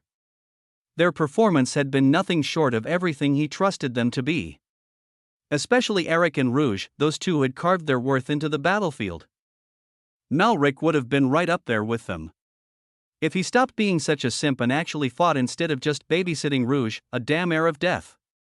Simping, what a fucking disaster. The Shadowbounds and Bloodhearts had suffered plenty of casualties. But none of them gave a damn. One was a clan of assassins raised with death. The other?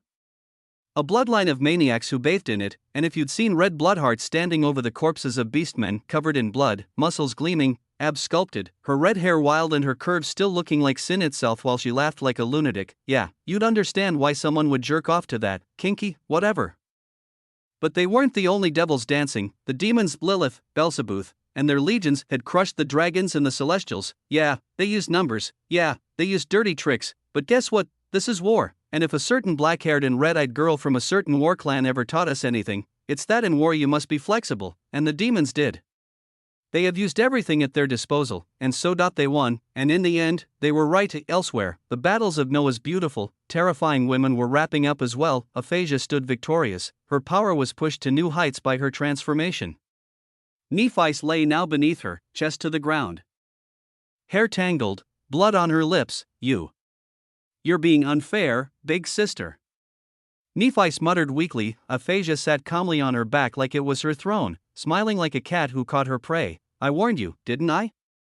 And she laughed, a small, playful, almost mocking laugh. Not far away, Sophie stood before a broken Antares, the Elf King. Burn marks covered him.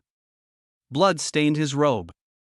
His eyes trembled as he looked at her transformation, his body frozen by a fear too deep to name. He wasn't afraid of Sophie, he was afraid of what was inside her, because when Noah fused the World Tree's lover bloodline, an upgraded version of Aphasia's, with his Elasiari heritage, something changed inside his bloodline. Now the Elasiari women carried a scent the elves knew all too well, the scent of the World Tree, their so-called mother, and to Antares? Facing that scent in battle, it was blasphemy, so he dropped his arms, he gave up, but it wasn't enough. Not for Sophie, what he'd done was unforgivable. I didn't want to do this to Aphasia's father, she said coldly. But I don't care anymore. Her voice dropped like a guillotine. Kneel. Or die. Antares stood frozen, stunned, then slowly. He knelt, his head hit the blood-stained ground, a king. A monarch of an entire continent. An SS rank who'd lived for millennia, bowing before a 20-year-old woman. Now that was something worthy. Ding. Ding. Ding, the Akashic records chimed, recording his shame. Elsewhere, Morgan lay on the ground, a gaping hole in her chest where her heart used to be, still alive, somehow. What a tenacious woman. She looked up weakly. In front of her stood Zara, holding a radiant heart etched with blood-red runes. Morgan's heart. Zara smirked. See? SS rank? Nothing impressive. Alice burst out laughing, her laughter shaking the air like bombs going off. Truly, a devilish duo. Another duo stood in triumph as well, Yuki and Elizabeth, gazing down at the barely breathing King Vulder. He wasn't dead. But he was close, very close. Another minute and he'd bleed out on his own. King of the jungle, my foot, Yuki sneered, let's make sure he doesn't die. Husband might want him for something, Elizabeth said sweetly, then she tilted her head, eyes gleaming. But really? What kind of king loses to two small, innocent girls? King Velder coughed up blood, fury burning in his bones. Innocent my ass, fuck you both, he screamed internally, cursing these two monsters to hell. Nico, Esther, Anya, Celine, even Alira, who was busy torturing some suicidal dragon soul, suddenly turned their gazes in the same direction. Not only them, but all the women turned their head to the same direction. They felt it. He was here, before anyone else could even notice. They felt him, because of their connection, because they were his. The first thing Noah did, simple, he arrived silently. No grand entrance. No flash of power, no one saw him. No one sensed him except his wives, and that was because he allowed them to, because if he did not even they would have noticed. He appeared right behind the draconic beast that had nearly killed Leona. He placed a hand on its shoulder, gentle, soft, but to the beast, it was like the entire heavens crushed him in that one touch. Noah's voice was low and cold. Who the fuck do you think you are touching my subordinate? Just because you are SS rank means you can bully her? You think that matters to me? What a daring beast. Frost bloomed from Noah's palm, and in an instant, the creature froze, from the inside out. No resistance. No scream. No movement. SS rank reduced to an ice sculpture, and Noah, he didn't even blink. He walked to Leona, who lay broken, half her body gone. She was minutes from death. He lifted her into his arms, gently, like she was made of glass. He raised one finger, a white flame flickered into existence. He pressed it softly into the shattered remains of her heart. Baitum, her chest pulsed, again, and again, her body began to rebuild. Flesh. Bone. Muscle. Everything returned. It was Elijah's phoenix flame that he had copied and make better. Noah smiled faintly. Take this as a gift, Noah reward. For all your work and dedication, my little blackmailer disciple. He then placed her inside a barrier, warm, protective. Then vanished in molten light. What he left behind wasn't an unconscious Leona, it was an awakened one, and in her chest his fire. Fire that melted not just her body, but her soul. She placed a hand over her heart. Truly. My master is the best, she whispered, her voice low but filled with deep emotions, and like fire always does, it melted. her fear, her doubts, her heart, until all that was left was love, devotion, worship. I love you. My master. My light. My God. Leona said as her body trembled in pure devotion and love. Leona's feelings for you have taken a drastic turn. It is no longer respect and fear, it is now love, devotion, and worship. Leona's feelings have reached 100%. Noah appeared before the green dome where Lucius was trapped with the strange elf. He placed his hand on it. The dome turned to nothing instantly. Inside, Orion sat on the ground, looking at him dazed. Lucius was wrapped in some sort of organic wood. Noah clicked his fingers. Lucius was freed instantly. Orion blinked up. What the fuck, someone prettier than me in this barren world? He said, stunned. Noah tilted his head. You are quite interesting. He smiled. Fine. I'll capture you too. Transparent spirits appeared, binding Orion in place. Noah tossed Lucius a small flame, void black and gently pulsing. A flame of nothingness. Take it. You earned it. It's not what I promised, but it's a step closer.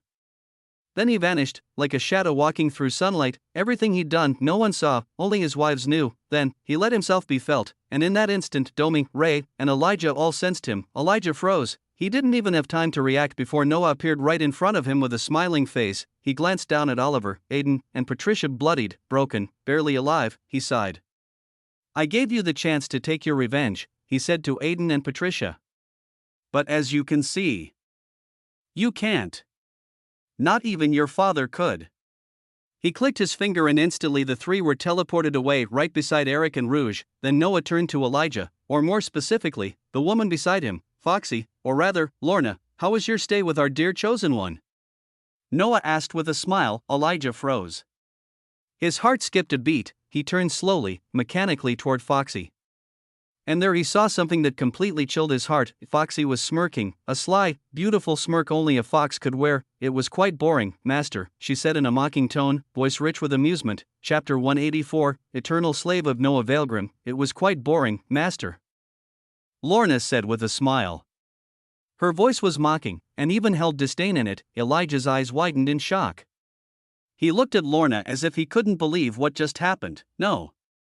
His mind refused to process it. Foxy. His Foxy. She was Noah's subordinate, since when? Elijah asked, his voice hoarse in pain. No matter what, he had passed 10 years of his most difficult and solitary life with Lorna. She had been with him, supported him through all those difficulties and challenges. She had been there, and he had appreciated and loved her presence so much that he was ready to take her with him everywhere. To make her see the higher universe her goddess talked about so much. But all of this was fake? Her smiling at him was fake? Her helping him tend to his injuries during training was fake? Her looking at him as if he was her whole world was false. Elijah's body started to tremble, to shake, in pain, in agony, and in anger and hatred. Agony for all that was fake, hatred for being played by someone he loved. Since when? He shouted as he charged toward Lorna, wanting to kill her, but, easy, man, Noah's voice echoed as Lorna was instantly teleported to his side, leaving Elijah only striking the air. Lorna sneered. As pathetic as ever, she said straight to his face, there was no emotion. No pity for him, after all, truly, she never cared about Elijah. All that she had done was for him, for Noah, for her master. Lorna held Noah's right hand and looked at him with beautiful golden fox eyes, speaking in a sweet and sly voice. I deserve a reward, master. Noah smiled. You will have it. Let me finish this, he said, as he started to walk toward Elijah. Strangely, since the start of this conversation, the battlefield had been deadly silent, and everyone was watching this scene, the Noah and Elijah scene, and everyone felt a chill when they realized the beast Elijah had protected even during battle was, in fact, Noah's pet. It was scary, hell, even Noah's women hadn't known. And that was exactly when they understood how Noah was aware of Elijah's return and location. It had been Lorna all along. After all, Lorna was my second beast, after Premier. Yes, Lorna was also a fused beast. He had used multiple A-rank golden foxes, killed and fused them, to create Lorna. In a sense, she was Premier's little sister, and each beast Noah obtained through fusion had this instinctive pull to follow and obey him. That's why he dared to put Lorna in Elijah's path when he took that mission. He knew Elijah. He knew he wouldn't pass up the chance to get a contracted beast. It was me who made sure you got the mission to kill a wolf, Noah continued. Do you remember who told you to take that mission? Elijah's brain flashed as he answered instinctively. Leona. He muttered, and his eyes started to widen again. Noah smirked, and as if on cue, Leona appeared behind Noah and kneeled. My master, she said, with an obsessive and devoted expression. As you can see, she was also under my orders to be close to you and gain your attention. So the one you thought was on your side all along. Just acted like I told her to act. A sharp pain pierced Elijah's heart. He was having trouble breathing properly. It was agonizing to realize that all this time, you've been manipulated. That all the people you thought was close to you, all the people you were ready to protect, to love, to die for, were in fact just playing you. And as he looked at their expressions when they stood behind Noah, he knew they never loved or even cared about him. He had been a plaything. Him, the champion of light, had been a plaything. Him, Justitia's sword and Justitia's lover, had been a plaything, and at this realization, he snapped. His eyes glowed like molten golden steel as he immediately shot toward Noah. I will kill you. He roared, a roar filled not just with anger, but deep, soul-shattering pain. A golden sword appeared in his hand as he slashed forward. Through it all, Noah just looked at him calmly. And then he spoke, concept activation, the first word. The whole world froze, as if holding its breath. You are the crippled hero. Noah had named Elijah. Not a nickname. It was almost a true name. The only difference was that the name would only last as long as Noah kept his concept active, but as long as he did, Elijah was the crippled hero, and so, boom, Elijah immediately fell to the ground like a bitch, his head slamming into the dirt. He just lay there, eyes wide. He didn't feel pain in his body. But he could no longer use his mana. Not even his arms. He raised his head shakily, just enough to see Noah's white, runic eyes. A chill coursed through his spine. How could he be this strong, and why? Why me? What did I do wrong to you? He asked, looking at Noah with something he never thought he'd feel again, fear. Because I don't think you understand what Noah just did. He named a being in a way that crippled him. Not with force. Not with a technique, with words. Only words, something even Alice would not be able to do, because Noah could only do this thanks to his true name.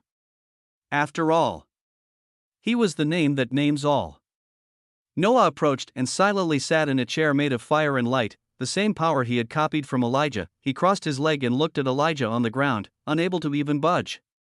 Unable to escape. You did nothing to me, Noah said with a smile. His voice echoed across the battlefield. Everyone listened. I was just lost. And I needed a very specific goal in my mind to keep going. Because after all, he had been thrown into a world he didn't know, a world where he was weak, a world where he was destined to die. For a guy from Earth who had lived in peace, it was not easy to support the weight of so many crushing things. He needed a way. He needed something to keep going. Some motivation, let's say, and it was easy. He just targeted the chosen one and his harem, and truly, you have been great, Elijah. You don't realize it yet, but thanks to you, I've met many beautiful and wonderful women, Noah said, looking at his women with a loving smile, but your use has come to an end. And now it's time for you to die. But I am not a cruel man. Noah smirked. I won't kill you before letting you see the one who made you who you are. He snapped his fingers, and instantly a woman appeared beside him, a woman Elijah would recognize in any lifetime, his mother, Crystal, with her beautiful brown hair and eyes, and mother. Are you okay? He asked, panic in his voice. He had missed her so much and couldn't wait to finish this battle and go see her, and how could he not love her? It was her who was there when he was nothing. Who made sure he had the opportunity to awaken by kneeling before Oliver for hours. He was grateful to her. He loved her. And he would have given her everything she ever wanted after he won this battle, but Elijah's heart started to sink as he looked at his mother's expression. She wasn't even looking at him. Her son, she was only looking at Noah with a deep and worshipful gaze that made Elijah feel a chill in his heart, and slowly, his mind blanked out as he saw his mother kneeling before Noah, and saying, in a sweet and sensual voice, "My master." "You called me?" The way she said "my master" was filled with pride, as if being Noah's slave was a glorified position. Noah smiled, looking at Elijah, whose eyes were now blank, he was shattered inside, betrayal after betrayal, and now, his mother, his mind couldn't handle it. So it shut down. Noah shook his head and looked at Crystal. Do you not feel anything for your son? Crystal's face didn't change. I only care about you, master. Not a child who abandoned his mother for years. Crystal was truly a lost cause. But after being fucked by Noah for 5 years straight or even more because of the time dilation inside the realm, she was devoted. Truly devoted. Her feelings were now at 100%. She was a willing slave, hell, she even called herself proudly Noah's slave. She claimed that position. It was maddening, but weirdly. It was exciting. Noah smiled softly. He looked down at Elijah and couldn't help but lament how easy it had been. He didn't even have to lift a finger, but that's just how it is. That's just how much of an abomination he was. Anything less than this, and he'd have shamed his 2 senior abominations, but there was still something left. Or rather, someone to take care of. He stood up and placed a hand on Elijah's head. He didn't wait. He didn't hesitate. The moment he touched it, he removed the name he had given, and immediately, with his soul talent, soul manipulation, and slave master title, he took control of Elijah's soul in a heartbeat, and as if all of this wasn't enough, he gave him a new name, Eternal Slave of Noah Weaverheart. Click, Elijah Stoneheart, the champion of light, had become Noah's eternal slave, and at that moment, Udarii. Half of the world of Lay exploded as a divine voice, filled with fury and hatred, echoed through the heavens. Billions of people died, all because Noah raised his head calmly and looked at the sky. There she was, beautiful, divine, a golden-haired, golden-eyed woman. Justitia, the goddess of light and justice, had arrived. Chapter 185, the pathetic end of the goddess's favorite. Justitia finally appeared in Lay, and she did it with a bang. Her arrival alone killed half the population of Lay and caused destruction everywhere. But nothing touched the center of the continent, because Justitia made it that way. She didn't want to hurt Elijah. Not unintentionally, and as she thought that, she looked at him, her champion, her sword, her love, and what she saw made her heart clench in pain, but also ignite with a deep, burning anger. Her champion had become the eternal slave of someone else. She didn't need anyone to explain. She could see it, with her level of power. The marks, the bindings. The truth in his soul, and that's why, how dare you? Her voice rumbled through the heavens, so divine, so absolute, that it made mortals feel the urge to kneel and worship her for all eternity. She looked with divine fury at Noah, who just looked at her calmly. How dare I, he said with a raised brow. Why wouldn't I dare? He was ready to kill all of us here. So what happened to him is fitting. Justitia scoffed in disgust and anger. He is my champion. He can do anything, so now, release him. Or I will destroy this whole world. Justitia's power began to flare, and space itself started to crack and unravel, but Noah didn't flinch. Didn't blink. He didn't give a single fuck about the display. Don't act, Noah said, smirking. You're not fooling anyone, Justitia, you're too powerful for this world. And this world limits you greatly. You no longer have your original strength. Hell, I know you can't even stay here for long. He paused, tilted his head slightly. How much time do you have left? Not even a minute, right? He asked, voice thick with mockery, and Justitia's body trembled, subtly, but enough for him to notice, because it was true, she had been too impulsive. She used a huge part of her power upon arrival, obliterating half the world in a fit of divine rage. And now, only a sliver remained, an SSS rank level of power, because this world limit was just SSS rank. She should have destroyed this whole world instead in entering it. But she couldn't because of Elijah, and now she will pay the price. And even then, this wasn't the full punishment. The other factions, celestials, demons, dragons, elves, beasts, they would never let this go. After all, she had intervened in a battle between champions, and that was not what they have agreed upon altogether. This act was a risk. A reckless one. One that would surely cost her greatly, all for her lover, because by now, Justitia knew, this world wouldn't be hers. No matter how much she had invested in it, the bitter truth was plain, but there were countless worlds out there. She would not stagnate forever. But Elijah, there was only one of him, and she couldn't lose him, so she risked it all. Came to this cursed world for him, and if after all that, she still couldn't save him, because her time was limited, and her power was only SSS rank, something she could see wouldn't help him win against Noah, let alone in only 1 minute. She clenched her fists. Hard. Very, very hard. A celestial like her, a celestial saint like her, someone who could destroy this entire weak world if given enough time, was now being mocked by a mortal. Her pride was deeply wounded, but she held it in. What do you want, mortal? Justicia asked, forcing her expression to remain dignified. Noah smiled inwardly. He missed this type of discussion. Where he held the leash. Where he had all the power. Where he could blackmail a goddess without even blinking. Truly, it's a bliss. Let me remind you of your situation, Noah said. You have less than 1 minute to possibly save your precious champion. You know that, don't you? He grinned. You can't do shit to me, Justicia. He didn't even try to hide the arrogance in his voice. It bled through every word. Justicia almost lost her composure. She wanted to slap him so hard his head would do a 180-degree spin, but she didn't, because it was the truth. You will regret this, she thought bitterly, the words burning inside her. Noah saw her twisting expression and laughed inwardly. Clearly, this woman wasn't used to being challenged. She didn't even know how to hide her emotions. Noah shook his head. Time to end this farce, and what a daring thing to call it a farce when standing before a divine being. But Noah didn't care, his voice was calm. Steady, he snapped his fingers, and instantly, a barrier fell over the battlefield. One that ensured only he and Justicia could hear what was about to be said, everyone else. Cut off, let's go straight to the point, Justicia, Noah said. You want Elijah's freedom, right? Yes, Justicia replied. Her tone was cold, but there was a storm in her eyes. Then give me the same thing, Noah said. Freedom for freedom, he smirked. Do you understand what I mean, Justicia? If you want his freedom, then I want you as my slave. After all, I should gain something from this fucking mess you created, right? Justicia didn't respond. She couldn't, she was too stunned. Did this mortal just ask her, Justicia, a celestial saint, to become his slave? Her expression twisted into one of pure rage as she shouted, You. But before she could even finish, silence, the world went still. Noah's concept, everything he said, became. Every word he named carried the attribute he chose to give it, so when he said silence, the universe obeyed. Justicia looked at him, stunned, her lips frozen mid-scream. You may speak, Noah said, and instantly, she felt the ability return. But she didn't speak, she couldn't, her mind was reeling. What kind of concept is this?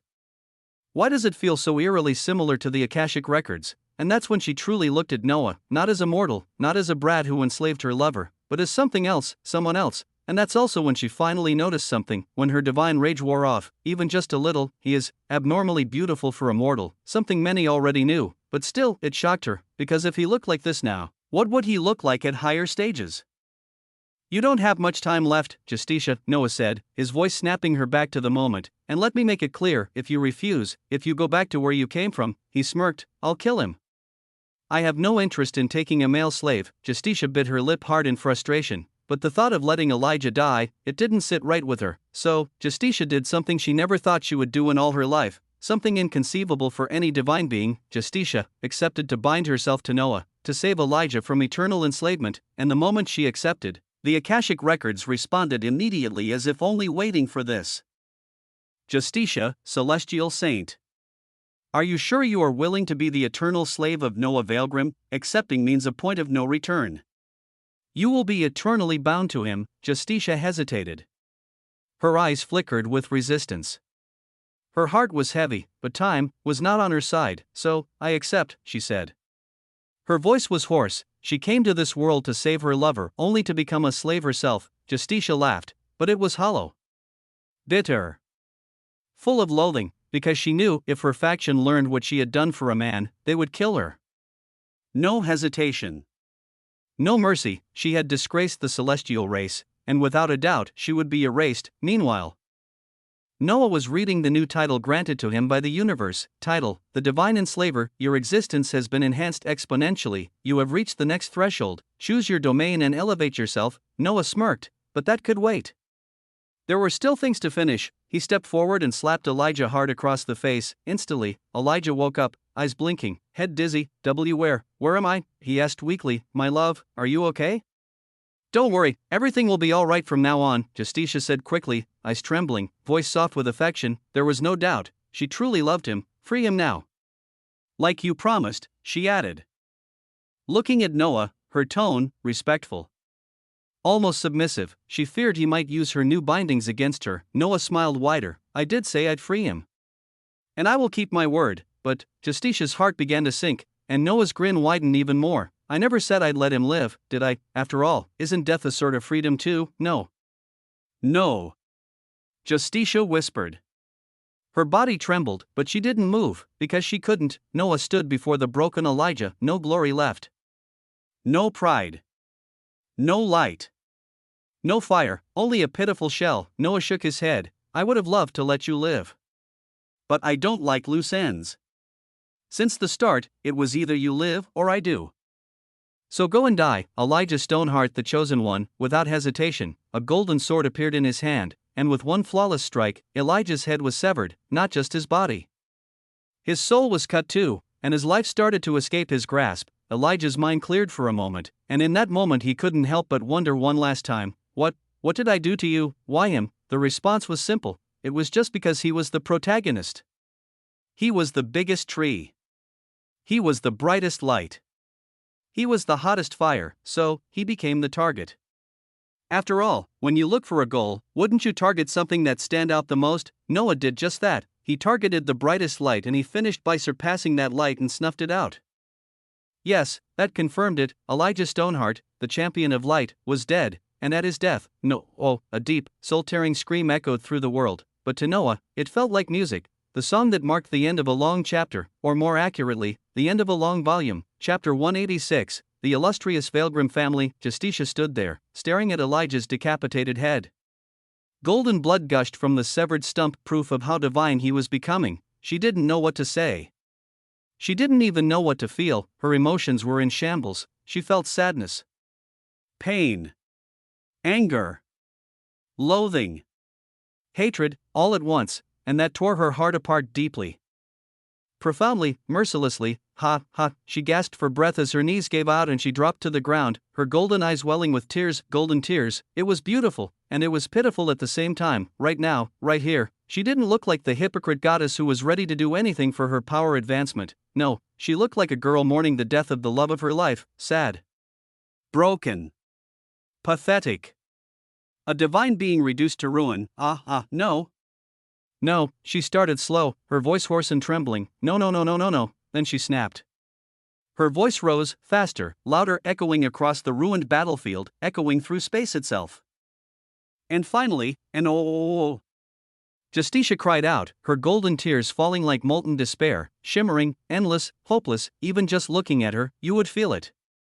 That pain burning and pure and unbearable, you would, even Noah did, and he felt it. He watched with calm eyes. Her tears. Her broken posture. Her crumbling divinity. For a moment, he even felt sympathy, but he shook it off immediately. There was no room for that. There never was, because there was no choice, or more accurately, this was the only outcome possible for him, Elijah's absolute death. No reincarnation. No second chance. No hope, because Noah didn't like loose ends, and the same way he had reincarnated into this world. Elijah could have too, if his soul had remained intact, so Noah didn't just kill the body, he killed the soul. As for keeping him as a slave? That was even riskier. Elijah had the protagonist's fate. Logic, after all, this novel was for him to shine. So no matter how strong the chains, it was very probable that fate would have bent the world to help him escape, and Noah couldn't afford that. So in the end, true death was the only possible outcome for him, Noah thought, coldly, as he stepped forward toward Justitia. Now that she was bound to him, it seemed the Akashic records allowed her to remain in this world without breaking it. Truly, you really favor me. And what a cheat it was to be loved by the one who bore witness to everything between heaven and earth. As Noah stood in front of the kneeling, weeping goddess, he crouched and reached out, grabbing her chin, lifting her head to meet his gaze, a bold act, but he was the master now, and she? She was the slave, powerless against him. Powerless against the one who killed her lover. And that very thought crushed her further. Her golden eyes dimmed significantly, and as Noah watched her, this scene hit him, because it felt familiar. It was like the tale of Rome and Emily.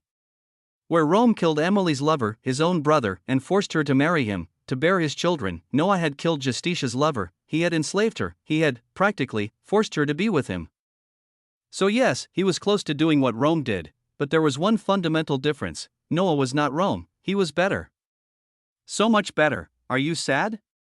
Noah asked softly, his white runic eyes glowing. It was an obvious question, and Justicia didn't respond. Her gaze was empty. Hollow. Lifeless, as if she had no will left to exist, but Noah kept speaking. But can you blame me? It was your fault after all. You spoiled Elijah so much he thought everyone was beneath him. So much he thought he could trample anyone in his path and just keep walking like nothing happened.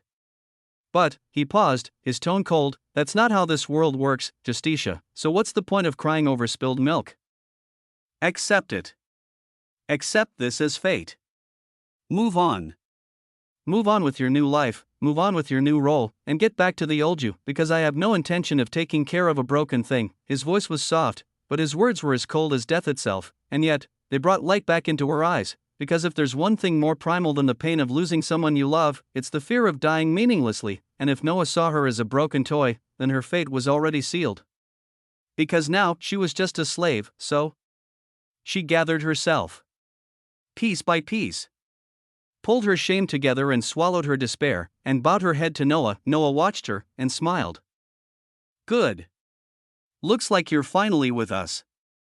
What's your power level now? Limited at SSS rank in this world, Justicia answered quietly, meekly. To see such a being, such a divine figure, answering like this, it was something else. I'll send you to a realm, Noah said casually. Someone's been dying to meet you. Justicia's eyes widened slightly. Elizabeth, she whispered. Noah smirked. Indeed, snap, Justicia vanished, teleported into his realm. Noah exhaled softly. Facing a being that strong, even weakened, was nerve-wracking. All he wanted now was rest, but he couldn't. He had to finish this war properly. Had to prepare for what was coming, because from this point forward, the factions would know, they would be aware, they would be watching, they would all know of the Elisiari, and so, I guess it's time to step onto higher ground, he said with a grin, before vanishing from the realm he had created for this final meeting. The battle was over. And as for the winner, it was obvious. It wasn't the elves, it wasn't the beasts, it wasn't the celestials, it wasn't the dragons, not even the humans. It was the Veilgrim family, a name now etched into the minds of every living soul who witnessed that battlefield, a name no one would dare disrespect again, because they had seen it. With their own eyes, they had seen the silver-haired women beat and even humiliate the strongest leaders of the known world. Young girls did that. They had seen them kill the invaders, the celestials, the dragons, beings most mortals had only heard of in myths, and most of all, they had seen the man behind all of it, Noah Weaverheart, the husband of those women, the man who enslaved a goddess, the man who toyed with a chosen one, the man who stood above fate and played with destiny itself. They had seen it all, and in that moment, they understood. The Veilgrim family would be untouchable, because this world now belonged to them, and whoever dared to oppose them. That very thought sent chills down the spines of even the most hardened warriors, as they imagined what those beautiful but terrifying women would do to their enemies. But while the world began to slowly heal, the high elves, the divine beasts, the dragons, the celestials, and even the demons, they were all aware, all of them. They knew what happened that day, and now they had turned their gaze to Lay, because somewhere on that tiny world, there existed a group of people who could stand against them, against their little toys, and that demanded attention. Chapter 187. I love you, Noah. A couple of days had passed since that day. That day when the Veilgrim family claimed the world for itself, a day that would be remembered by the people of Lay forever, a day the records didn't miss. They immediately responded, rewarding them in the only way fitting for those who had claimed a world without a divine being backing them, a title worthy of their feet, the ruler of a world, a title that granted them authority over Lay itself. Authority that made them, in every sense of the word, mini-gods within it. Now, nothing could touch them, nothing could threaten them. If they wanted lightning to rain endlessly, it would. If they wanted the world to burn under an eternal sun, it would. If they wanted to reshape the continents or rewrite the restrictions placed on the population, they could, because they were the rulers of the world. The records itself had confirmed it and granted them the divine authority. But Noah received more, one more title than them, and frankly, it made perfect sense. Because let's be honest, if it wasn't for Noah, none of the women would have been strong enough to go against the champions of other races, let alone Elijah, who had been spoiled rotten by his goddess. Noah made everything possible, and the records, fair as ever, rewarded the worthy, especially when that worthy one happened to be their favorite. The Claimer of Worlds, that was the title Noah received. It looks simple, right? But it wasn't. This was a title that gave Noah the right to enter any world he wants and claim it, either by killing that world's will or by subduing it. Do you understand how insane that is? Beings are normally limited in travel. Their power often restricts them from stepping into other worlds, but Noah, he was different now. He could walk into any world he wanted, no rules, no backlash, and claim it as his, an unfair title, truly, because with it, Noah could nuke a weaker world, kill its will, take over, claim dominion, and nothing would happen to him. Fucking unfair, but that's how this universe works. Do something insane, get rewarded with something more insane. Use that reward to do something even worse. And the cycle repeats. It's a loop. A concept so simple, it almost sounds stupid, but the thing is, not many can survive the loop. Inside the realm, Noah and his women gathered again for another small meeting. The seats were filled. Each woman sat with proud expressions on their faces. How could they not? They had just made an entire world bow to them. I want more of this, husband, Anya said, flushed. Let's go to another world and beat them into submission. No one replied. They were used to her chaos. This girl loved nothing more than destruction. The people now know the identity of the absolute deity, Elizabeth said suddenly, a soft smile on her lips, her blank white eyes glowing with mystical clarity. Now they all know that Noah Weaverheart, the patriarch of the Weaverheart family, is the absolute deity? And that made everything easier. Millions of people across the worlds are embracing our faith, worshipping you, my love. Noah smiled softly at that. You should be worshipped just as much as me, ladies. After all, you did all the work. It was you who fought the leaders of this world. People you never even imagined standing before, let alone touching, let alone beating into submission. He looked at all of them with a warm smile, but also with pride. Deep, overwhelming pride. The journey wasn't easy. You trained hard. You suffered. You pushed through challenges, spiritual and physical. And now you've come out the other side as something magnificent. You, my dear women. Those words lit up their hearts. Sophie couldn't help but remember how hard she'd trained just to be worthy of the Empress title. To be able to stand beside Noah, not as a background character, but as a sovereign in her own right. And so, when she heard Noah acknowledge her efforts, her soul shimmered. Her eyes glistened. She wasn't alone. Yuki felt emotional too, because she had grinded relentlessly for her formless sword. The process had been torturous, but she succeeded beautifully. Her sword affinity had now reached the transformation rank, and she deserved it. She was worthy, because this girl had made her sword formless. Literally, she was the only one worthy of wielding it. And so she smiled, a smile filled with love, filled with quiet triumph. Each of them, in their own way, remembered their path, alive remembered the pain of being voiceless, of struggling with unstable powers, but that was over now. Thanks to Noah, Zara remembered the sorrow, the isolation, the emptiness. Her parents. Her loneliness. Now she had a husband. Sisters. A family ready to slaughter anything that tried to hurt their heart weaver. And all of it, every change, every light in her dark, was thanks to Noah. Even her name, the name that reshaped her soul, Aphasia remembered being a prideful little elf princess. Arrogant. Entitled. Born of origin and talent. But Noah broke that illusion. He didn't destroy her, he helped her rebuild herself.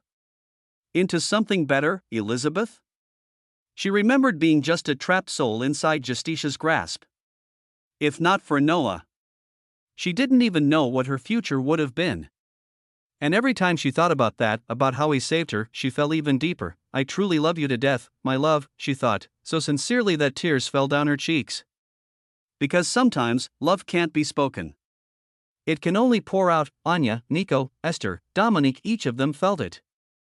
That wave of reflection, of love, of realization that their lives had been forever changed. Even the MILFs, Illyra, Celine, Lilith, felt it too, because all of this, all of it, was because of him, and so, without planning, without prompting, with perfect divine synchronization, I love you, Noah.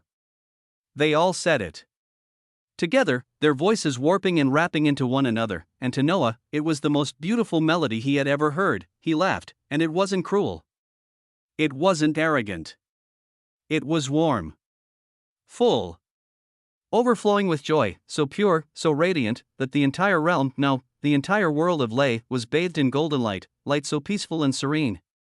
The world paused, just to enjoy it. "I love you too, ladies," Noah said gently, then, after a moment, he added, softly, but firmly, "but let's not get complacent." A smirk tugged at his lips. "This is just the start, right? Our family can't be limited to one world, can it?" And at his words, they grinned, evilly. Devilishly, there was no pity in their eyes. No softness. Only one thing, unfiltered. Unapologetic.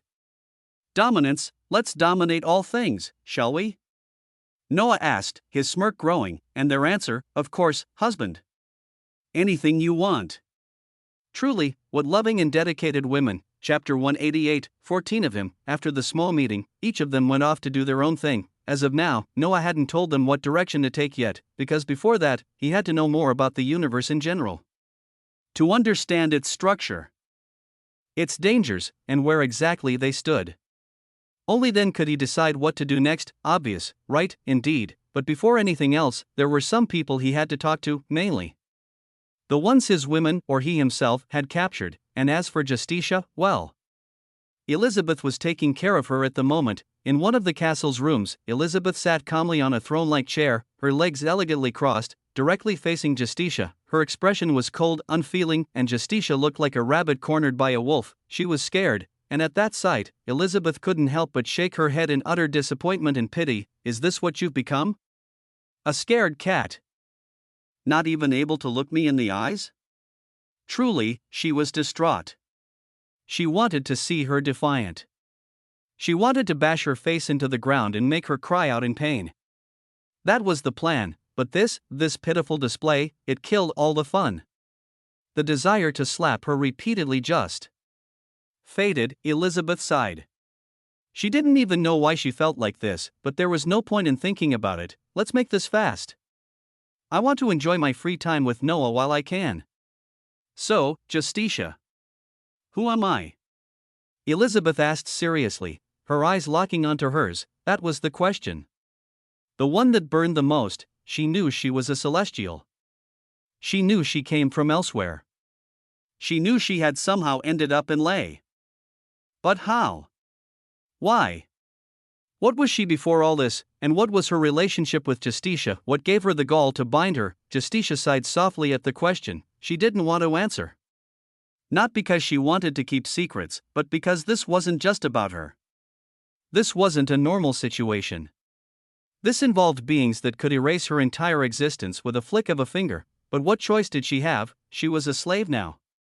A slave who couldn't harm her master or his family in any way, and Elizabeth was family. I can't tell you, Justicia whispered, because even speaking of it will alert them. And once their gaze falls on this world. She didn't finish. Because it didn't need to be said, even if the celestial factions knew they had lost a world contest, the upper echelons didn't care.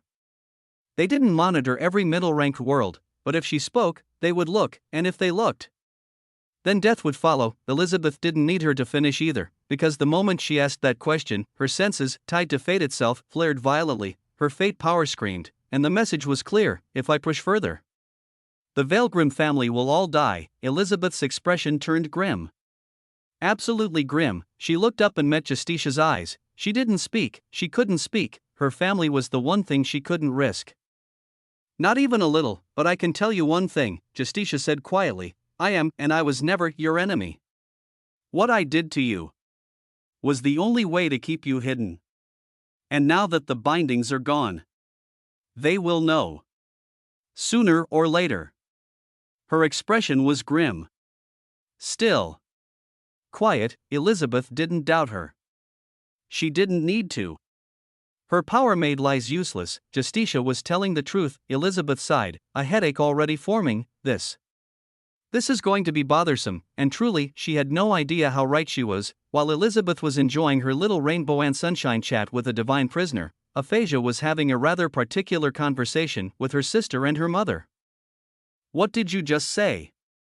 Nephi asked incredulously, her eyes wide with disbelief. Sonomi sighed.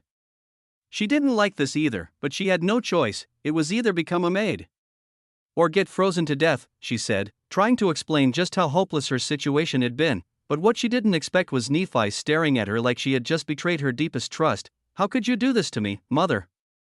Didn't I always tell you I wanted a silver-haired, beautiful, powerful human man to marry? And now you beat me to it? Her face was full of betrayal. Sonomi's lips twitched. You never said human, though. Don't sweat the details, mother. That's not the point. Nephi snapped.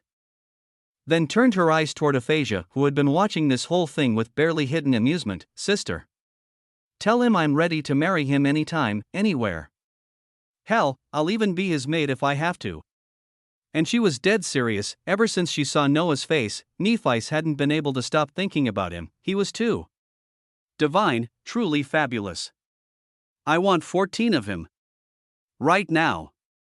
Right here. That was her first thought the moment she saw him, and the fact that he was married to her sister, meh. Who cares? My sister and I shared many things when we were younger. Why not a man now? She smirked at that thought. Deeply. Inwardly, I'm not the only one who decides these things. You know, Aphasia said with a smile. You'd have to ask the others too. Then why is mother's situation different? Nephi asked, narrowing her eyes, because maids are different. Each of us can allocate a certain number of maids to Noah. I haven't used mine yet. For mother. It was Celine who chose her specifically. And before she did, she asked for permission. And why would Aphasia have refused? Being Noah's maid, the progenitor's maid, was something most women in Lay would kill for. Then make me a maid, Nephi said, grinning as if she could already feel the thrill of seeing him every day. Being beside him. Serving him. Or maybe, her face turned red, she had to stop those wild thoughts before they got out of control. She looked up. Sonomi and Aphasia were both staring at her like she was filth incarnate. You're too horny, Nephi, Aphasia said in a flat tone, eyes blank. When did my two daughters turn out like this? Sonomi lamented to herself on the side, wondering if she had failed that badly as a mother. Nephi's face went even redder, but this time with deep, genuine embarrassment. Damn. No one can fantasize in peace around here. Chapter 189, Bipolar Love and Poison. In another room, Zara sat in front of Morgan, her mother. She was chained. Her heart was now back in her chest. And she stared at Zara with fury blazing in her eyes. Do you think looking at me like that will change anything? Zara sneered. There was no respect in her voice.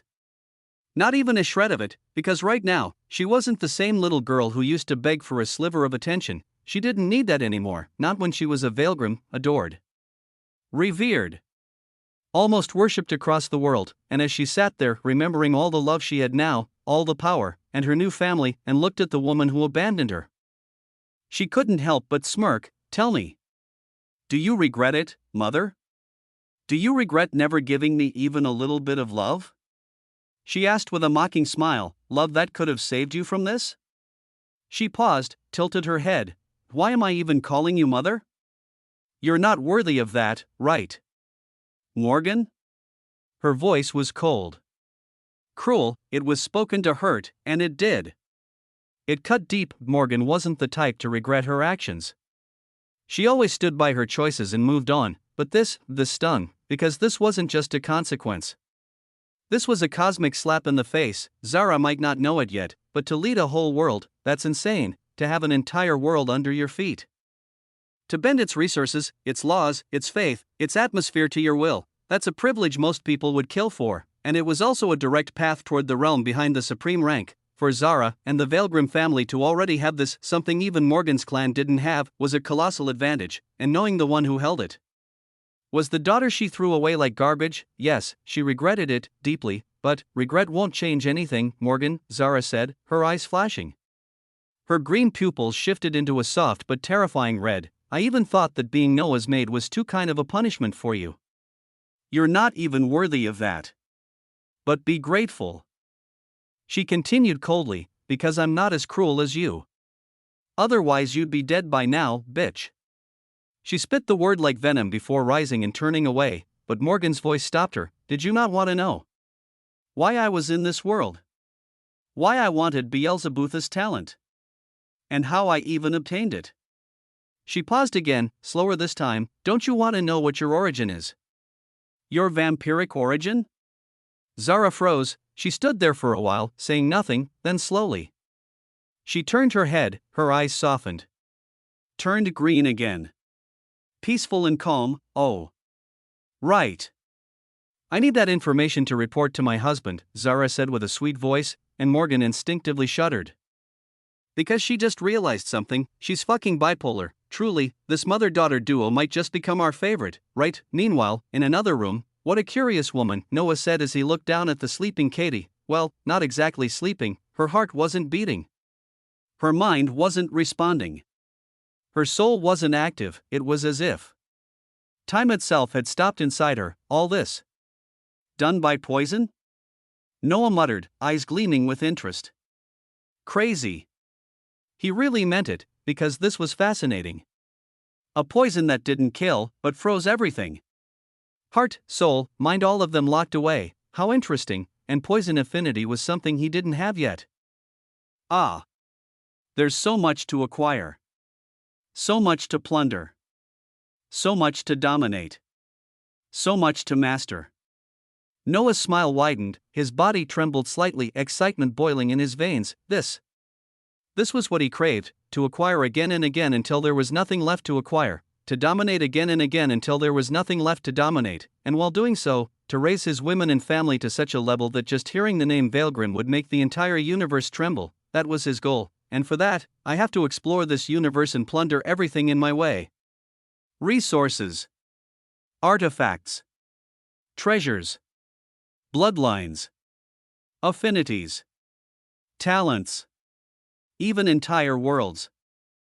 And, of course, women, but only the worthy ones. Only the ones his women approved of. Still, he couldn't wait. He finally composed himself and walked toward Katie. Domi and Ray had explained her situation and asked him to save her, to free her from the divine soul sealed within. I would have asked Illyra to handle this. But she seems hellbent on making that dragon suffer. I wonder what he said to make my sweet soul Elisiari this angry. Noah said absent-mindedly. Luckily for everyone, he didn't know, because if he did, he might have marched into the dragon world and wiped out Honk's entire bloodline in one go. Well proved he was able to do that. Noah placed his hand gently on Katie's head. Then closed his eyes, focusing. It didn't take long to find the soul inside her. It was blinding, obvious. It wasn't like anything he'd ever seen before. It wasn't just large or powerful, it was divine? Yeah, that felt like the right word. And for something Noah himself was calling divine, he had no choice but to use every ounce of his soul manipulation mastery to pull it out. He focused hard. It was a slow process, but after a few minutes, Noah managed to extract the divine soul from Katie's body. The moment it left, since the poison was only inside Katie, not outside, the soul began to awaken. Where is this? A deep voice echoed. The voice was male one, calm and confused, but not afraid. The soul began to take shape. It was a man with panther-like features, with sharp lines, smooth muscle, and a dominant posture. His eyes, if you could call them that, locked on Noah. Who are you? He asked, his tone heavy with authority, as if Noah owed him an answer. But Noah didn't say a word. He didn't even look at him. He just snapped his fingers and summoned a small prison of nothingness and trapped him inside. You lowly human. Do you have any idea what you're doing? Do you know who I am? You better release me right now. His voice rose. It started calm but ended screaming, because even without sensing Noah's full power, he could feel the nothingness around him. And it surprised him greatly. Noah didn't respond, because he wasn't done. Katie had risked everything with this move, all to keep the divine soul inside her unaware of what she was doing. The poison she used was something she couldn't fully control. It had shut her down completely, heart, mind, soul, all frozen. So now she needed someone to reverse that, to make everything beat again, to melt the poison, otherwise she'd die, truly. What a curious and daring woman. Noah smiled gently as his fingers brushed her skin. He didn't use elemental power, only his voice, only his concept, erase. And the poison obeyed. It instantly shattered itself and vanished. Chapter 190, Oh. Silly me, by destroying the poison, Katie was finally able to wake up. And the first thing she saw was a handsome young man looking at her with the kind of curious interest a child would give to a new toy. Her heart skipped a beat, and she immediately backed away. Noah smiled at the scene. It's kind of hurtful to be treated like this when I just saved you, you know, shouldn't you be more? I don't know, a little more grateful, huh? He asked, tilting his head softly, making his already absurdly handsome face even more unfair to look at. Katie calmed down a bit after hearing he was the one who saved her. And with a few dots connected in her mind, she found out easily who this young man was. You are Noah, right? She asked softly. She didn't know why, but she couldn't help but feel intimidated. It was like she was staring at a being who could devour her entire existence with a single bite. It sounded insane. But Katie was a beast, and if there's one thing beasts are known for, it's their terrifying instincts. And in this case, those instincts were screaming the truth. Because Noah, after enslaving a literal divine being and winning a war against 3 champions with a kind of ease that bordered on parody, had reached the threshold of something terrifying, he was now at the limit. One step away from SSS rank, all he needed was to choose his domain, a 20-year-old SSS rank being. Was that crazy? Hell yes, it was crazy, but the world, no, the universe, was even crazier. And soon, Noah would learn that for himself. Noah tilted his head in mock surprise as he heard her question. Oh, silly me. I actually forgot to introduce myself this time. He stood up slowly and with the kind of elegance you'd expect from someone proclaimed the ruler of a world. I am Noah Weaverheart, the loving husband of many silver-haired goddesses. The original Elisiari. The architect of talents. The true anomaly. And the leader of many talented bastards. He paused, then added with a little smirk, and oh, there is another title I like quite a bit. The Claimer of Worlds. He nodded slowly, as if approving his own ridiculousness. Nice to meet you, Katie Velder. Mother of serpents, Katie was stunned, but beyond stunned, she was awed. A young man like Noah, doing all of this before even reaching the age of full maturity, she couldn't help but feel intimidated. His presence was too pure, too complete, too special, and at that moment, she quietly praised her children for not being dumb enough to go against this monster. Finally, she smiled, relieved. Nice to meet you, Lord Noah, she said, bowing her head in submission. She didn't hesitate. She didn't resist, because she knew. Only under Noah, only close to him, could she break her limits and evolve beyond what she'd known. And Katie, oh Katie wanted that more than anything. Ever since she awakened her power to summon every serpent in this world, she'd tasted it, the thrill of overwhelming control. Now, she wanted more. Noah could see it all. Every thought. Every little ambition. But he didn't say anything. He simply let it slide, because he only gave power to those who proved themselves. Like Lucius. Like Leona. Like Eric, the rest? They could wait, forever if necessary. He turned and looked at the divine soul floating quietly in the room. It hadn't said a word since. Noah smiled. I'll leave this soul to you. You can stay here for now. My wife will inform you of your position later, and like that. He disappeared. There were still 2 more prisoners he needed to deal with. Noah appeared in an underground prison beneath the castle. In front of him, bound tightly in chains, were Orion, the insane elf, and a dragon-beast hybrid Noah still hadn't fully figured out. The moment Noah stepped into the room, Orion's voice echoed loud and gleeful, oh. The man more beautiful than me is finally here. His voice was bright and carefree, as if he wasn't literally imprisoned like a common criminal. Noah stared at him, mildly annoyed. Either something was seriously wrong with this guy's head, or he had some kind of backup plan making him act this way, and honestly? Noah believed the second possibility, even if every sign pointed toward the first. Who are you? Noah asked, not in the mood for games. He missed his women. And he wanted quality time, without interruptions. Orion grinned wide. I'm Orion Worldborn, heir of the Worldborn family. Blessed by the World Tree, he said it without hesitation and with so much pride it made the dragon man next to him do a double take. Clearly, this wasn't some no-name lunatic. His bloodline was legit, but Noah didn't react, because in truth, he still knew too little about the powerhouses of this universe. And it's starting to piss me off, Noah thought. Time to gather the girls and make Illyra and Justicia spill everything about this damned universe, and while he was at it, he might as well track down that useless demoness Echidna and settle their deal once and for all. He sighed and shook the thoughts out of his head. So why are you here? He asked. Orion just shrugged with a bright smile. I was bored. I heard about some champion war going on in this world and figured, why not hop in and enjoy the show? He paused, and I wasn't disappointed. I saw some real monsters. Especially you, Noah Weaverheart. His grin faded, and for the first time Orion showed a serious expression. What are you, really? Because if your bloodline can make mine feel threatened, then that's no normal bloodline. And strangest of all, I sense something in you that feels like a blessing of the world tree. But, different, care to explain? His tone was polite, but there was something in it. Something like an order. And it made Noah smile. You must have something up your sleeve to be this arrogant, even chained. So why not tell me now, before I get surprised in a way I won't like? Noah had already checked him thoroughly. No hidden artifacts, no unknown seals, no strange body modifications. And yet, the elf was still acting smug as hell. That made Noah cautious. He didn't like unpredictable things. Orion just smiled again and stayed silent. Noah clicked his tongue, then turned to the beast next to him. I am Danny.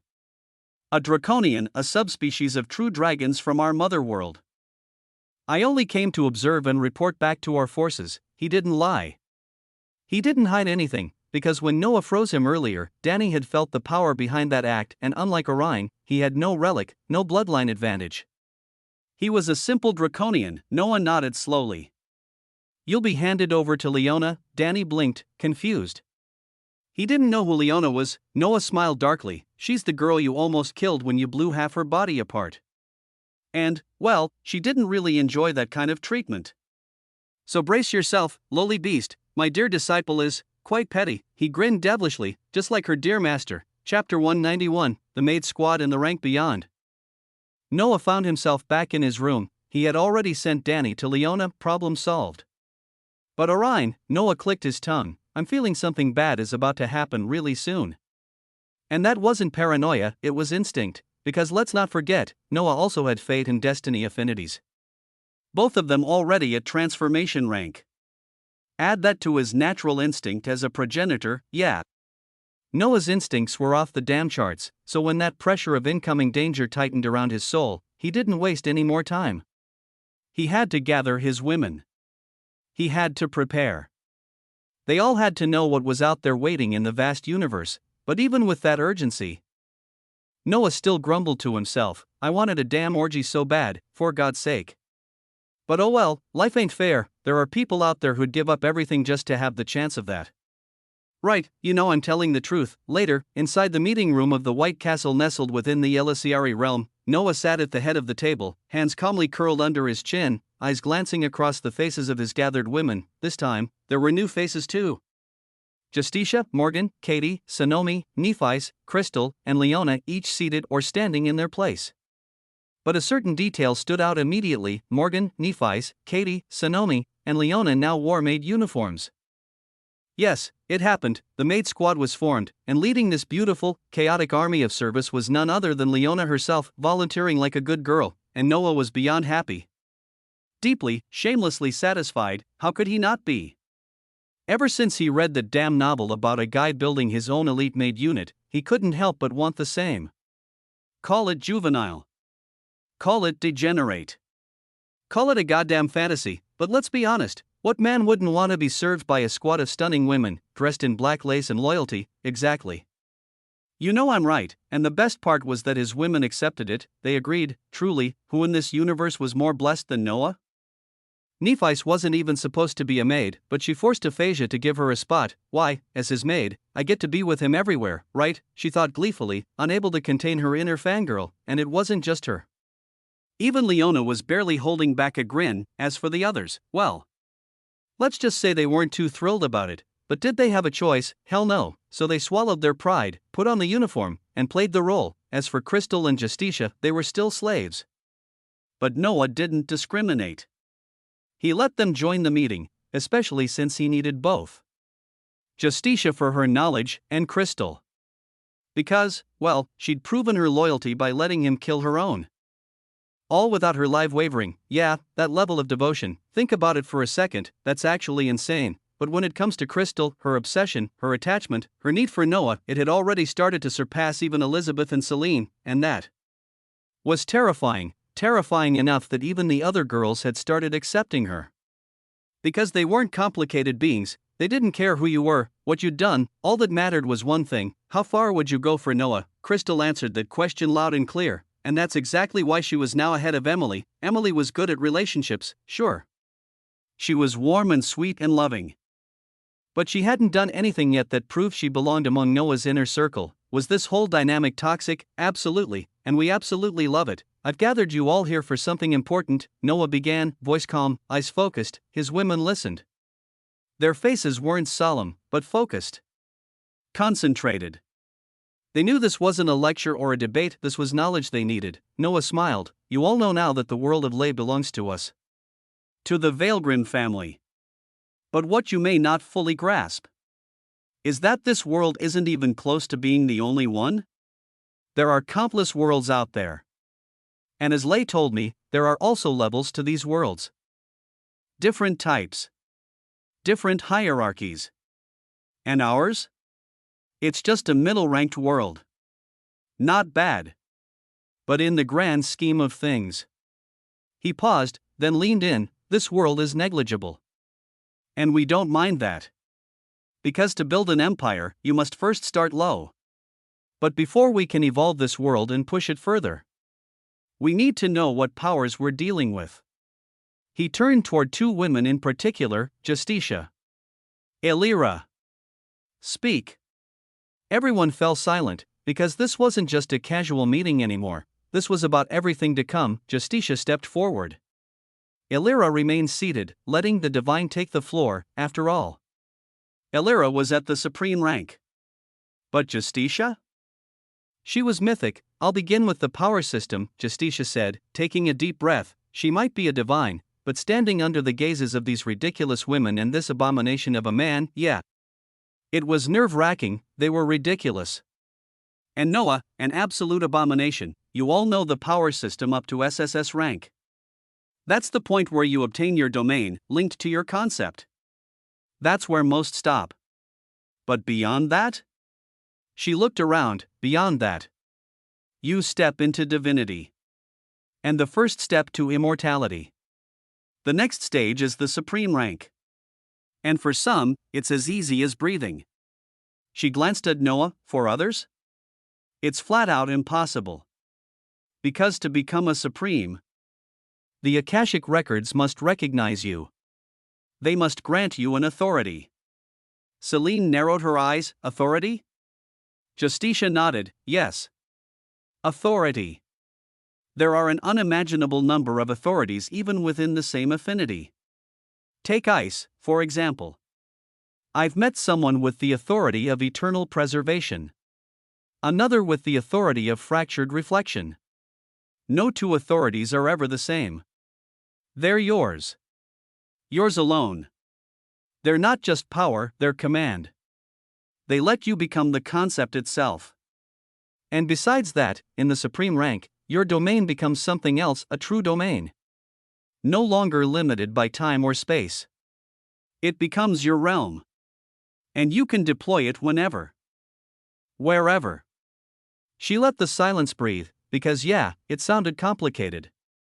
But it really wasn't. The supreme rank is just, get recognized by the records, receive your authority, awaken your true domain, simple, and then, the mythic rank, Justicia said, her voice low and solemn, to step into it, you must change your race.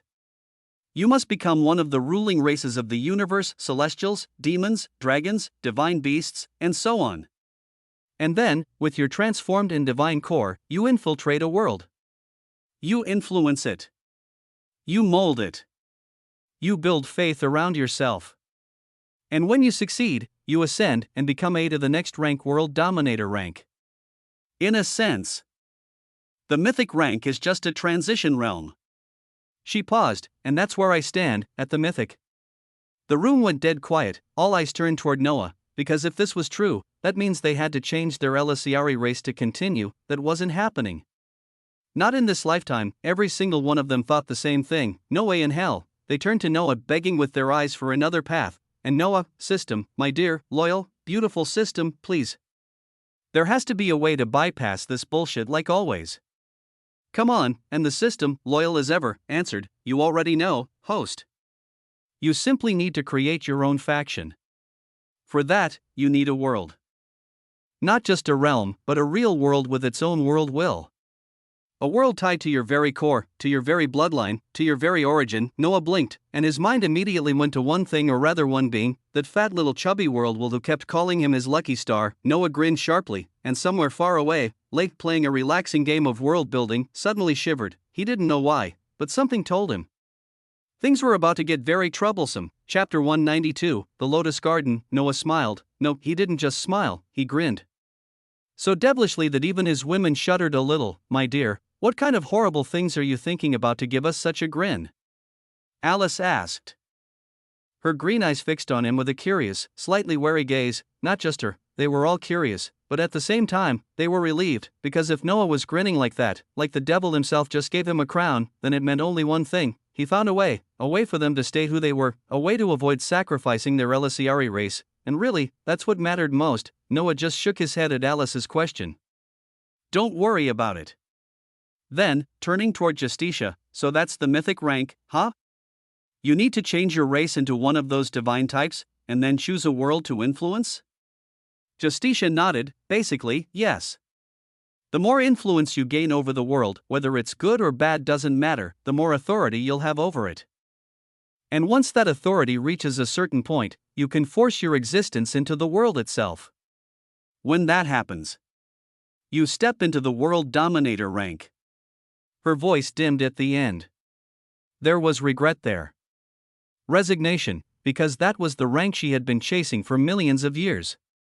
And she was still stuck, because if you think conquering a world is easy, then you're the dumbest motherfucker alive. Just look at little A. He managed to resist both Echidna and Justicia. Why? Because worlds are stubborn. They hate outside influence. And the only beings who can truly threaten a world are those born within it. That's why champions exist. They weren't born because outsiders were merciful. No, it's just that the outsiders didn't have much choice. Because they want control, not destruction. Otherwise, wiping out Lei would have been easy, but of course, like always, there are exceptions, and our boy, he lives to be one of those exceptions. Noah's grin deepened, and it wasn't just him, his women, even Leona and Crystal, smiled, because they knew, we have a world at our disposal, don't we? Neko said with a smirk so infuriating that Justicia had to physically restrain herself from slapping it off her face. She would've. She wanted to, but doing that, yeah. It would be her death, so she swallowed her pride, her rage, and forced a smile, a very strained, very plastic smile. Yes, Justicia said stiffly. You hold the advantage. You own the world. Which means that for you, the mythic rank and the world dominator rank will be easier to reach. And right at that moment, Noah and Elizabeth both felt it. Something was off, very off. It was like Justicia had said something she shouldn't have. Like her words tipped the scales and called something down. They looked at each other. Sighed, perfect sync. You fucking jinxed us, Elizabeth snapped, her fate power screamed at her. Something was coming. And that feeling? It grew stronger the moment Justicia opened her mouth. Without another word, Noah stood up, and when he did, every single one of his women straightened. Because this wasn't Noah being casual or cocky. This was serious. It was the first time they'd seen that expression on his face. Something's coming. What exactly? I don't know. But it's enough to make me, Noah Veilgrim, feel a sense of danger. So stay here. In this realm. Inside me. Because as long as he was alive, this realm stayed intact, and as long as the realm was intact, his women were safe. I'm going to meet Lei. But just before he disappeared, Leona's voice rang out behind him, laced with urgency and something deeper. Need, master. What about us? How will we go with you?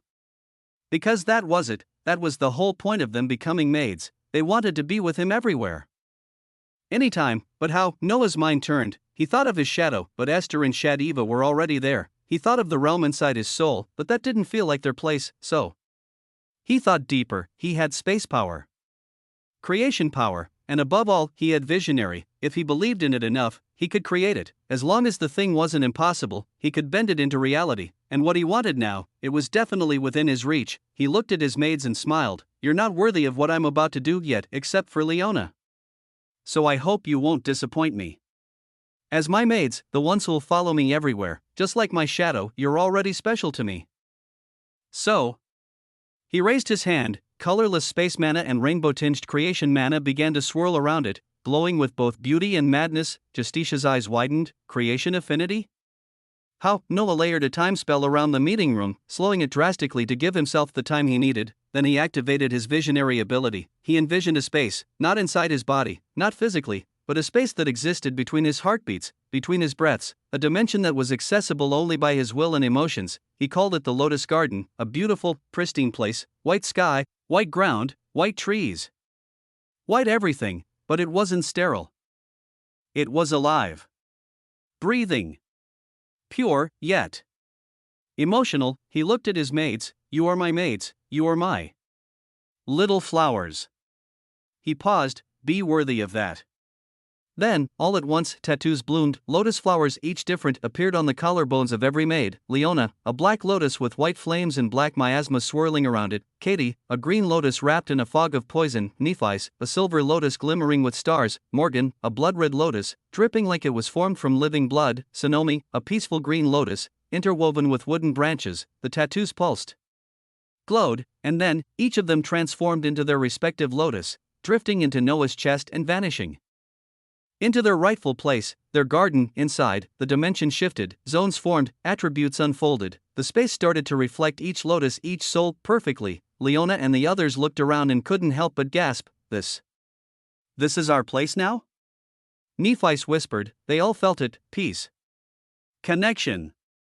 And Noah's presence, as if, with just a breath from Noah, they could return. And for Morgan, Sonomi, and Katie, they were awed by all this, and each of them were starting to actually feel like accepting their new position, and that was the first step. Meanwhile, a lotus tattoo appeared on Noah's chest, just above his heart. It was white, pristine, perfect. When everything was done, he looked at his wives. Jealous? He asked with a smug grin. They all smirked right back. They're not our equal, they answered in unison, because they knew their positions were unshakable. And the maids?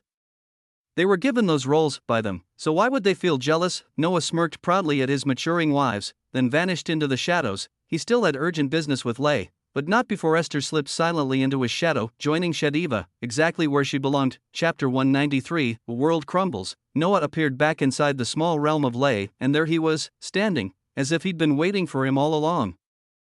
Noah tilted his head. Did you also sense it? He asked, voice calm, eyes sharp. Lay looked at him, his chubby face twisted in frustration and indignation. Of course I sensed it. You probably want to do something bad to me, huh? Hell, I felt that devilish energy of yours long before this. Then he sighed, his expression dropping into something like reluctant acceptance. Tell me, what horrible thing did you plan to do to me? Go on. You're the leader, I won't disobey. He said it as if life had already lost its flavor, as if he'd given up before the game even started. Noah blinked, speechless. He thought Lay had sensed the danger. But no, he sensed his grin. Insane. He wanted to laugh, but he didn't, because the situation was already too tight, too pressing. So instead, I don't have time to explain, but do you trust me, Lay? Noah asked, his tone serious, solemn. No jokes. No charm. Just truth. And Lay, who always picked up on the weight behind Noah's voice, felt it immediately. The childish aura vanished. The playful tone evaporated. What remained was the world will. A proper being of authority, yes. I trust you, my lucky star. Noah smiled faintly, then got straight to the point. I need you to come with me. I need you to detach yourself from this world, and take your place as the world will of my realm. Simple words, but they carried the weight of a universe. He had asked his system earlier how one could acquire a world will. The answer came in two paths. One, cultivate your realm, strengthen it over time, and eventually, it would birth a will of its own. Two, extract the world will from an existing world and embed it into your own. Noah didn't even hesitate. The second option was faster, and right now, time was a luxury he didn't have. But the moment he said it, Lay froze, then he shuddered violently. What the fuck? Are you serious? For the first time, Lay cursed at him, but could you blame him? Detaching from a world meant tearing off a part of yourself. It meant agony, mind-shattering pain, trauma that couldn't be healed. It was something few could endure. That's why Lay had always said he didn't mind absorbing dead or broken world wills, because those were already shattered. Already gone, but this would destroy him. I'm sorry, Lucky Star, Lay whispered. He shook his head, ashamed. I just can't, but what he didn't know, or rather what he hadn't realized yet. I don't think you have a choice, Lay, Noah said, voice sharp now, the weight in it crushing. Something's coming. And that something can, but he didn't even finish. The explosion rocked the entire realm, shaking it to its very foundations. Lay dropped to his knees, golden green blood gushing from every orifice. His eyes widened in horror and disbelief. And finally realization. Noah stood still, expression grim. He'd felt the power behind that strike. That wasn't some phenomenon, that wasn't a warning, that was an attack. A being had just struck their world. What is this? Lay stammered. He waved his trembling hand, conjuring a screen before him. What they saw made their hearts turn cold. An elf, not a deep space beast. Not a divine spirit. Just one man, an elf, standing outside the world, floating in space like it was his throne. Golden hair. Green eyes. A regal beard trimmed with care, handsome and serene but also familiar. Too familiar, Orion? Noah muttered. His heart pounding, and in that instant he understood why that bastard had been so calm even after being imprisoned. Because someone like him never came alone, and as if feeling their gaze, the elf outside turned, his eyes met theirs through space and reality, and then he spoke. His voice was calm, peaceful. Gentle even, but the weight behind it was unbearable. I am Klaus Worldborn, member of the illustrious elven Worldborn family. This world has committed an unforgivable sin by kidnapping our heir. He paused. Smiled politely. Then continued, first, let me retrieve our young master, okay? The way he said it, nonchalant, friendly, it was like he was asking to borrow sugar. But what happened next? Noah's realm trembled. Something was trying to escape, to break out, without his permission. And the moment he resisted, he felt it. If he pushed back, his entire realm would be destroyed, and with it, his soul, and if his soul died, so did he. So did everything. It wasn't a choice. It was inevitable, so Noah let go, and Orion appeared beside Klaus, alive, smug, cheerful. Welcome back, young master, Klaus said with a small bow. How was your little trip? Orion laughed. Ha ha ha. Klaus, it was wonderful. This world was so much fun. I saw so many interesting things, Klaus smiled back. Pleased, then his face shifted. Cold, shall we destroy this world or enslave it by force? The words, so casual, hit like a meteor, and that was the real issue. When champions fight, the higher powers can't interfere directly. They can only support. Watch. Wait, but when the fight is over, they can do whatever the hell they want. Normally, they don't.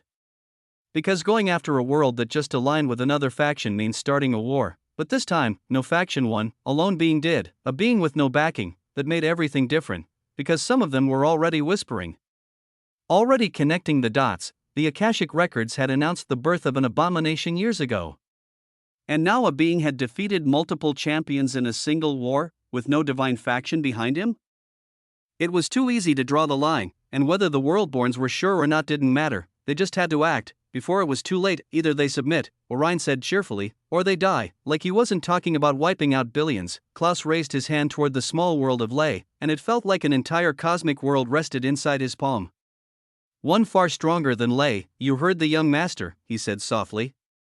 Submit, or die. Noah stood still, watching, then turned to Lay. Lay stared back and he smiled weakly. Will you survive? He asked softly. He didn't ask if Noah would submit, he already knew the answer to that. Noah smiled, crooked. Dark.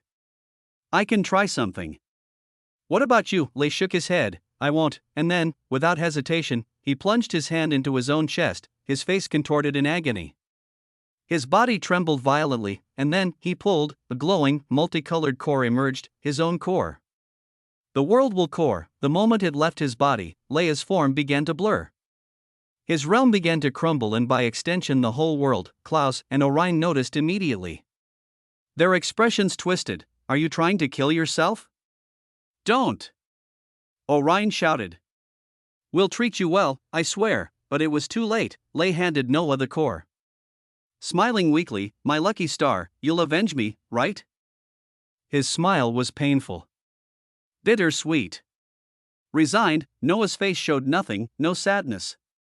No rage, just silence, and that made it terrifying, because when Noah didn't show emotion, it meant the storm had already started inside. He nodded slowly. I will, his voice was hoarse. Quiet. On the verge of something sharp, and as if he was waiting for just that, Leia's body began to crumble, and with him, the world. But before he vanished completely, "Take my people into your realm," he said. Noah didn't waste a breath, he moved fast. He took as much as he could, the entire Veilgrim domain, part of the demon continent, the beast continent, part of the dwarfs and the whole elf continent. The rest, they died.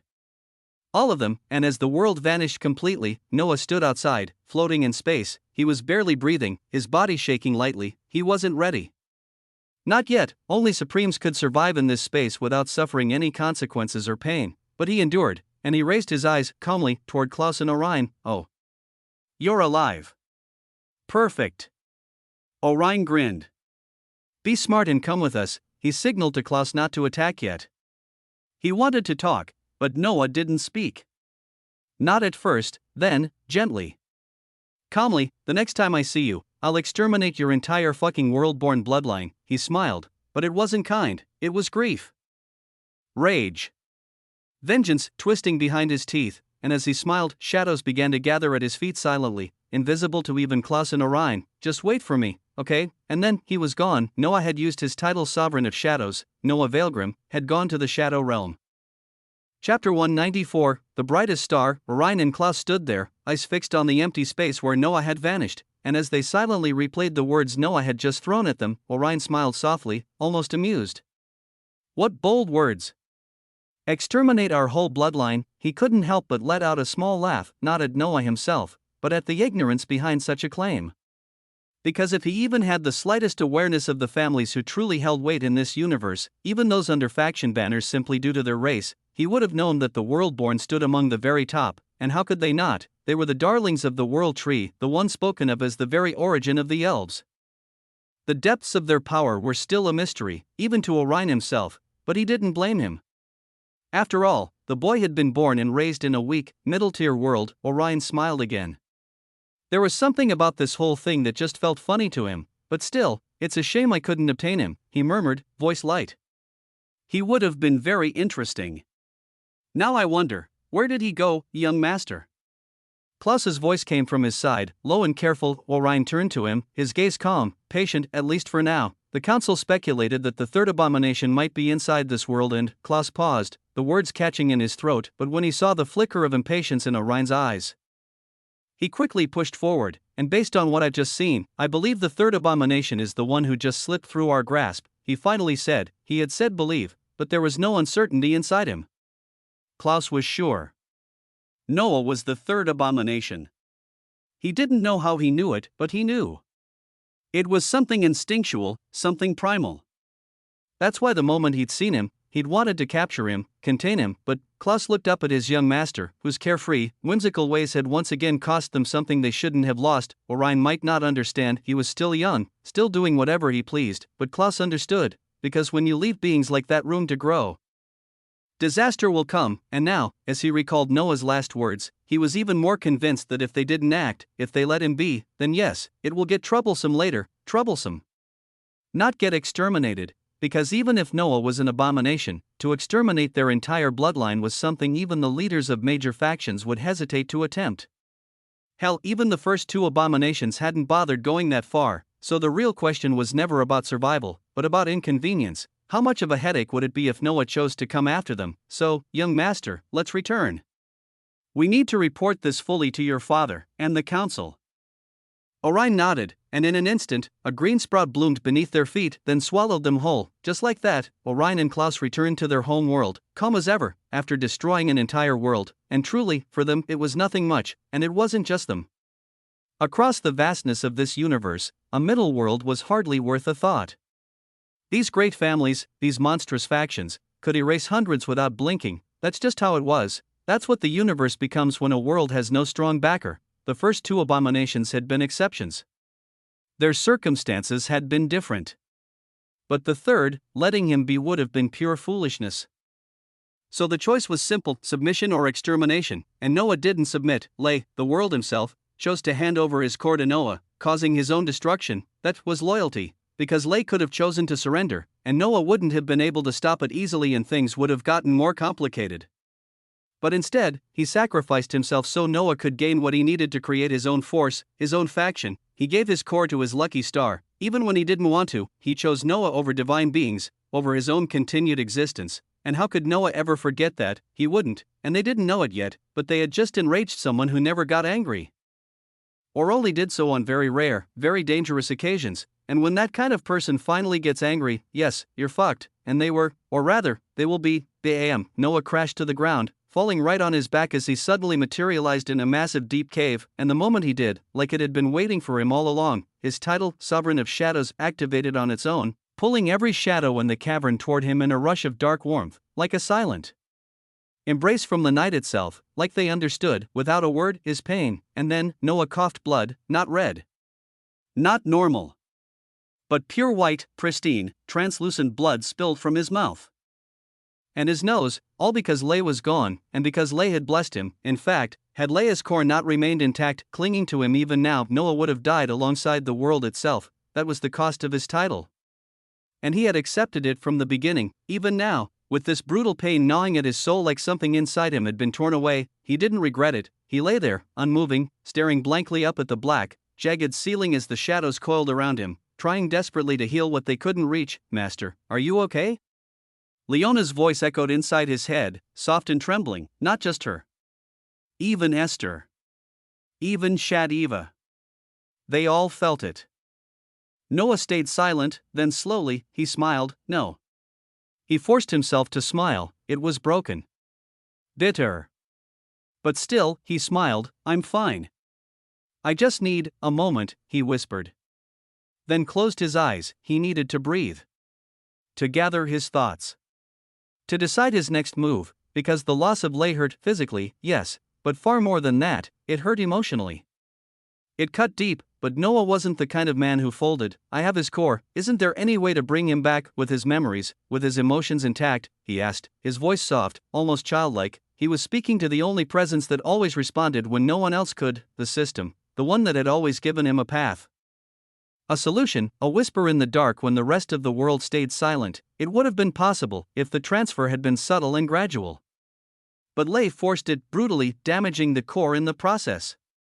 Even you will need time to repair and integrate it into your realm in order to be fully healed. So no, host. The Lay you knew will not return, but, as you hold his core, you can, in his honor, make that core the greatest world will, turn it into a divine will. And for that, your realm must become a divine realm. Noah stared at the glowing text in silence. Then slowly, difficulty, he asked, a pause, unimaginable. At that, Noah smiled again. Weakly. Blood still in his throat. Bones aching. Fine, let's make you the greatest, Lay, even if you're no longer the same, even if your voice never returns, I will fulfill my role as your lucky star, and I will make sure that you become the brightest thing in this universe, the star that even gods are forced to look up to. Chapter 195, The Shadow Realm. Noah finally gathered himself and looked around, but he didn't even need to. Because all around him, there was only one thing, shadows, only shadows. They weren't sentient, they weren't alive. These shadows were mindless beasts of instinct, and that was exactly why they clung so tightly to Noah. Because of his title. Because of what he was, Sovereign of Shadows, they obeyed him. They bowed to him, and it was only now, standing here, in this strange new place, that Noah finally realized just how terrifyingly powerful that title was. Because even here, even in an entirely different realm, a realm that existed beyond normal mana, a realm where only shadow mana flowed, these shadows still came to him. Shadow mana, a very specific type of energy, far more primordial and ancient than what existed in the middle worlds. It was raw, boundless, hungry. And yet, it wrapped around Noah like a cloak. He exhaled deeply, then slowly tried to sit up, his movements sluggish. His body still throbbed with pain. Not the kind of pain that came from wounds or exhaustion, no. This was something else, because Lay was gone, because the moment Lay died, Noah had lost one of his titles, blessed by Lay, and as every title was a part of you, of your soul, of your existence, when you lost one, you lost a piece of yourself, as simple as that. And now, to heal, I need to absorb this world core into my realm, then nurture it, slowly, until my realm becomes a true world. But it wasn't something he could just do overnight. It was a long process, one that required patience, concentration, and strength. And Noah had never done this before, which only made things more complicated. Especially now, with these injuries. But did he have time to waste? Well, yes. Because he wasn't in any rush. Not anymore. Noah knew that if he truly wanted the bloodline of those bastards to vanish from the universe, he would need personal strength, but not just that. He needed something far greater. Something heavier. Something that could shake the stars. He needed a faction, and that's what he would focus on. Here, in this dark and silent realm, where nothing but shadows reigned, Noah would begin. He would lay the first bricks, the foundation of something vast, and while at it, Shadiva, he called softly, a faint smile on his face. How does it feel to be back home? But Shadiva didn't return his smile. Instead, a melancholic, almost haunted expression appeared deep in the shadow where her essence drifted. Esther noticed it too, and slowly, so softly, reached out to hold her hand, a simple gesture. What an adorable little shadow. Shadiva's heart warmed at it, and she smiled faintly before finally answering Noah's question. I feel strange. This was supposed to be home. A place I could return to and feel safe in. Happy. Peaceful. After all, I was born here. No, I was the first to be born here. But now, standing in it again, I only feel sadness. Noah listened quietly. He didn't pretend to understand. He didn't offer empty comfort. He simply listened, then he asked.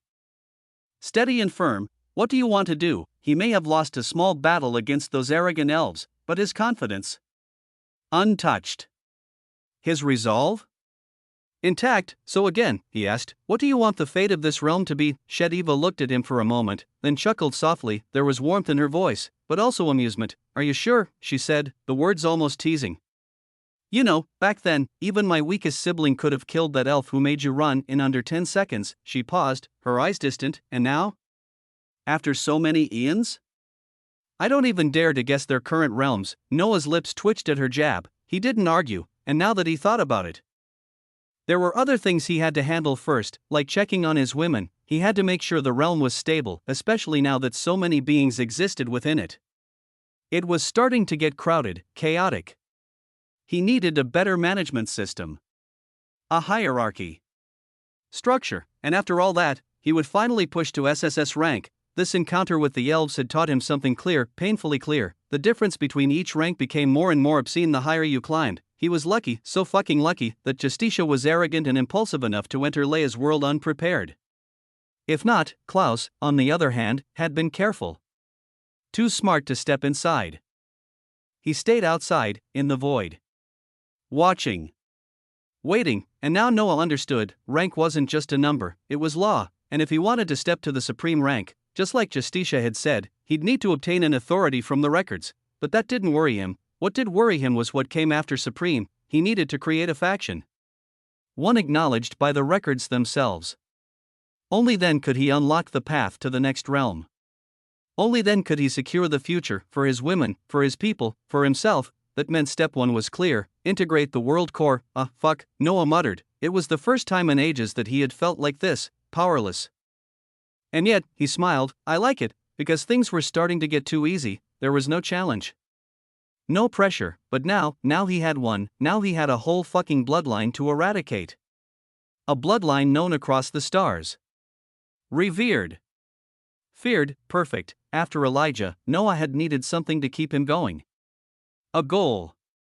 A drive, and now, he had found it. His next big tree to cut down. Just wait for me, you damn long-eared bastards. Noah was starting to hate the elves, truly, and while all of this was unfolding unknown to any of them, a presence watched, a being hidden in the deepest folds of the void, where even light didn't shine. She had been watching for a while. A colossal beast cloaked in sleek black scales, with millions of black tendrils flowing around her like chaotic rivers, but there was an eerie grace in that chaos, a rhythm to the madness. She was ancient, she was monstrous, she was Noah's stalker, and she had seen everything from the very beginning. Since the first moment she laid eyes on him. She hadn't missed a single detail. Right now, I should have helped him. Why didn't I? Her thoughts burned with regret. I'm such an idiot. I lost the perfect moment to meet him, but she couldn't help it. It had been so long, eons, since she had spoken to anyone. Since she had even been seen by anyone, she was shy. But at least I know where he is now, and with that simple thought, her mood lifted. She turned her monstrous body toward the shadow realm, toward Noah. I can't go there with my real body. It would scare them. I'll create an avatar instead. The decision was made, her path was set, she moved forward, slowly, steadily, toward him, toward the one being in all existence who had made her feel something again, a deep interest, and as she drifted through the void, her monstrous heart beat a little faster. She felt it, excitement, a sensation she hadn't felt in forever. Noah. Noah Weaverheart, she whispered, her voice a low, husky rumble through the dark. She rolled the name across her tongue like it was made of silk. What a delicious name. Chapter 196, The Weight of the Heart. After finally reorganizing the chaos inside his mind, Noah entered his own realm deep within his soul. He reappeared inside the White Castle, within the meeting room, where every one of his women waited, expressions tense, their auras fluctuating in silent worry, and the moment they saw him, they vanished from their seats. In the blink of an eye, all of them were by his side. It was instantaneous. My dear baby, are you okay? Celine was the first to reach him, voice trembling with worry as her hands gently cupped his cheeks, searching for any sign of harm. Husband. Sophie whispered, her regal calm shattered. Her usual composed expression replaced with something raw, something real, worry, deep and unfiltered, and they weren't the only ones, each and every one of them showed it, in their own way. Elizabeth. Elira. Nico. Esther. Yuki. Anya. Zara. Dominique. Alice. Even Lilith. All of them, every single one of them had the same look in their eyes, concern. Love. Relief, and then, they noticed the pain, they felt it. Elira's expression darkened immediately, her gaze piercing through Noah's body like glass through sunlight. My love, your soul. She began, but didn't finish, because she didn't have to. They all understood what she meant. Noah's soul was damaged. Greatly. Deeply. And Elira, who prided herself on her mastery of soul magic, looked away, her voice shaking as she muttered, I can't heal him. Her hands trembled. Her breath hitched. Because for someone like her, someone who loved him so fiercely, it was agony to admit that she was powerless against his suffering. The mood in the room shifted, it darkened instantly, they all felt it. They all shared that weight. It spread through the group like a silent infection of sorrow, and seeing all their expressions, how they changed, from the moment he appeared to now.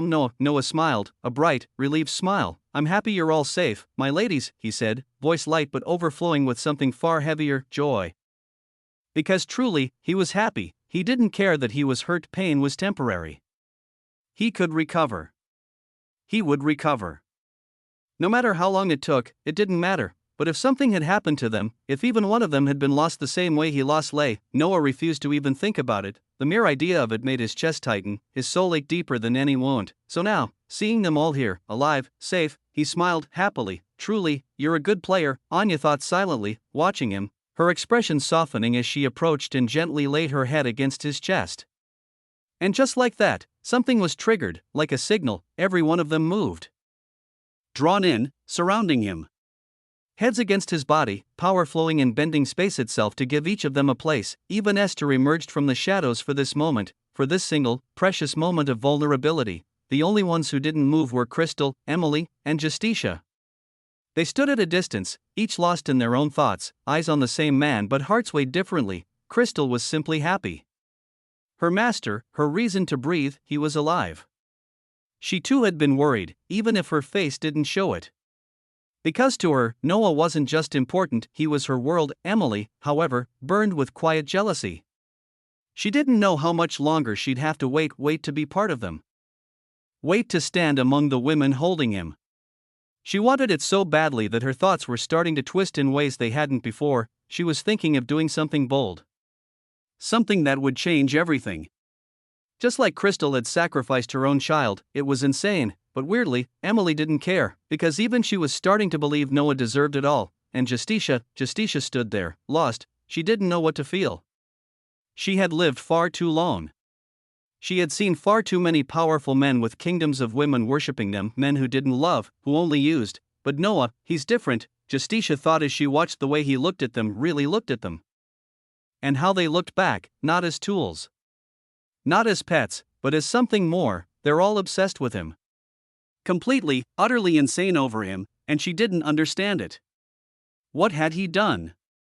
What kind of magic had he weaved? How had he made such strong, talented, stunning women fall for him this hard. While those three stood in their thoughts, Noah looked down at the crowd of beautiful heads pressed against him, curious and amused. "I'm okay," he said with a light chuckle. "You don't need to do all this." No one moved. "Then, we're here for you," Anya whispered. "You're not alone, husband," Alice added in that soft, melodic voice of hers. "Don't act like nothing happened." "I can feel it, Noah." "I can feel your emotions," Zara said, her voice heavy with concern. "Tell me who they are." "I'll kill them all," Celine growled, her tone sharp, fierce, dripping with bloodlust. She was livid.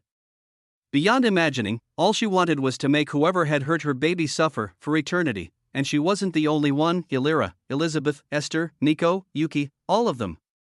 They didn't just want revenge, they wanted to annihilate, because someone had dared to hurt the man they loved. Their heart, in human form, their emotions darkened, sharpened, turned into weapons. Innocent or not, if you stood in their path, they would crush you, and Noah understood that. He felt their rage. He welcomed it even, but, "I want that revenge even more, my dears," he said, his smile turning wry. "But right now, we're still weak." His words made them twitch, but none of them argued, because it was true. Illyra felt it too. "Deeply, yes, we are," she admitted, her voice serious. "If we want to fight back, to stand even a chance, we have to be stronger. Much stronger. And not just as individuals. We need a faction. Their strength isn't just personal," she added, eyes burning with truth. "It comes from their whole structure, the power of their name, their numbers, their backing." "That's indeed true," Justicia said suddenly, stepping forward. "You'll need a faction. A real one. Worthy enough to make the records acknowledge it. Otherwise, you'll end up like the first two abominations. They were strong. Unfairly so. But they never picked fights. They only killed those who trespassed. They never went to war against entire factions, because even for them, it would have been too costly. I'm not saying they'd lose," she continued. "I don't know. Their powers are bizarre. But even they knew what it meant to stand alone." Noah listened carefully. He was going to build a faction no matter what, but part of him still longed to have that personal power to take on an entire faction alone, but not yet. He shelved that thought for now. He had a plan. And he would follow it. "Step 1, we have a lot of new people in the realm now," Noah said, finally breaking the tension. "Let's figure out how we're going to manage it first." His women all nodded, their faces turning serious, because now, they understood, their strength wasn't enough, not yet, and so, let's grind even harder. They would train harder, push themselves further, test their limits without hesitation, and what better place to do that than a realm made of shadows, where death could come in a blink, without sound, without mercy. Yes, it wasn't too bad. Right, Chapter 197 of Order and Blood. The realm had to be reorganized, and that's exactly what Noah and his women did. The realm now contained the Valgrim domain, an elven continent, a piece of the demon continent, and a fractured corner of the dwarven lands. And to say it was messy was an understatement. There were no real borders. No order. No structure. And not even a few days had passed inside the realm before the people started fighting each other like savages. It was maddening. Even after witnessing the destruction of an entire world, even after that, they still had the energy, the will, the audacity to fight each other instead of standing together. It was something Noah genuinely couldn't wrap his head around. How could they still find the mindset to do that?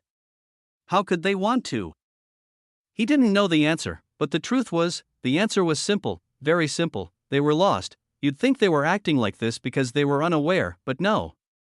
That's exactly the problem. They were now aware. They were aware of higher powers. Aware of worlds beyond their little playground. Aware that beings who could erase their entire existence with a flick of the wrist walked among them, around the universe. And what do you expect from them now? To rise? To stand tall against such enemies? To unite, to channel their grief into revenge and ambition. Yes, that's what should happen, and some of them, very few, did respond that way, but most turned on each other. Some started brawling over nothing. Some drowned themselves in liquor and lust. Some killed themselves. Some even went so far as to kill their entire families before taking their own lives, just to forget. Just to be numb. Just to not feel like powerless ants in a universe that had already trampled them once, because they were mortals, and mortals are flawed. Fragile. Cowardly, hell, even divine beings like Justitia were flawed to the core, so what did you expect from these little things with short lifespans and even shorter resolve? You can't expect much, but of course, like in all things under heaven and between the stars, there are always exceptions, and among the broken. There were those who stood up, those who refused to drown, those who welcomed the pain. Rouge, Eric, Malric, the three of them stood inside the academy, eyes firm, expression serious. But there was no despair behind those eyes. Their home world had been destroyed, so what? We'll destroy theirs too, Rouge said with a crooked grin, her voice dipped in bloodlust. But beneath that grin, buried deep, was a pain she thought she had hidden. But Eric and Malric saw through her. Of course they did. They felt it too after all. We will, Malric said, voice low and cold, cold enough to wither the air around him. The very mana in the room started to decay. Malric was angry. Deeply. Violently angry. Not just because their home was gone. There was that too, but not only, but because someone, some higher, untouchable being, had dared to make his Rouge feel sadness. And that? That was a sin not even death could atone for. Just wait for me. Malric thought, a storm brewing behind his eyes as he imagined turning those same powerful beings into his undead, gift-wrapping them to Rouge so she could kill them again and again. He'd revive them, and she would kill, and he'd revive, and she would kill again, until she smiled. That was his love. Malric moved forward and wrapped his arms around her. In that moment, Rouge wasn't the bloodthirsty warrior who laughed through slaughter. In that moment, she was just a girl, a furious, heartbroken girl who lost her home world, and who wanted the ones who did all this to her to bleed for it, to drown their whole world in blood. And oh, what a beautiful thing it would be, wouldn't it? To see a whole world drowned in her fury? In her vengeance, truly, a beautiful sight to imagine, and maybe, just maybe, one will get to witness. While those two lovers simmered in their private storm, Eric stood silently nearby. He didn't speak. Not because he didn't care, but because talking wasn't his thing. He didn't need words, he needed action, and act, he would. Eric closed his eyes, steadying his thoughts. He could feel it. His time was coming, back to the reorganization. This was Noah's realm, and so he took control of it. He changed the geography. Altered the land. Created real borders between each domain. It wasn't easy. The realm wasn't as vast as Leia's old world, but it was manageable, and while Noah oversaw the structure, it was his women who solved the people problem, specifically, Elizabeth. She saw the chaos, the fear, the doubt, and used it. She pushed the church of the absolute deity harder than ever, giving the people something to cling to. A god to believe in, and that god was Noah. They didn't even hesitate. Because that's how mortals are, that's how life is. It's always easier to submit than to fight for control. It's easier to be weak than to be strong, easier to let someone else take the reins than to carry the burden of power, easier to be lazy, to be docile, to run away, to give in, and by choosing ease, they accepted to be led, to be used, to be another nameless, forgettable soul in the crowd. But that's fine, because not everyone is meant to be great, not everyone can succeed. We need the unworthy too.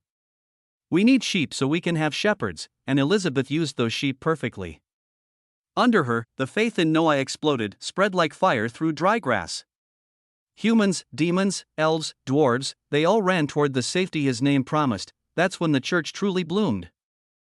That's when Noah's divinity began to take root, something that should have taken years, centuries, even was accelerated by one thing, Leia's destruction. The tragedy paved the road. The loss opened the gate. And faith poured through. Isn't that interesting? They say there's good in everything, you just have to look hard enough, you have to not be blinded by the bad that clings to your skin. Is this starting to sound philosophical? Hell no. Chapter 198. We, too, exist. The new continents of the realm were finally added and were now being properly organized. Noah placed the Veilgrim domain near Sophie's Red Lightning territory, the Demon continent near Dominic's sprawling farm and Lilith's massive tavern. And for the elves, he simply merged their lands into Aphasia's multicolored forest. It blended perfectly with her aesthetic. As for the dwarves, Noah didn't quite know what to do with them. That was until he remembered someone, Lucy, also known as the Crow. Lucy didn't have territory inside the realm after all. She wasn't one of his women, but Noah still gave her authority over the dwarves and carved out a corner for them, because it made sense. Lucy had already been the one keeping them in line from the beginning. Better to let her continue what she was good at. All in all, the realm was shaping up. More organized. More populated. Noah's faith was growing. For a brief moment, everything felt back on track, but it wasn't. Not really. The realm wasn't yet strong enough to support all these human beings in foreign territories in a stable, sustainable way. it was being strained, which meant Noah had to move fast. He needed to integrate Leia's core into the realm, transforming it fully into the new world core, and in doing so, he would finally heal. When that process was complete, the realm would no longer be a realm, it would become a world, a true world, but that process would take time, and Noah couldn't just start it and leave everyone, including his women and subordinates, wandering aimlessly with no direction, no path forward, no ambition. He wasn't in a rush, no. But he hated wasting time for nothing, so, before beginning the process, Noah called for a meeting, a serious one, to determine the next move. While all that was happening, deep inside a quiet section of the White Castle, two beasts, sat side by side, one silver wolf, one golden fox, and their discussion, let's just say it was weird. So, Lorna said lazily, stretching her body out as her tail flicked, "What did you even do after putting me in front of Elijah?" Premier didn't respond immediately, mostly because he hadn't done anything. Still, he cleared his throat awkwardly. "I trained hard," Lorna smirked, sharp and teasing. "You remember what you told me back then?" "When I was just born," Premier's jaw twitched, but he kept his face neutral. "No idea." "Been too long after all," you said. "The most useful to master will be considered the eldest beast. And that the younger ones would have to obey the elder." No complaints, her grin turned sly, taunting, almost dangerous. "I think I'm way ahead of you now. So why don't we start early? You can call me Big Sister, just like you do with Shadiva." "Don't worry, I'll protect you," she said sweetly, eyes sparkling with mischief. Premier cursed Noah in his mind instantly. This was all his fault. Noah never let him do anything. Every time he asked for a mission, for a chance to prove himself, Noah would say the same things: "You're not ready. You're too weak," a word Premier despised from the core of his being. He was Noah's first beast. The very first creation. He carried that title with pride and arrogance.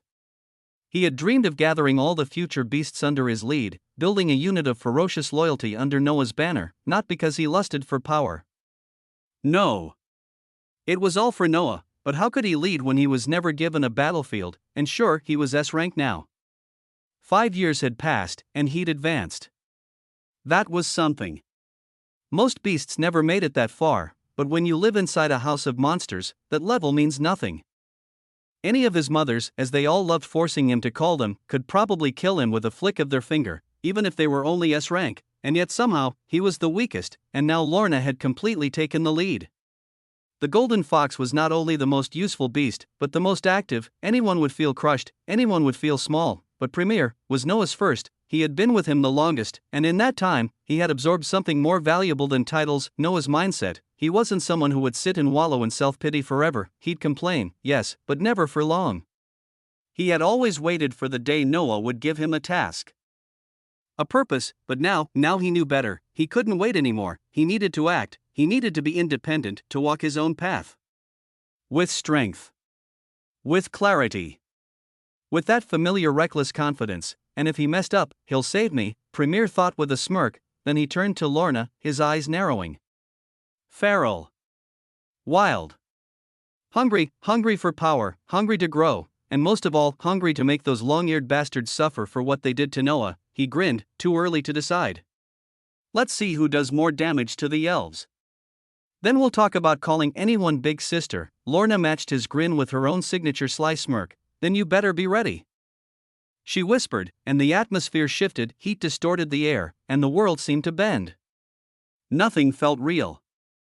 Everything felt like an illusion. That was Lorna's affinities, fire and illusion. She stepped forward, her voice dropping into something cold. "Something cruel, because I'll make them regret ever touching our master. Or his world," and she meant it. Lorna was ready to be the most cunning fox ever known. Premier's grin widened, a wicked gleam in his silver eyes. "Let's show them, yes, let's show them we exist too. Let's show them that beasts can rise." And they were ready for blood. Ready for war. Ready for supremacy, while his beasts were plotting vengeance. Noah sat in his war room, meeting with his wives. This time, the focus wasn't emotion, it was strategy. They knew it already. Supreme rank wasn't achieved through raw strength alone. You needed an authority. A gift, or rather a reward from the records. Something that only came through feats of impossible weight, but after Supreme, came something even rarer, the mythic rank. To reach it, one had to change their race, evolve into a ruling species. With that higher core, you could begin to exert influence over a world. It was a rank built on faith. The more influence you had, the deeper your roots in the world became. And the deeper your roots, the more power you could draw until eventually you completely seized that world and ascended to the world dominator rank. And Noah, he didn't want any of them lingering in mythic, he wanted it to be a stepping stone, not a resting place. So they needed people, they needed worlds, and the Shadow Realm was the perfect start. Noah looked over at Shadiva, who now sat with them, calm and unreadable, like always. Tell us, Shadiva. Noah said with a soft smile, tell us about your siblings, because now it was time to learn more about the ones known as the originals. Chapter 199, Childs of Shadow. Shadiva sat there, all eyes turned toward her, but her expression remained calm, unbothered. After Noah's question, she couldn't help but reminisce about them, about her siblings, and each time she did, pain returned along with disappointment. She still couldn't understand. Couldn't accept it. Didn't they see? She never wanted to rule. She never sought dominion or control. All she had wanted was for them to stay together, forever. She gave a small, crooked smile. Seems I was being delusional. She composed herself and began to respond to Noah's question. We are a family of 4, including me. So I have 3 siblings. 2 sisters.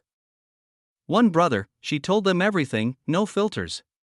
No secrets, because they needed to know, they needed to be prepared. As I said before, we were the first sentient shadows of the realm.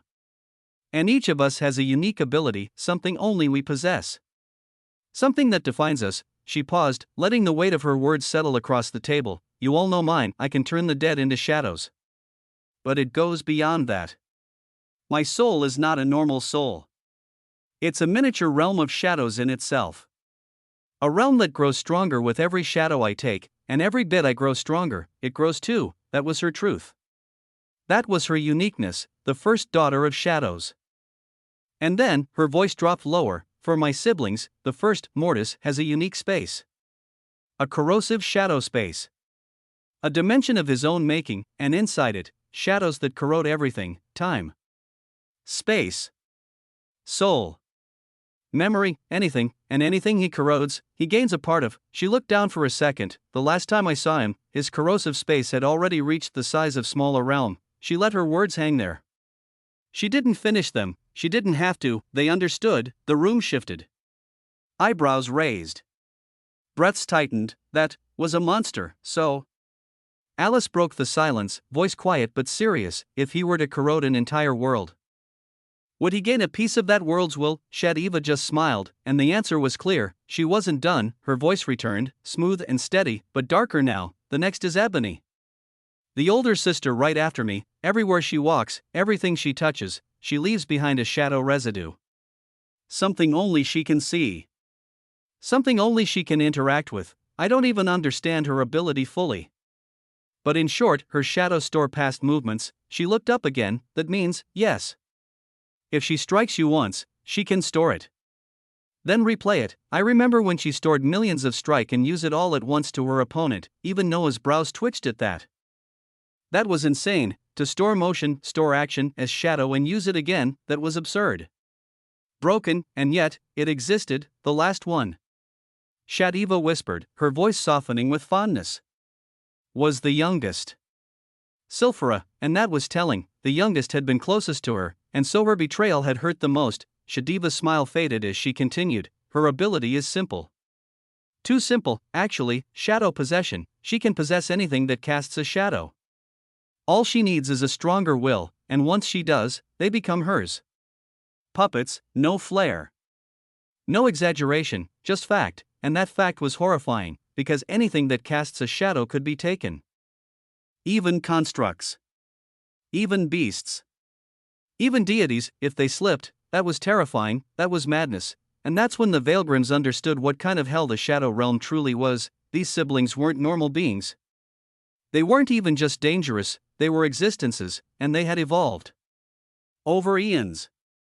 With their terrifying gifts, they would have reached entirely new realms. It wasn't just about cultivation anymore, it was about what you became, and the kicker, these 3 monsters had to gang up together just to seal Shadiva, because they feared her. Now the Veilgrims realized they had no idea what Shadiva truly was. She wasn't just a shadow, she was the shadow. The first. The original among the originals. The root of everything in that cursed realm, her ability to turn every being she killed into shadow, to absorb them, to rule over them in her internal realm, was nothing short of divine. Even gods could become part of her. Her inner realm grew.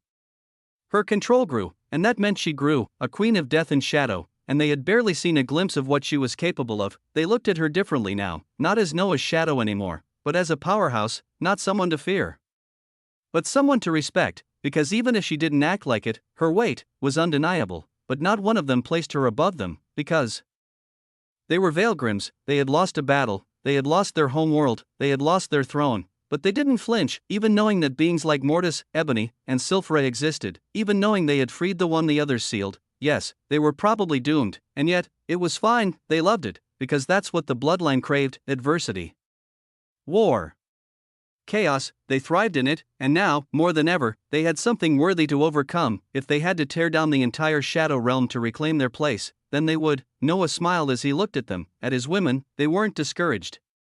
They weren't shaken, they were burning.